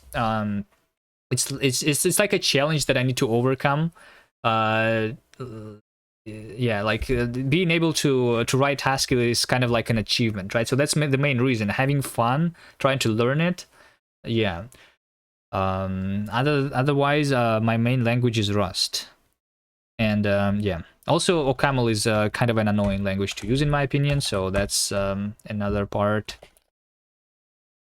It's an okay language, but yeah.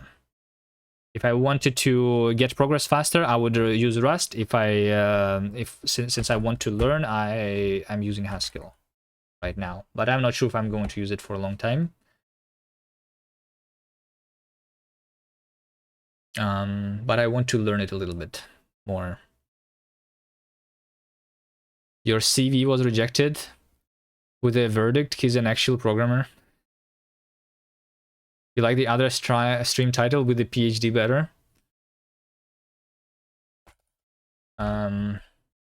Yeah, I think the other stream was also more productive. Today I'm doing almost like, did I write any code today? Almost no code has been written today. I was just like looking at things for 4.5 hours already. So yeah, I'm not sure if I can be called an actual programmer. Actual programmers, they actually write code. I am just looking at things right now. Okay, so we are not using the Control F library anymore, right? Instead, we are using the effectful library.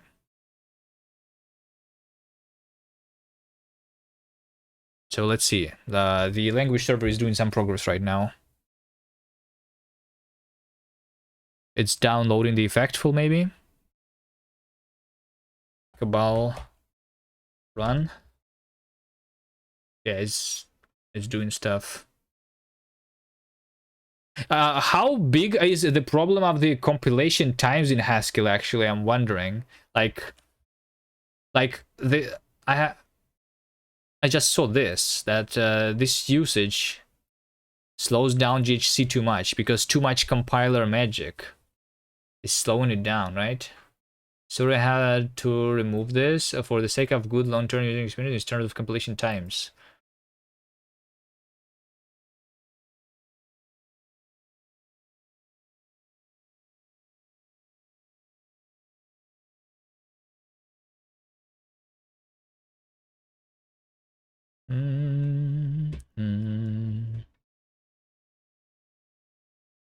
All right, so now let's see. So the F monad is from the effectful state dynamic, right? Because that's what I'm going to start with the dynamic stuff.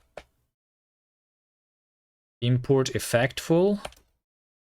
And this is the list of effects that I have, right? In this example, we have the 3 states that I can get. So this operator is called colon. This. This is deprecated. And I need to restart my Vim.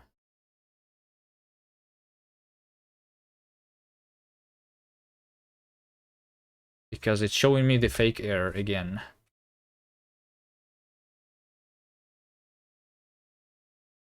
Nice. So do I have no more issues? Nice. Okay.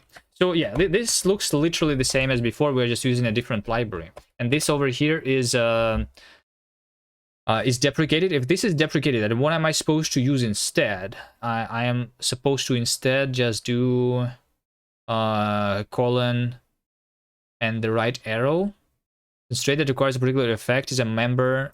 Yeah, so like this is the member operator, which was just called member in the other thing. So instead of having a list, because this slows down the compiler too much, we just say state syntax is what we need to have, and then we have a state source state, which is that, and we have state int, which is that, which is a little bit more verbose because I need to do the colon more than r 3 times instead of doing it once, but technically not a big issue, right? What problem does my programming language serve, or is it purely educational?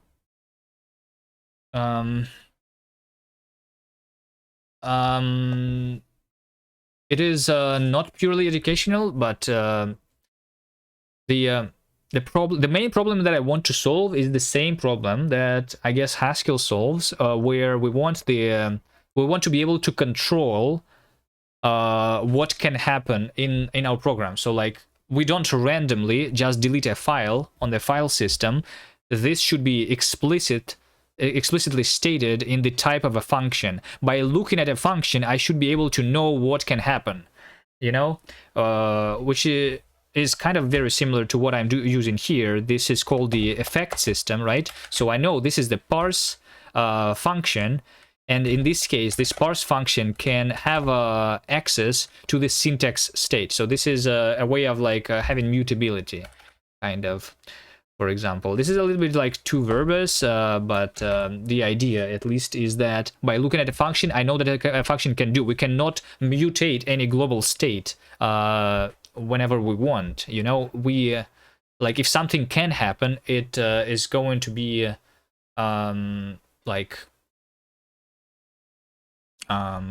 is going to be known to the type system, so we can verify that nothing bad happens, and we can know what is the good things that can happen. Like it's usually used for the exceptions. If you have seen Java, for example, I guess the most mainstream example is Java, and in Java you have the checked exceptions stuff. So you annotate your functions that they can throw specific exceptions, and then you cannot forget to not handle exceptions. You will need to handle them, otherwise the program will not compile. And this is a more general approach that like is not only about the exceptions, but about other things too, if that makes sense. So there is currently no mainstream languages with the effect systems, as far as I know. There is libraries in languages like Haskell that allow you to do that. I never tried those, so I'm not sure how good they are.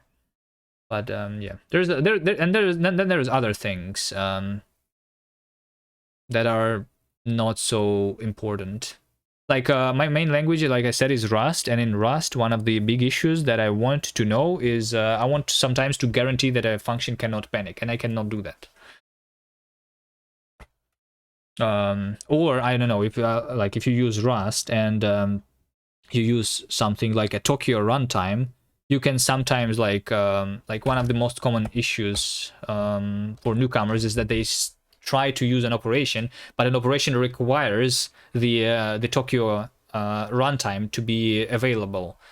And if it's not available, then you're going to have a runtime issue. So the idea is to move these bugs that you write from them being checked at runtime to being checked at compile time. So basically, the whole I guess in short, what we want is to prevent more bugs at compile time. That's the short version, right? Similarly to like the Rust Sporo checker compared to just using C++.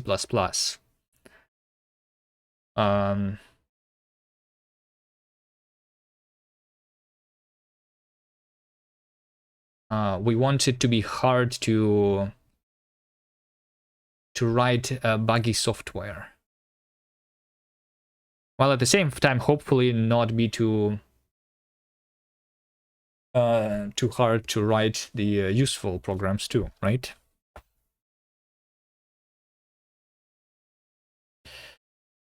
ST1EE, hello, hello. Anyone here has experience with VMs? You mean virtual machines?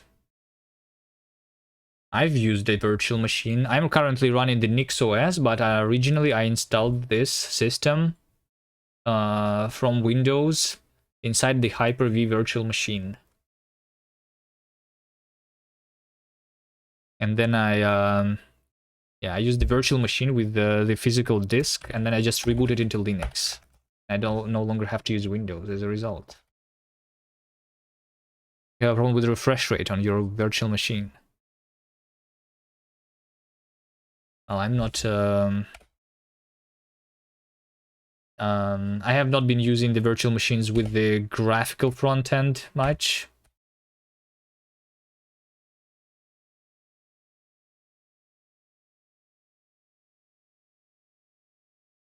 A VHS only. VHS is the only thing that you have used, not VMs, only VHS. Alright. Am I going to write any code today? I feel like we're almost ready to do it, but is it actually going to happen?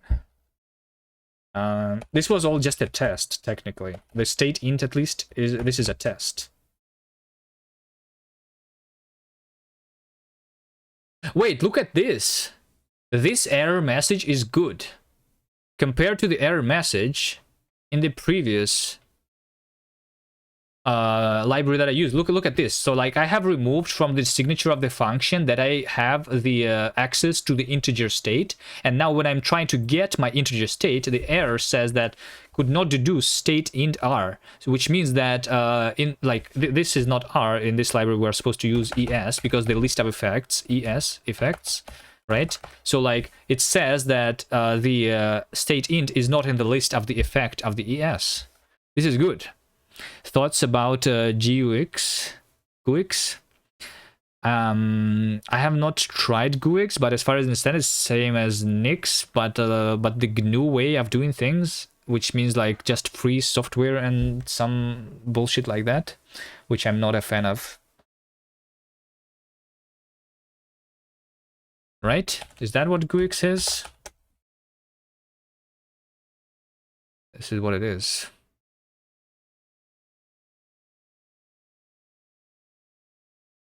One language for everything.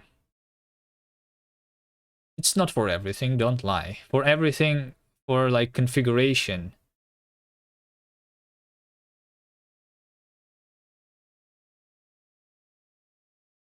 Yeah, they do like, yeah, they do this stuff, which I'm not a fan of.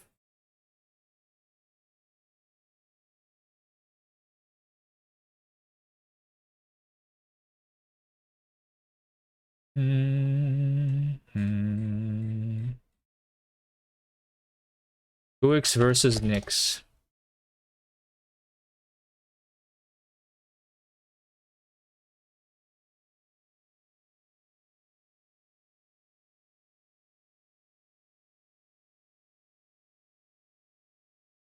But I did not look very like closely at it anyway. GUL is a real programming language though, can be used for everything. I mean, technically Nix can also be used for everything, it's just very annoying to use, right? Maybe GUL is the language that is better than Nix, the language. Nix, the language, is pretty bad.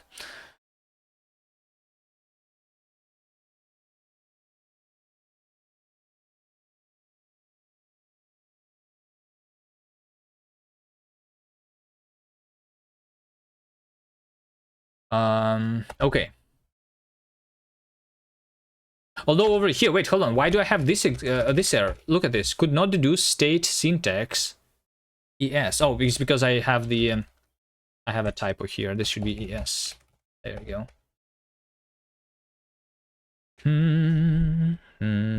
Because use TypeScript. Better use TypeScript with the effect library. I'm not sure if it's better. Like for example, how would this look in TypeScript effect? Well, we're also like talking about like no like mainstream languages have the effect systems, but the effect in TypeScript is like the new thing, which makes TypeScript, I guess, the most mainstream language with the effect system, right? Effect TypeScript example. I want to show this. Like, is there a state effect in TypeScript too? Or is it mostly about like the I/O stuff? HTTP server source.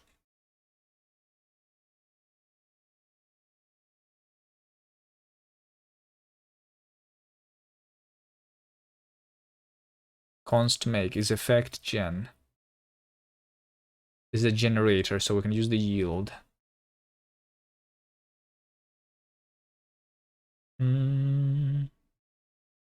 Extends effect. Export class groups extends effect stack groups. I don't know. The destruction never stop. I don't know. So do you have in the effect library the state effect, which allows you to have modifiable state, right? Mutable state. Like do you still use something like that, or use the normal mutability of TypeScript? You have the ref state management. Yes, okay. So you do the same stuff, okay. I'm wondering if like how popular is the effect library in TypeScript? Like, is this what is going to get people into functional programming languages? They start by using a library in TypeScript and then they go to Haskell.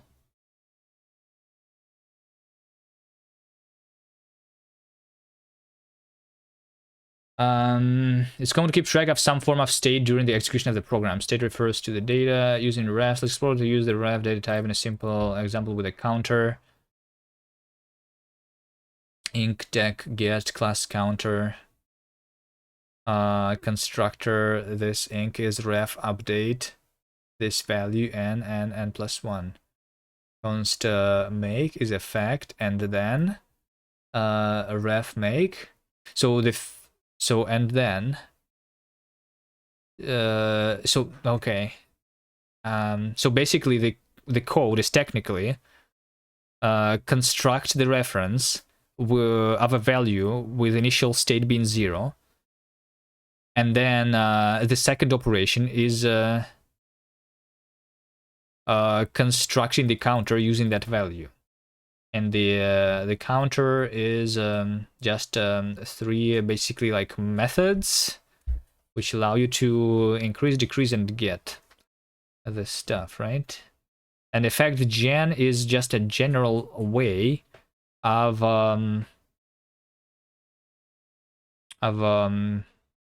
doing this thing. So this is like the do notation of Haskell technically. The yield is executing the effectful computation and getting a result out of it. That's how you yield. Okay. No, I mean, this looks okay. The only thing that I don't like is that you need to use the yield keyword because there is no language support for effects, so you have to use the yield keyword, which is used for generators.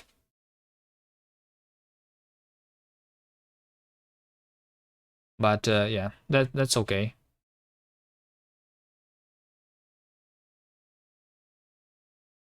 I mean, yeah, it's okay. It's okay.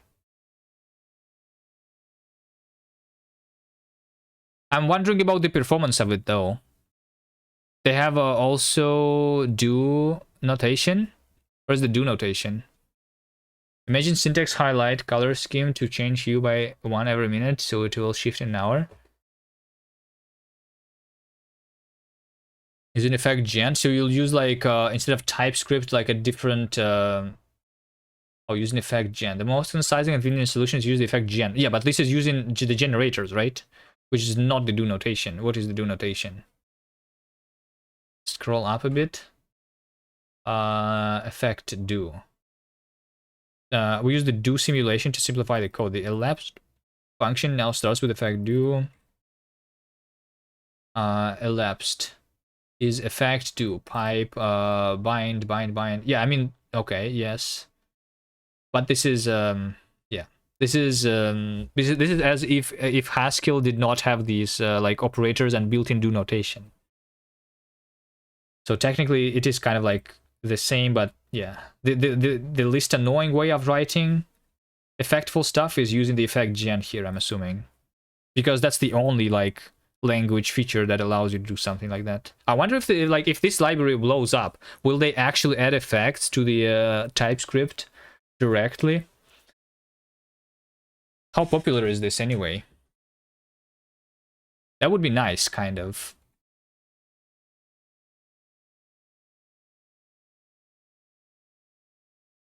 You need to handle everything. But like, because this is a library feature and not the compiler time feature, you can mix this with handling everything and like using the normal like mutation still, right? So you need to really like control yourself to not write like usual TypeScript. You need to write like it's like a different language implemented in TypeScript basically.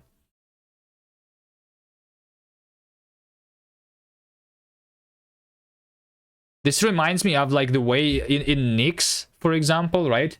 Nix itself is like a dynamically typed language, but they have a type system implemented as a library when you like use the when you like configure your Nix OS.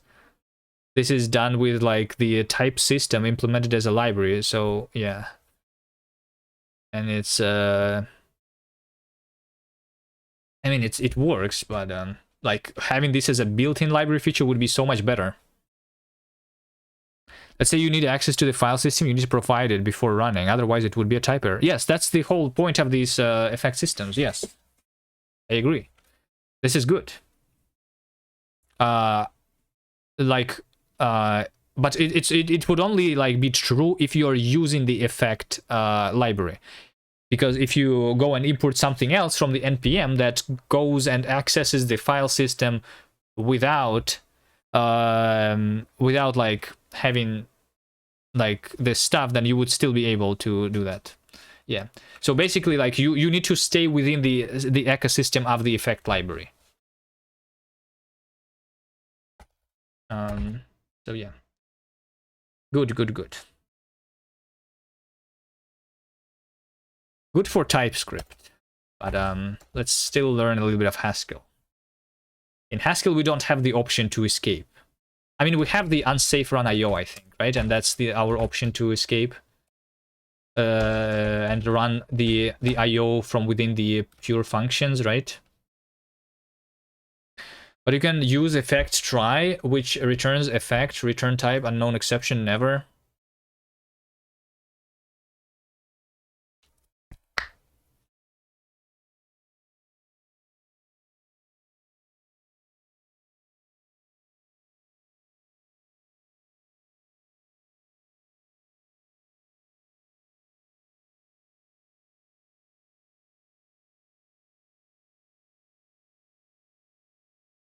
Oh, try is just like for regular JavaScript code, which can throw normal exceptions, because when you use the effect library, you don't throw exceptions normally. You like you yield the error effect, I would assume, or something like that, right? You don't use normal exceptions. You use the effect. You use the exceptions with the effect library, which is different. Yes. Same with our library here. I think they call it the error effect.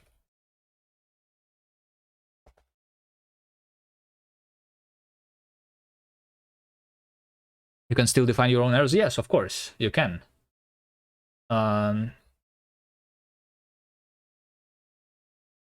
You can. Like we already had it in cast. We already had it in cast. Exceptions. Exceptions cast, right? We have a function. So like we use the throw keyword. We use the throw function. It's not a keyword. This is running the the function which can throw, I mean, yeah, like if I don't have the annotations here. I don't have the annotations here. I think I had annotations on the website though, did I?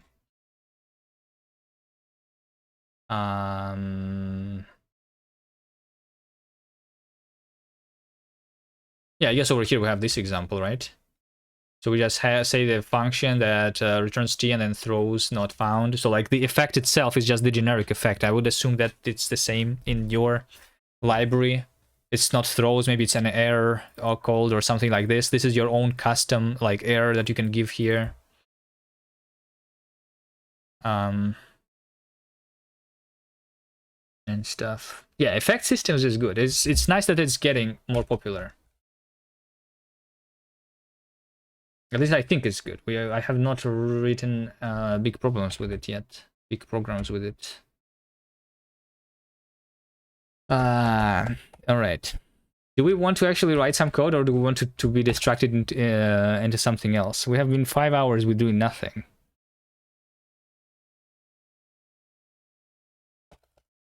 Or do I actually finally write the code? Code, we don't do that here.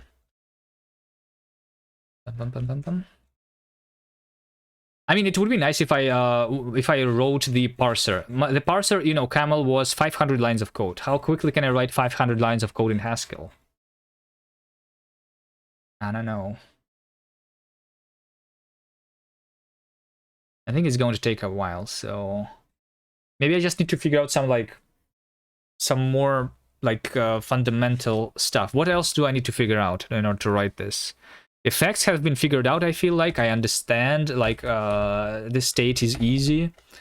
The other effects are in the effectful library that I can just look for. Let's take a look at how to use the Hugel, right? So I have installed the Hugel. How do I use this thing anyway? So can I say like A into A? Is that how you use it? Right? So this is me searching for all the functions that have the type A into A, which is like the ID function. Okay. Right? It should be like 50 lines in Haskell. I'm not sure about that. So what if I want to search for the effectful, right? This is package effectful. Can I list all the things inside the effectful module? You can also get the web version this way, Google server local. Oh, nice. Server local. Let's do that. Server starting at port 8080. So we do localhost 8080. Okay, welcome to the Google. Look, it loaded immediately, unlike the official one. Okay. Libraries. No, this gives me...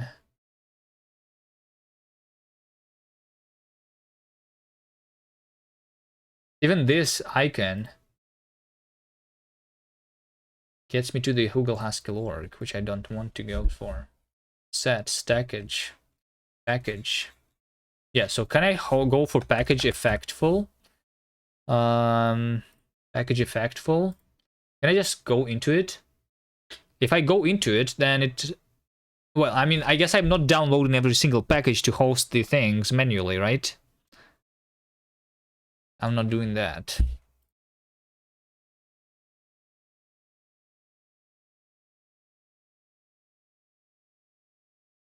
Effectful. Can I have a list? It's just the search index. Yeah, but like if it's the search index, then I should be able to still list all the functions inside the thing, no? Also, like over here, it has the documentation, a signal that executes. Is this getting this data from the internet or from the local index?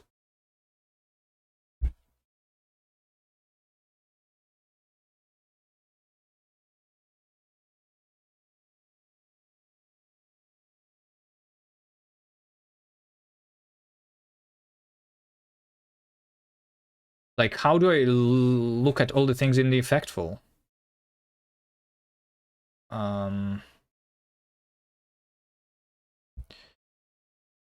Plus byte string concat plus. So plus means that I am inside the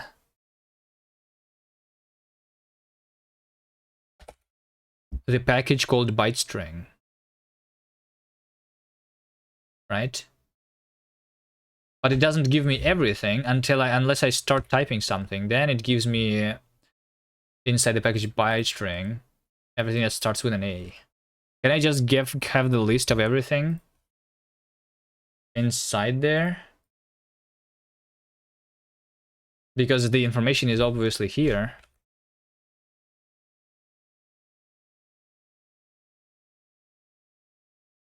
What about star? Like we do plus effectful star? No, star is like the kind. In Haskell, star means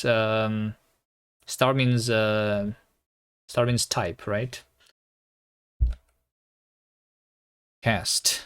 I think my bot got broken because my internet is not very good right now. Bot broken, yeah, it is. Wait, is it not reconnecting either? Oh, there it is. Took a while. I don't know. It's my internet, or like or it's on a Twitch, or it's on Twitch side. I'm not sure. Okay. Anyway, so in effectful, I want to find something that, like, let's say, allows me to what? Like, let's do the log, right? Is there logging? Like effectful star, effectful core. No, log. Because, like, if I look at the log, that it will, like, show me everything, including the SDL2 log.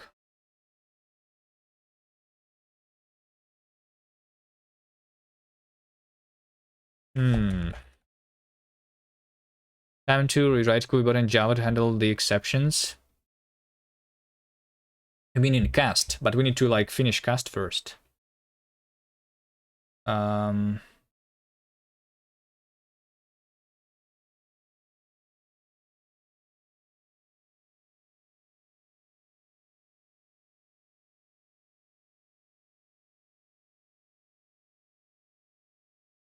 I think it's not even like the exception. I think Twitch just stops sending me messages sometimes. That has been an issue for a long time, but I have not looked into it. Something about, like, me not sending ping maybe, which is not an exception. Anyway. But I'm not sure if it's me not sending ping in even.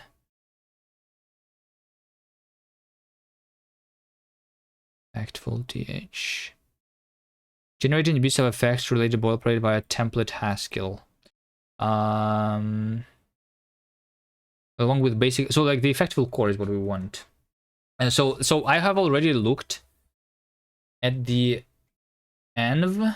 No, this is internal. Am I even supposed to look at the internal stuff?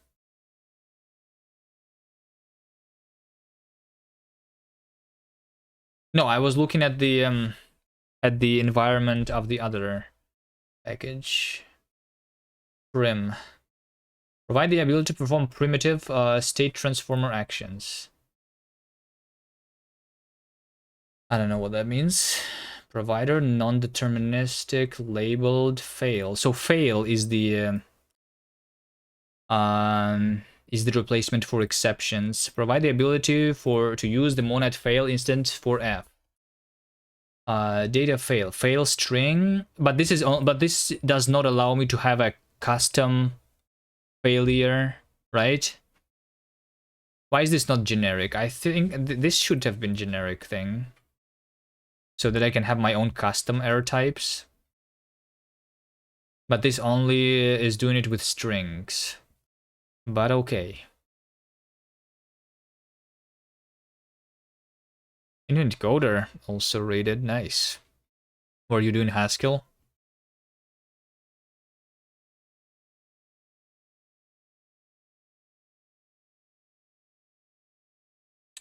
Dynamic So I don't see the IO stuff. Like, for example, how do I log, right? How do I log in this effectful library? Summary. Effectful, like, unlift IO package. So the effectful package re-exports public modules and effectful core, and additionally provides most features of the unlift IO. So unlift IO is like the thing that I need, right?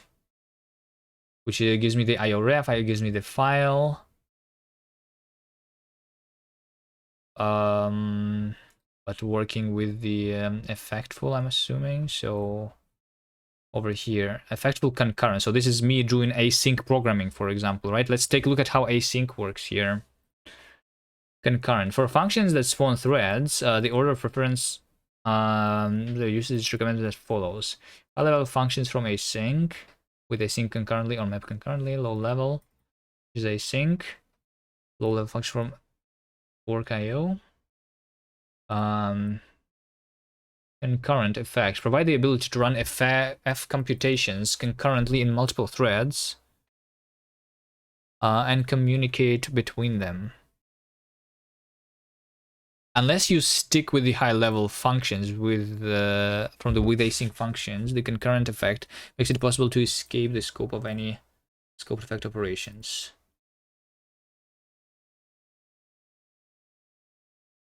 Console. Why can I not click on the console here? So effectful environment, I have looked at this, right? So we have the effect which allows me to get the arguments of my program. So this is the thing from the base, which is IO string, right? But IO is a little bit too broad. This one specifically is about working with the environment variables and getting executable paths. Then we have the file system. This is how would I create a file, for example, right? Redefine directories. Nice.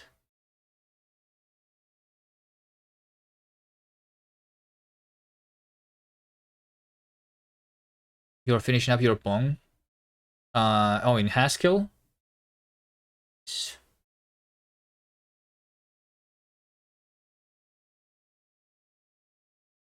You know what? One of the other things that I could do is instead of trying to write my language in Haskell, I could like do the normal stuff what I'm doing when learning a language, right? Drawing a triangle on the screen with OpenGL in Haskell, writing like my own wrappers and shit, like figuring those things up, you know. And writing the language instead in Rust to make progress there. Should I do that? I don't know. I feel like I would not write Haskell then.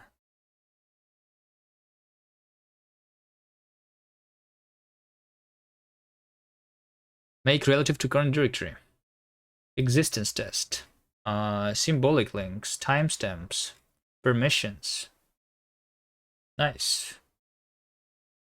Readable, writable. How do I write a file though? How do I write a file? Create directory, create file link. What about creating a file? Hello? Interacting with the file system. Where is the file? Redefine directories. Actions on directories. What about actions on files? Oh, there you go. Remove file. Rename file, copy file, get file size, make absolute. What about creating a file? Why is there no write file stuff? Am I going to implement every language in cast? Or what is the goal? What do you mean implementing every language in cast? Cast itself is a language that is going to be implemented. Or you mean like because I'm going to compile it into other languages? I plan to compile it into JavaScript and then compile it either into C or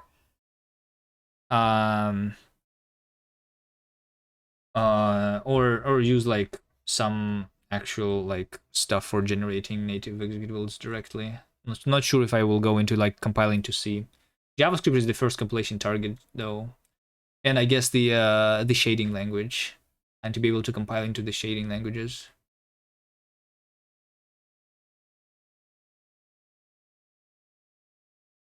Anyone tried the Redlang? No, I did not. Does open will create a file if it does not exist? Where's the open though? There is no open. You see how I can copy a file? I can rename, remove, copy, but where's the open? Existence tests, symbolic links, timestamps, re-exports. There is no open. There is no open. In the website it says the syntax is dynamic, so I was wondering if you're implementing the syntax of different languages. No. But it just means that you can extend if you really need, which you hopefully will not. It's just like, it's more of a feature for implementing the syntax of the language itself. But sometimes, in order for things to not be weird, a custom syntax is nice. It's like similar to how in Lisp you have macros, right? But in Lisp you don't need custom syntax because in Lisp everything is just a list, right? So, like, yeah, basically, it's like Lisp, but without needing to like, but without the Lisp syntax, kind of, is what I'm making, right? Like, there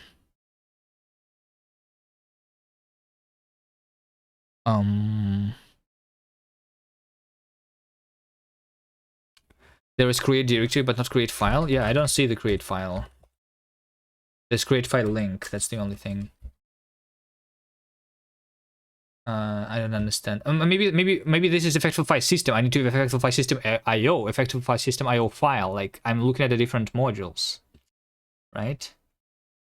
There you go. Open file. There we go. Run mode, read mode, run mode. Like, it's weird. Like, can I read the documentation of the Haskell packages entirely instead of module by module?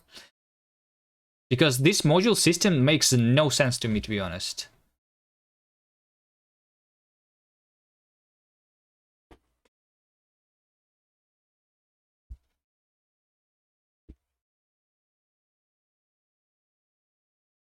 Process.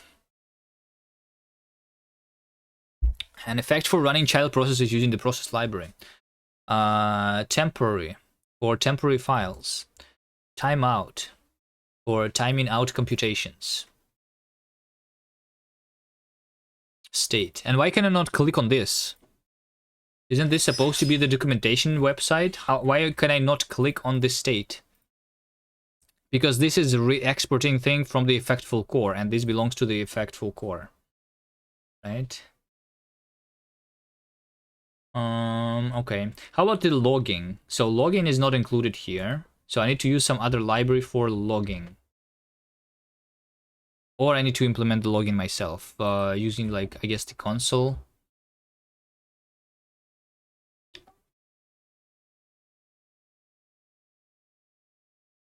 And in fact, for reading, writing from std in, std out, or std error, right? I can implement my own login on top of that.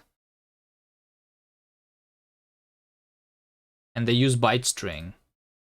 Can I do this, but like with normal strings instead of byte strings? Byte string. Space efficient representation of the word 8 vector.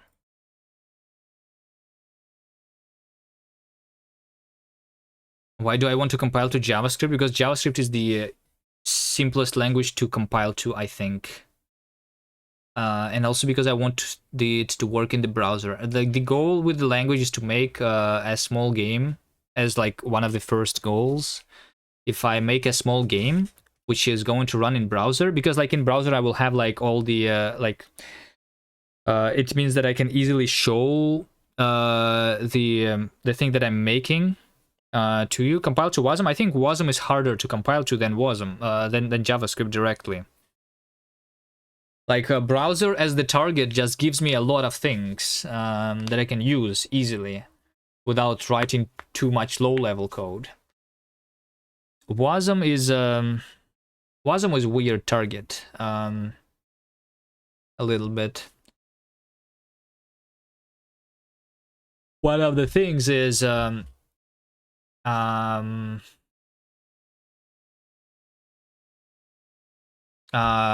doesn't support unwinding right now. The pain of debugging WebAssembly. I like WASM unwinding. And present WASM doesn't support stack unwinding. And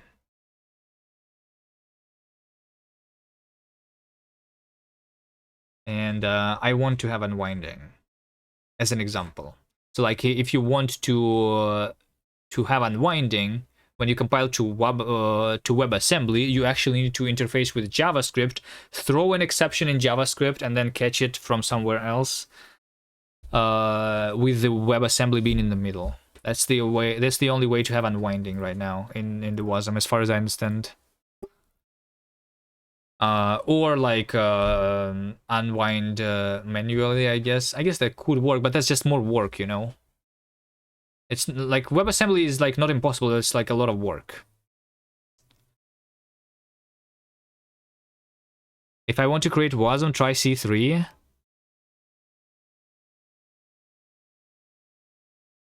I don't think I will try C3. I looked at this. If I want to create WASM, I can use Rust. This is what I have been using for a long time. I know how to compile to the WebAssembly with Rust, which is a much better language than the C3. Or Zig, which is basically the same. Because, yeah.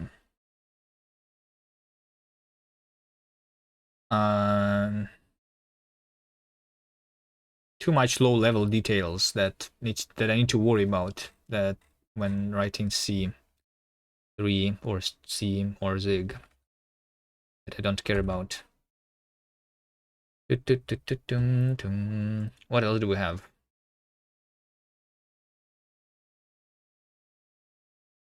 STM. I Rust. Yeah, I Rust. I'm a Rust fanatic. I hate the other programming languages. I mean, yeah, and I hate Rust too, which is why I'm making my own language.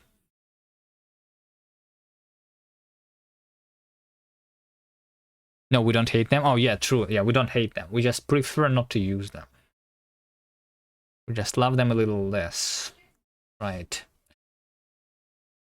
What is STM, by the way? You use STM? So this is like software transactional memory, right? And I never used it in any languages. Atomic memory transactions. Retry execution of the counter memory transaction because it has scene values in tvars.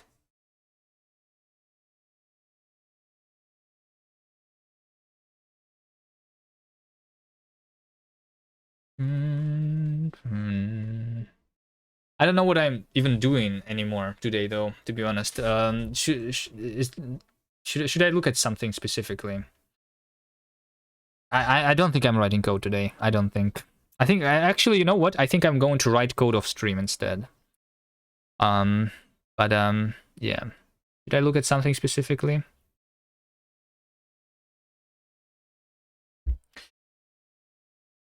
Ooh, how you dare? Writing code off stream? I don't know.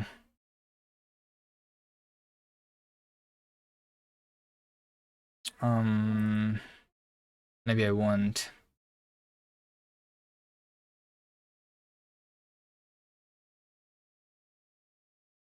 We just need to translate these 500 lines.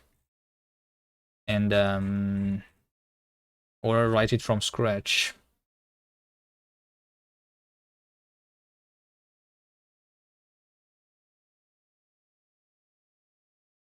I guess let me just figure out the logging.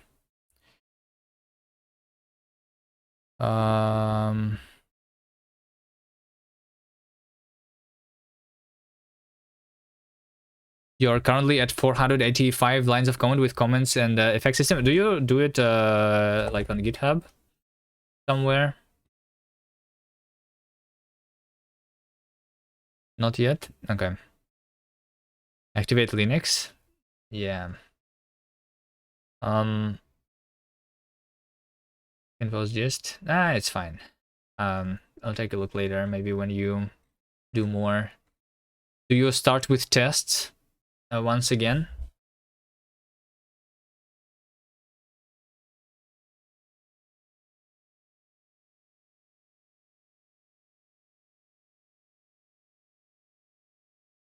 Dun, dun. Okay, actually what? You remember your ECS problem with mutable querying? Yes. Not in this approach, just looking at effect for now. Okay.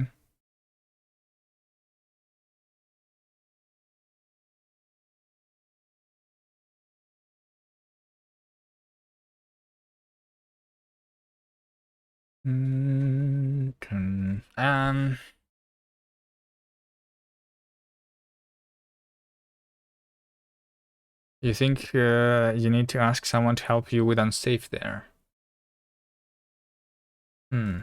Okay. By someone, you mean me or what?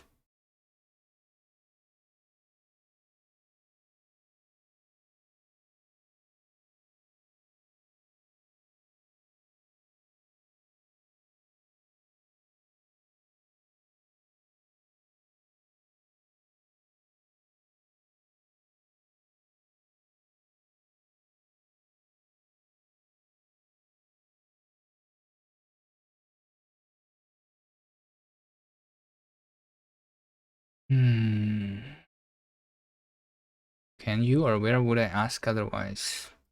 All right, let me take a look at it briefly, since I'm not doing anything anyway. And after I look at it, I'm just going to end because yeah, I don't know. I just need to end being not productive. I'm going to end the stream and do something useful. I don't know, go do some work and then come back and write the Haskell later. Starting with I mean starting is the hardest part anyway, right? We need to start writing it and then we're going to be like quick. But starting is the hard part. Nerdcell. Where is it?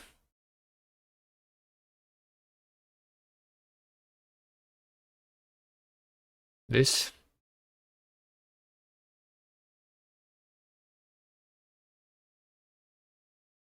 New and unnamed ECS. The new ECS.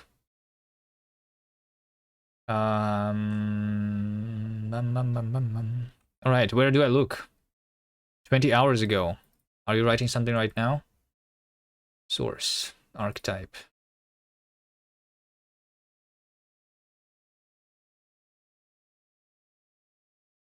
A bunch of commented code.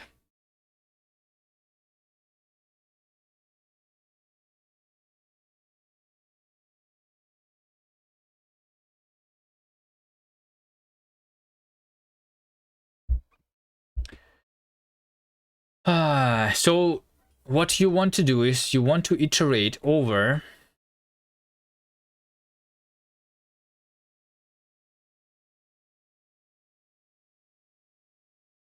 oh, this is the derive macro. Okay, so you're deriving and you want to iterate mutably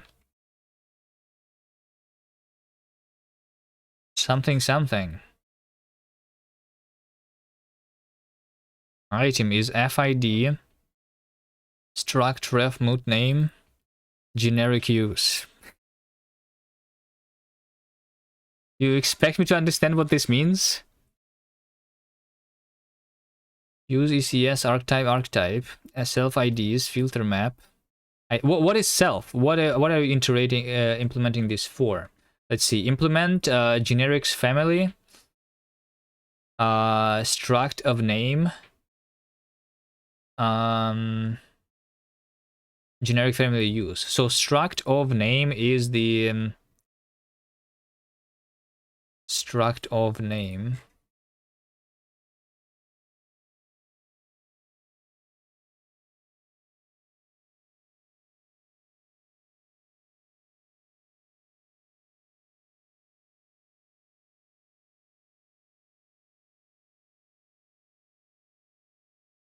Struct of array.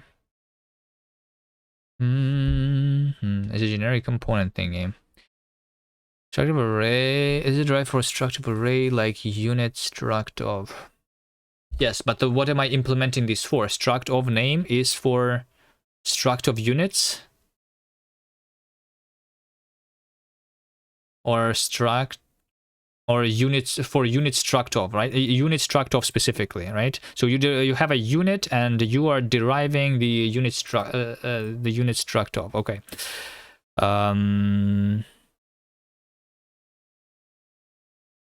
Which has for every field the storage for. Wait, what is struct of? I think the naming needs to be different. No, why was it called struct of? Like, what does unit struct of mean? Every field is a storage. Yes. Okay. So struct of unit fields.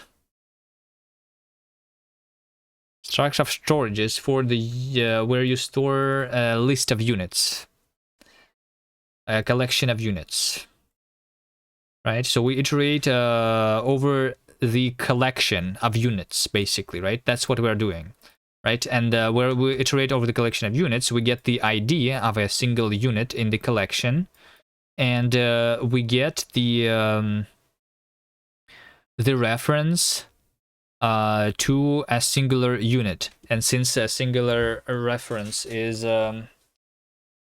split among different collections for every field here, so you have like a custom struct for that. So, okay, so what does this have to do with unsafe? You have the iterator like that. Yes, so you go over the IDs and then you do the filter map. ID self get moot ID. So yeah, so the problem here, I think, is that self IDs returns an iterator over the IDs, so you are capturing self, and when you have the get moot, this captures self by mutable reference, while this is already being captured by a normal reference, and you have the borrow check ratio, right? Concept of array of structs versus struct of arrays. Too far. Yeah. To implement basically an ECS, which is static. That's what Nerds was doing. Even if self IDs gets collected, yeah, because you do the get moot. You should not do the get moot, of course, because the iterator should be collectible. So yeah, because it's a yeah, because 1 second.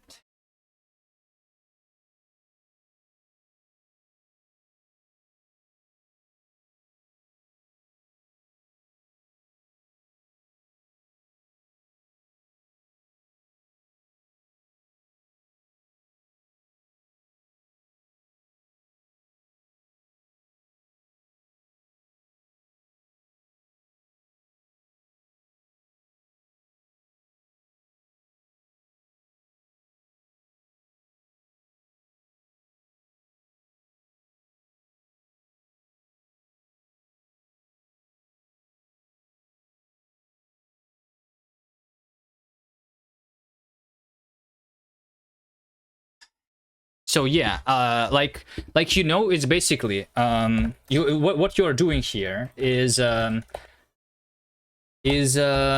say that you have the vector is the vector, you know, of 1 2 3, right? So you iterate over the IDs, right? So you do like I don't know, let's see, a function iterate vec, right? Where vector is mutable vector of integers, whatever. So you want to return the iterator where item is mutable I32, right? That's what you want to do, right? And what you're doing is so you are constructing the indices, right? Which is 0 to the length, right? And then you do indices map index v get mode index, right? Which is going to be like filter map, and this is not going to compile because this captured variable cannot escape the fn mute closure body, right? That's literally the same code that you're writing, but using a vec. So yeah, because and obviously the solution for the vex, the solution for the vex is to like have a dedicated like iterator here, right? So for the vectors, there's already implemented the iter_mut method, right? So you can do this directly. So if you have for every of your collection that, then let's say you want to iterate over multiple vectors at the same time, right? Because that's what you're doing. You're doing structured arrays, and you have multiple collections. So you have both vectors like this, string and that. So you want to return as a result the mutable I32 and the mutable string, right? So what you do is you have this method of A, and you have the B iter_mut, and then you just do the zipping here, right? And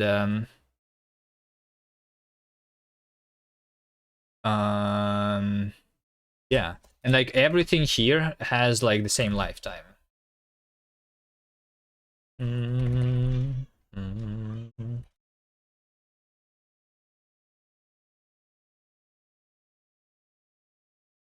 Like that, right? So you all you need is to be able to zip the things, and obviously you have not 2 things but as many things as you want, right? What if one of the storages has optional components? What does that mean? Like the only thing is, how do you do the zipping correctly, right? Because as far as I understand, your IDs are not necessarily indices. Zipping makes the use of like the order of iteration, right? So the order of iteration must be the same, and that is like the problem. So but I guess what you can do is instead of like iterating mutably, you can do iterate mute over the list of indices, you know? If you had like this method, which is going to give you like, assuming that the indices are disjoint, right? That's also a must. So you need to have an iterator over indices, which must be proven to be disjoint for it to be safe. And yeah, something like this. That method would be very useful. So like, that I think if you have this, then it should be doable. Then you just need to combine the things easily, right? Then combining the things should not be hard, I think. And then iter_mut, like if the index is not there, then this would be like the iterator over the indices would be an iterator node over the element itself, but over the optional elements. That means that you have optional components, right? If the specific entity does not have this thing, then it would return optional. Or I guess like by default, if you do the iter_mut, it would like panic if it does not find. But for optionals, you just do like iter_mut opt maybe, or something like this. Do you want me to help you to write the iter_mut over the indices then? How do you get that method? I guess that method is where the unsafe is going to happen, because like you need to guarantee that the IDs are different, right? So I would mark this method as unsafe, and like in order to use that unsafe method, you need to provide it with indices that are guaranteed disjoint, at the very least, right? So you would do like function iterate indices, which is going to be what you have the vec, which is I mean you have the list, right?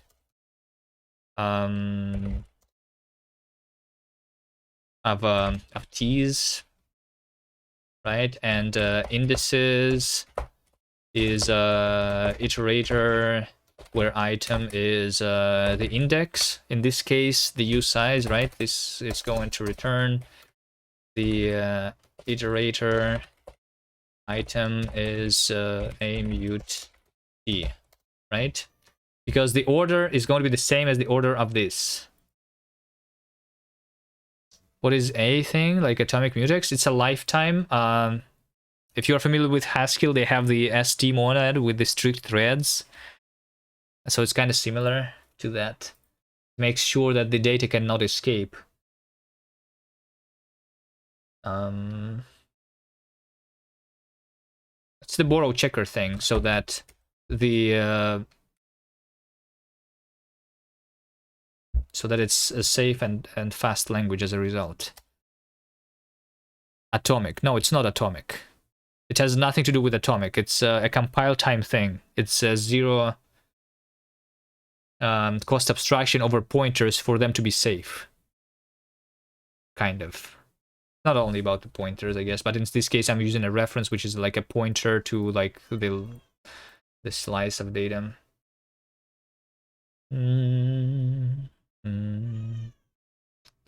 I don't know. If you're interested, just Rust book.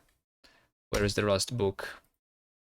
The Rust programming languages, ownership and borrowing. I think this. I think this is a useful read, if you're interested. No, you're not going to hell of Rust. Rust is not hell. Rust is the opposite of hell. Rust is the heaven. Okay.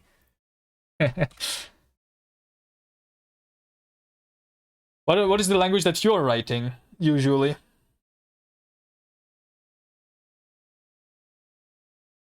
Rust is yikes. Okay. Sure. I mean, you already are going into the the effect system world, Dev Ninja. It's like the step forward, the only step forward from the effect systems is effect systems and borrow checker at the same time. Rust does not have effects yet, at least. I think they might edit like in 10-20 years. I think effect systems are going to happen in Rust.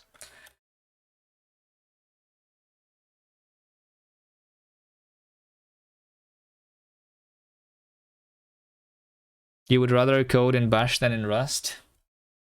Oof. So you like suffering, right? Okay. Write a proposal for Rust then. I mean, there's other people who are talking about these things, not me only. I shared this the other day. Nesting allocators. So here's an example, right? So since it's a low-level language, one of the use cases of the effect systems is the allocators. So when you write your function,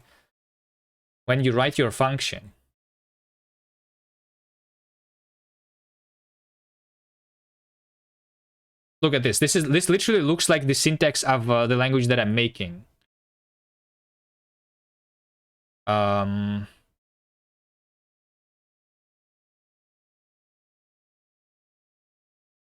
are good examples in this post though? Not sure. But yeah, you provide the allocator and everything you do over here. So for example, you convert a struct into the owned struct, which needs to allocate, and you do not give it explicitly the access to the allocator. You use it using implicitly like the things that are available in your scope, which is basically very similar to the thing that I'm doing. And then when you do the functions, for some reason they have the annotation on the impl instead of on the function itself, which is weird. But like people are talking about these things, okay? I think this post is more context and capabilities in Rust. How is Nix in main? Nix is good, yeah. I mean the language, the Nix, I hate Nix the language, but I like I like it, yeah.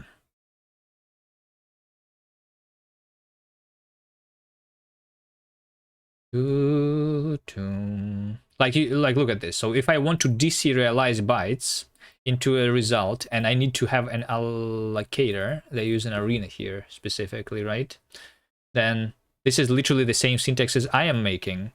So when you call a function, you need to have the arena in scope basically. And it's similar to the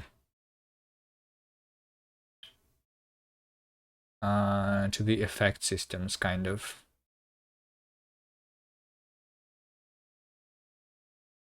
Do they talk about the effects here? Yeah, inspiration from features like implicit arguments, effects, and object capabilities.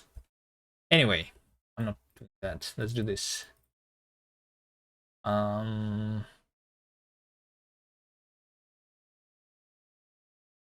do we do? I guess we just do indices dot map index list dot. I need to take a look at the docs. Let's get unchecked moot.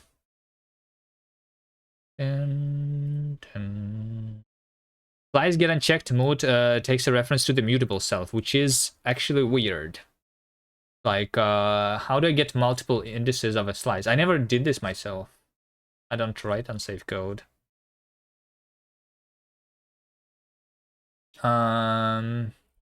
Get many.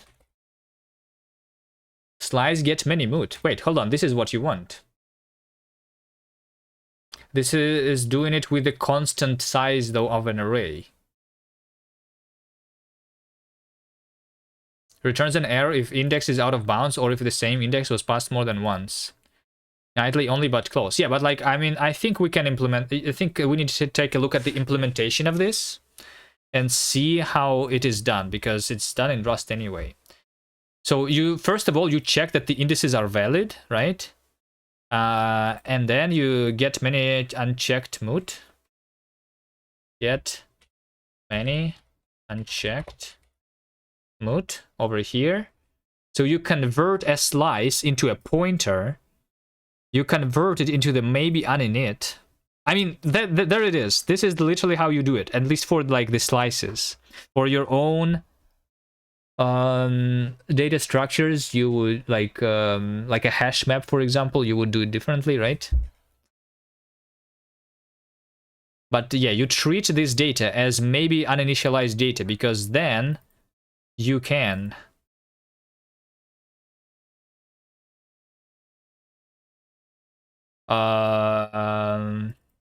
because you cannot have the this stuff. And for VAC, arena, and hash map ideally, yeah. So like for VAX, I think it's obvious. You just copy paste this code, right? And you don't need it to be a const generic. This can work for a normal slice.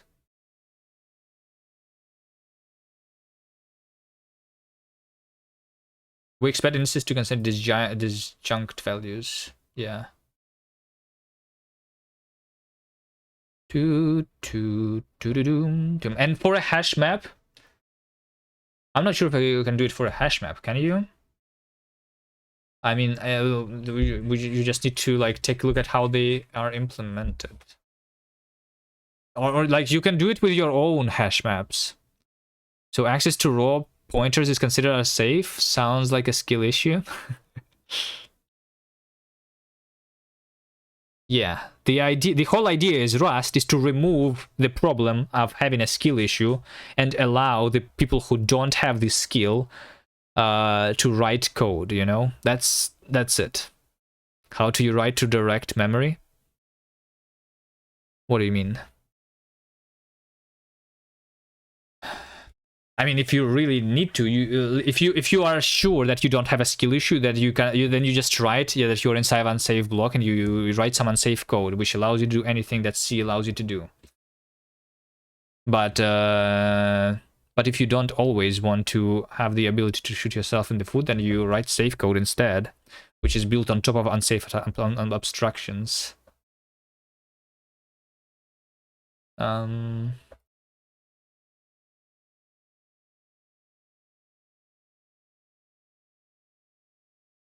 Let's see, hash map.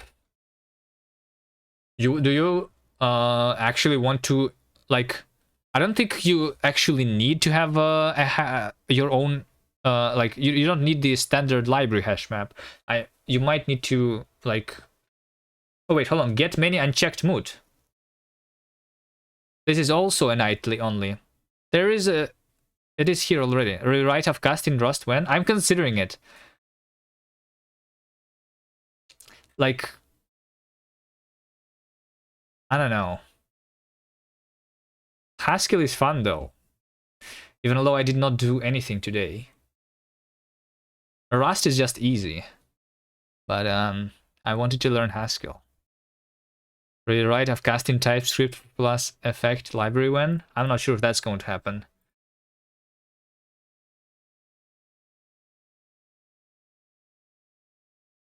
Self base, get a many unchecked mood. So like you need to access to the base, which obviously they don't give you through the standard library. I think NerdSoul, you can have your own hash map implementation, then you will be able to do this. Because they don't give you the unsafe methods here in the standard library.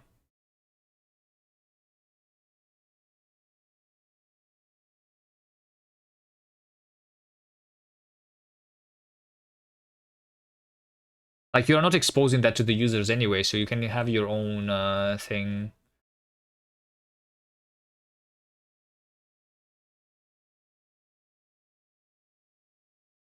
I mean, technically, like, even although this is would be like undefined behavior, I mean, that's probably not a good idea, but like, you can use this method, right?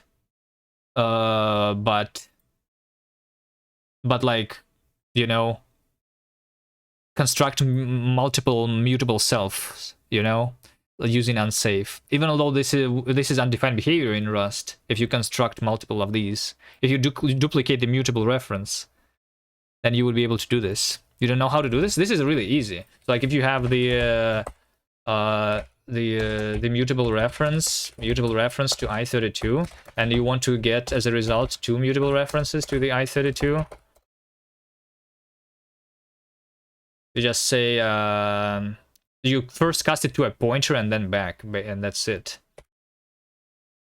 And save pointer is this as star mute i32, and then you return ptr as mute i32 and ptr as mute i32. You can change the lifetime if you want to here too.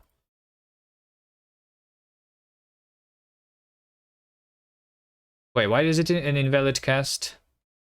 Non-primitive cast? Isn't that how you do it? Oh, you do, no, you don't cast it. You cast the first way, but over here you do mute star, because you just dereference the pointer, right? Go. I don't do unsafe usually. You've heard that's, yeah, this is undefined behavior. You are not allowed to do this. The Rust can technically, like, use this to, like, do some shit. But I think it will not. In the current implementation, you can try using that with the normal standard library hash map.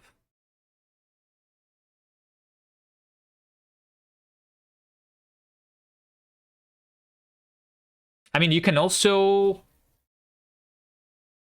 with the normal standard library hash map, you can do the iterate mutably.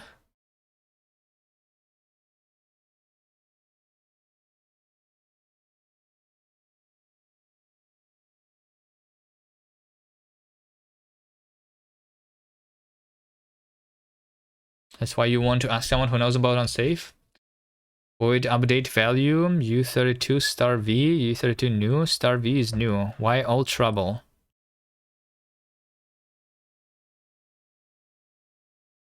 What do you mean why all trouble? Because what happens if you pass the null pointer to this function? That's why the trouble, because because you can don't. Well, the thing is that don't doesn't work. You cannot just tell people to not do something because they will do it anyway. That's how like people write buggy code.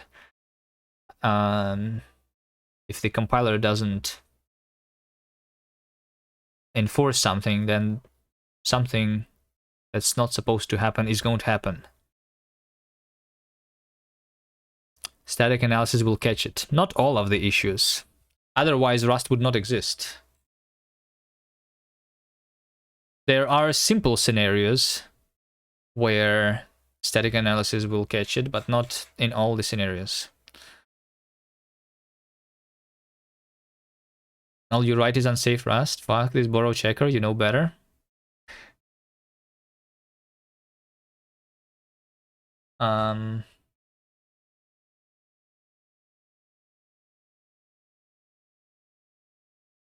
Reserve. Like, I think you can iterate.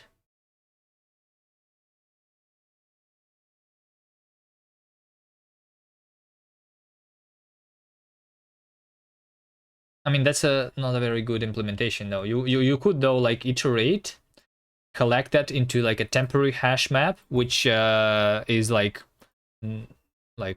implemented by yourself, and then iterate over that again, and then that would not have undefined behavior.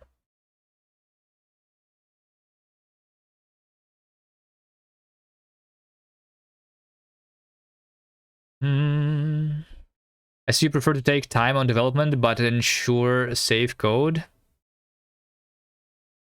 So you prefer to take even more development time than I prefer to take to find the bugs when your program will not work. I mean, there's just a little bit of learning that needs to happen, and then actually I'm not sure if like development time is even an argument. Like, that's not true, I think, with enough experience. If you take time when writing Rust, then it's a skill issue.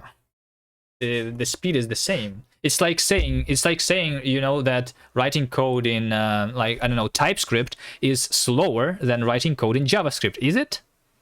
I don't know, Dev Ninja, you're writing TypeScript. Why don't you just write JavaScript instead? Just don't write the types, because like that's just going to take you more time.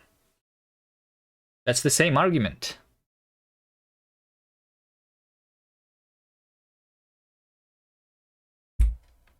Because you need type safety. Why don't you need the okay, but the memory safety which Rust gives you with the borrow checker is literally the same. It's literally the same.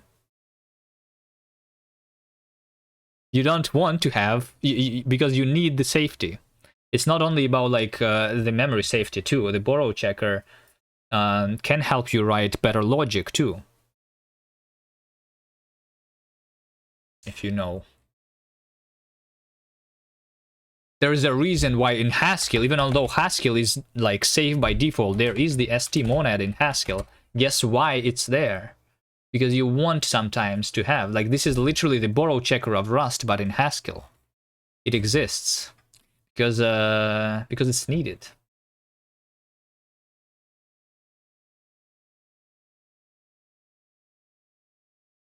Because all you have is immutable instances which are getting garbage collected. Well, immutable, well, the st is because you want your program to run faster. Immutable is nice, but if all you have is immutable, then you are going to have some speed issues.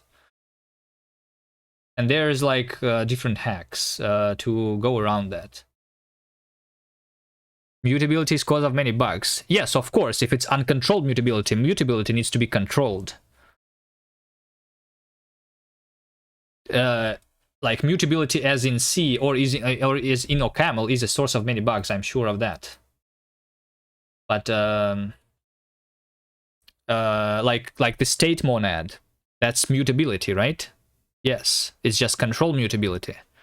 Or in your effect system, you have the same. You have this state, or you had like this refs, right? Which is controlled mutability.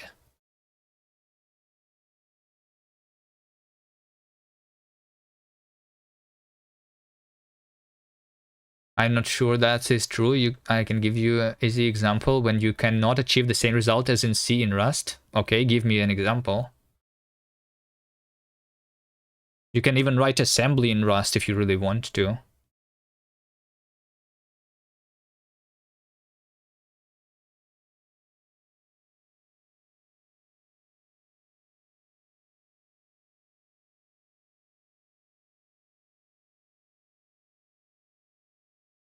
Cast has everything, so should have something like undefined behavior or subtyping. And yes, undefined behavior is going to be included in cast. Yes, I think I have it in the thing.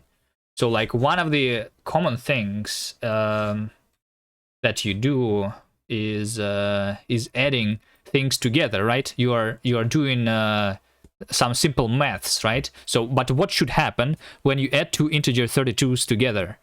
Because this thing potentially overflows, right? So if you want speed and like then you can have undefined behavior. Like this is a must if you want to have speed. Or you can have an error being thrown, or you can have an overflowing. Like you can control all of this. And undefined behavior is one of the things that you want to like have if you are absolutely sure that this is not going to happen. Then undefined behavior is important for optimizations. Yes. Subtyping also is a good thing. Subtyping, we have subtyping in Rust.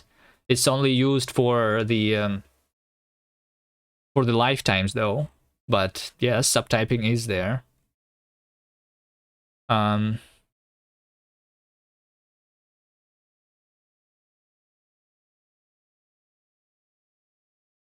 Hello there? Farmer who doesn't want to farm, hello. Let's assume you want to create a branchless policy-like thingy. Branchless policy. What is branchless policy? Protecting branchless banking consumers.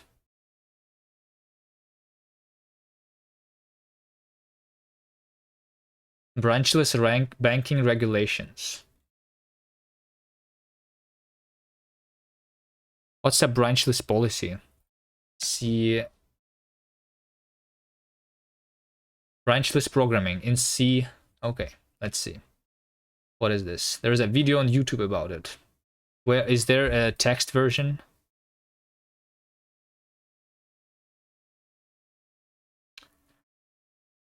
What does a branchless in C++ look like? Apart from the twiddling-based branchless code, which you won't cover everything, such as fun, FB, you get instructions specifically meant for branchless code creations, which perform operations based on the condition flags from a comparison. This, or we can use that. Now a simple x86 compiler might compile it down to this, and optimizing would take it down to the following branchless code. I mean, okay. How do you write that in C though? Like if you can do it in assembly, that you can write assembly in Rust, like I said. Or is the C code? Because this is still like branching code. No?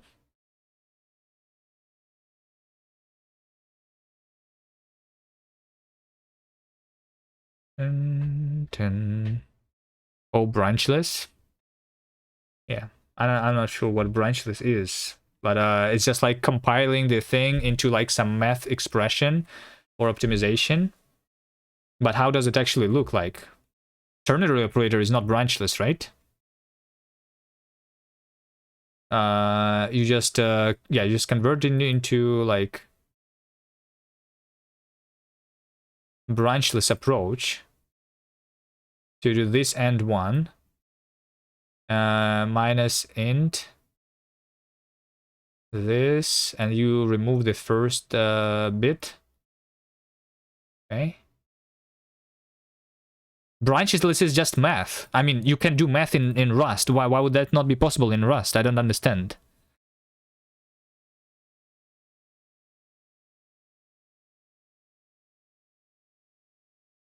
You can do it branchless by having the static table of the results. Sure.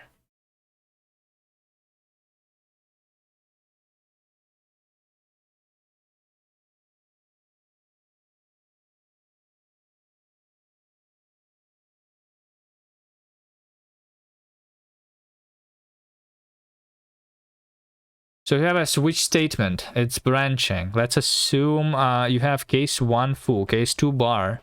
So you can 2 bar foo is nop. Call for both bar foo.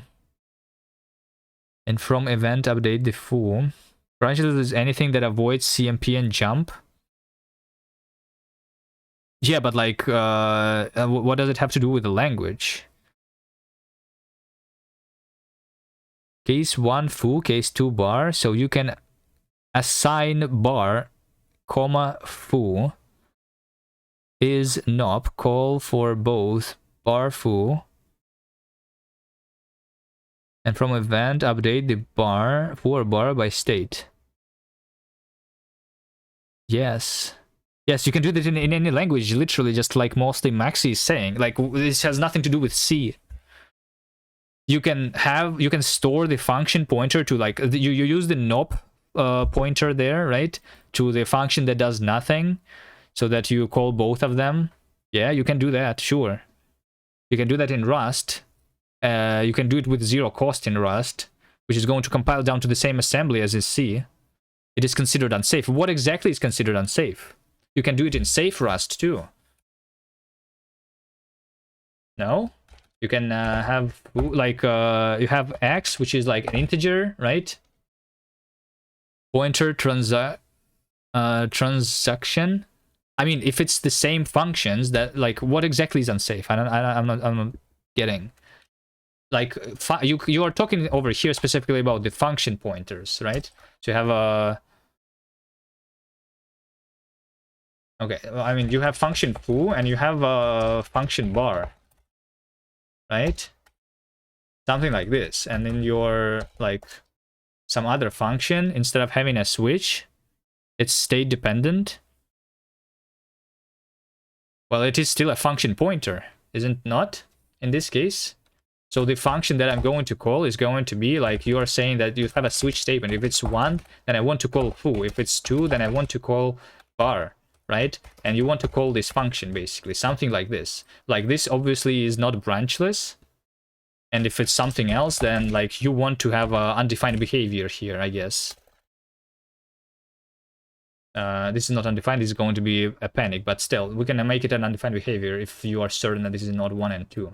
But, I guess to make it branchless, you do something like f is a foo bar x minus 1, something like this. And this is going to be branchless. And this is safe. Like,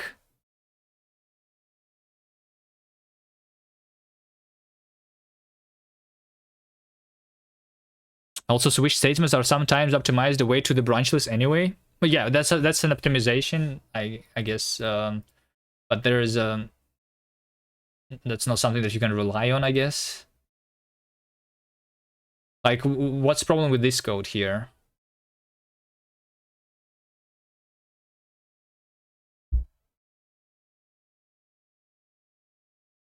Mm -hmm.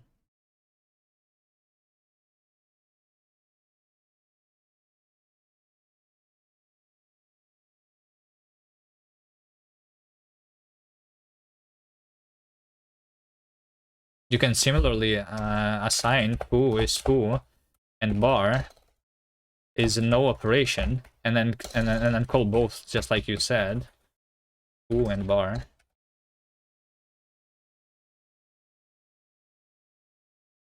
This is safe.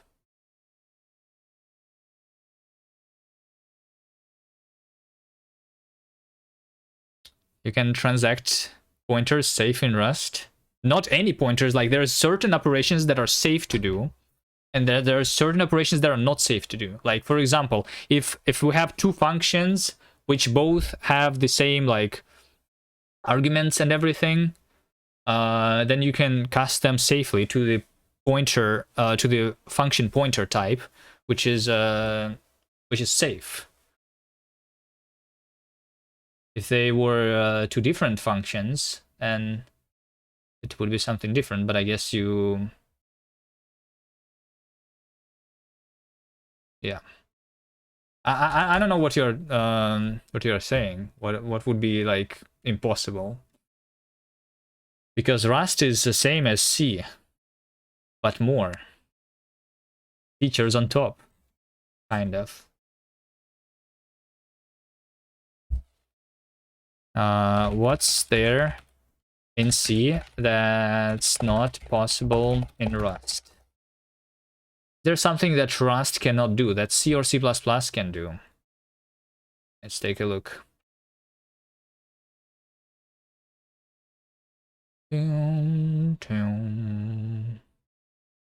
Like targeting a specific microcontroller architecture, that's something that C can do, and Rust is not implemented for some architectures. That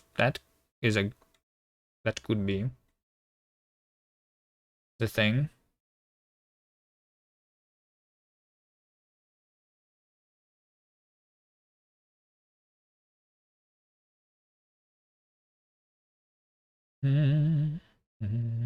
Like in C, you would just write a lot of like boilerplate code, and Rust gives you like the power of abstractions with the same zero cost ideology as in C++, and like even compared with C++, it allows you to do like some stuff more efficiently. Like C++ that does not have the zero size types or other things. There's a couple things in C++ though that are not present in Rust, like the variadic generics. I would like to have that. Variadic templates are in C++, but they are not in Rust, unfortunately. Some low-level things are a bit just more annoying to do in Rust. C++ is madness. You're not talking about C++. C versus Rust more like? No, I think Rust is much more like C++. It's just it's the same madness, but it's more structured, and like it's not mad as a result, basically. But the ideas behind C++ and Rust are not that far away from each other, I guess. It's yeah.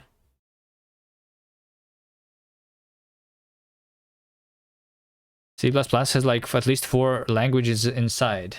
Well, I mean, you can say so in Rust. There is an async Rust, which can be like almost considered a separate language. Rust is growing, it gets in new features. Maybe like it will be like C++ is just older than Rust.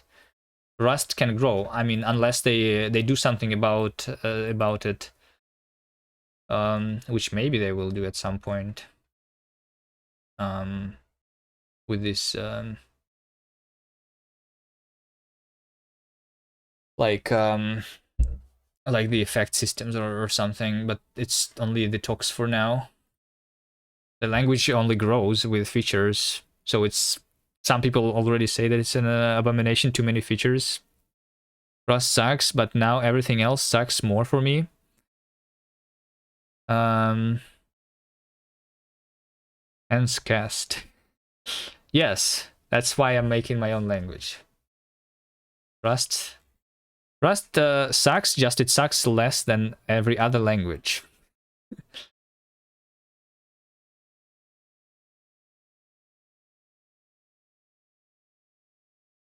Yeah.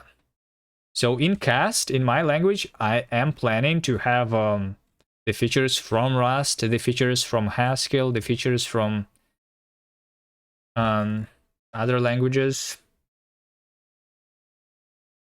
Borrow checker, I did not think much about the borrow checker. Like, I'm starting with the no borrow checking stuff.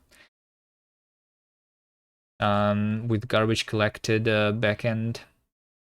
Delimited continuations is another thing. Dun, dun, dun, dun, dun,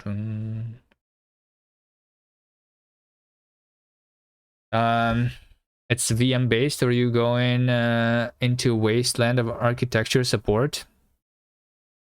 Or it's an interpreted language, and the compiler is like a library function, which I am going to target JavaScript as my compilation target first, because it's going to allow me to move quicker. Compiling into native would probably, at some point, I will maybe use something like Crane Lift, which is like the modern alternative to LLVM, which is I guess sometimes a little bit slower than LLVM, but it's easier to work with, from what I understand. Or I could either use LLVM directly, or someone else could write another backend which would compile it to C and stuff like that.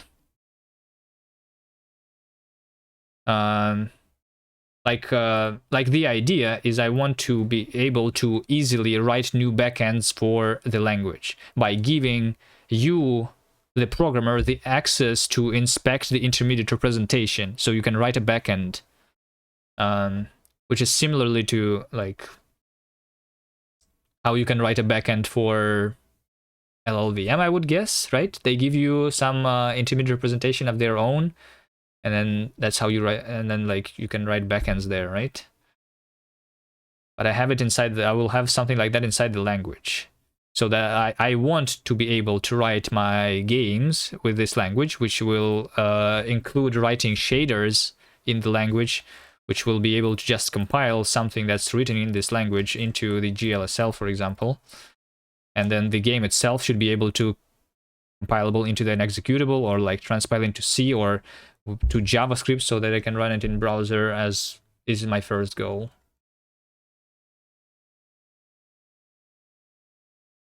And then there is like the interpreter, which allows me to have something like the comp time in Zig or in C3, compile time evaluated stuff. I just call it the interpreter instead of comp time, but because that's what it is. Or just wait for Jai.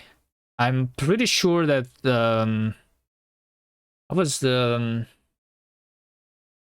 I mean, Jai is not. Jai is just kind of like okay, like, but I didn't read too much about it. But at least from what I understand, Jai is not a safe language like Rust. Like, they don't have the borrow checker, so you can easily write bad code in it. You need to like not have the skill issue, like you're saying, right? But I don't want that. I want it to be hard to make a bug. Not, it's like the this is where like I guess I don't agree with John Blow, who's making Jai, because it's meant to be the new C++ for game developers, so possible food guns. Yeah, like the idea that they are saying is that like because they're making it for game development, so you need to have fast iteration speed, and because of that, you don't want to have like the borrow checker because John Blow has a skill issue with the borrow checker apparently. I don't know. Like I just think that a borrow checker in Rust can be improved so that it can allow more code. Is memory leak considered bad? And load 1.2 GB JSON into RAM is good? A memory leak is considered safe in Rust. It's undefined behavior that cannot happen in Rust because you're not supposed to trigger undefined behavior. Like use after free or double free that you can do easily in C.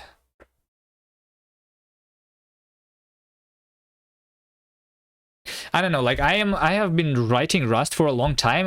The main thing that I'm doing usually is I participate in game jams.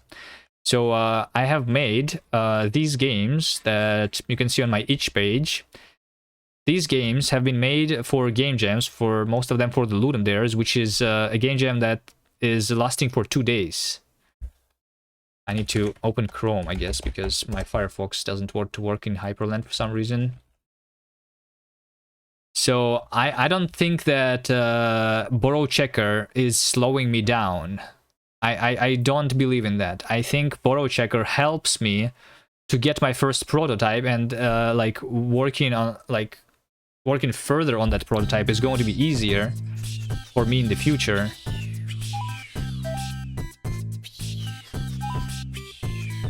Like, yes, there is a little bit of compilation times, which hopefully can be fixed by making my language both compiled and interpreted, actually. But even if the compile times are not fixed, it's still, I don't think it's an issue. I think safety is much better than having fast compile times.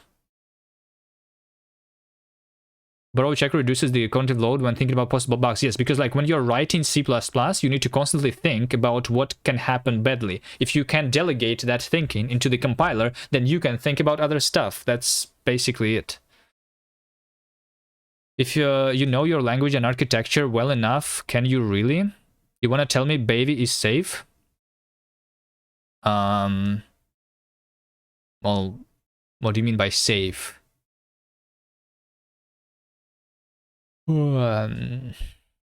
Bevy is I don't like Bevy myself, because Bevy is based on the ECS, which is moving a lot of checks to the runtime. Bug free is not the same as being safe. Rust helps you get rid of a lot of bugs, but it does not make your code bug free. Less bugs does not equal no bugs. Don't you mean delegation, not just thinking, but writing in memory management code?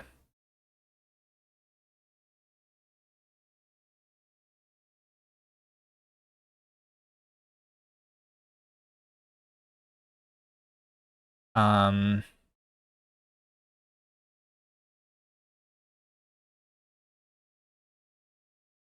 sure what you mean. Right, anyway, that's enough of me doing nothing. Literally doing nothing for hours and hours today. I am not trying to persuade anyone to use Rust. If you're happy with C, if you're happy with Python, if you're happy with JavaScript, use that. It's just like I'm not happy with it, so I am going to make my own language. Or yeah. Maybe I will fail at doing that. That's okay.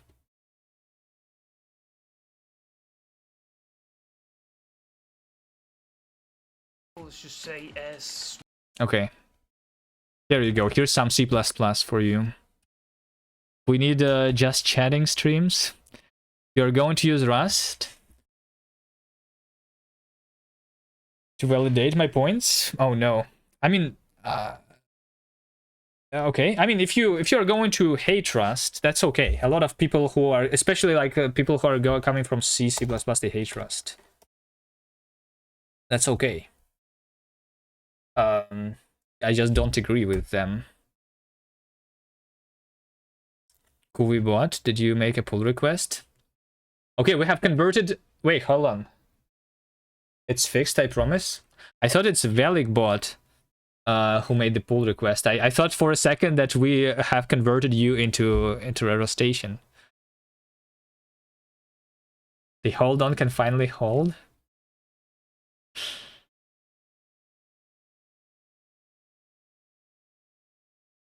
Wait, but why does it fix it? Didn't I already... Oh, you forgot to save, that's why. Oh, it's because you didn't save it. Okay, that makes sense. All right. Approve. Merge. TCAP is literally Satan. Easy.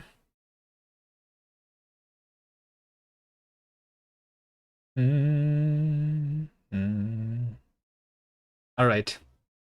We'll see if the next stream is also going to be a talking stream, or if I'm actually going to do something productive. See you guys next time. Bye.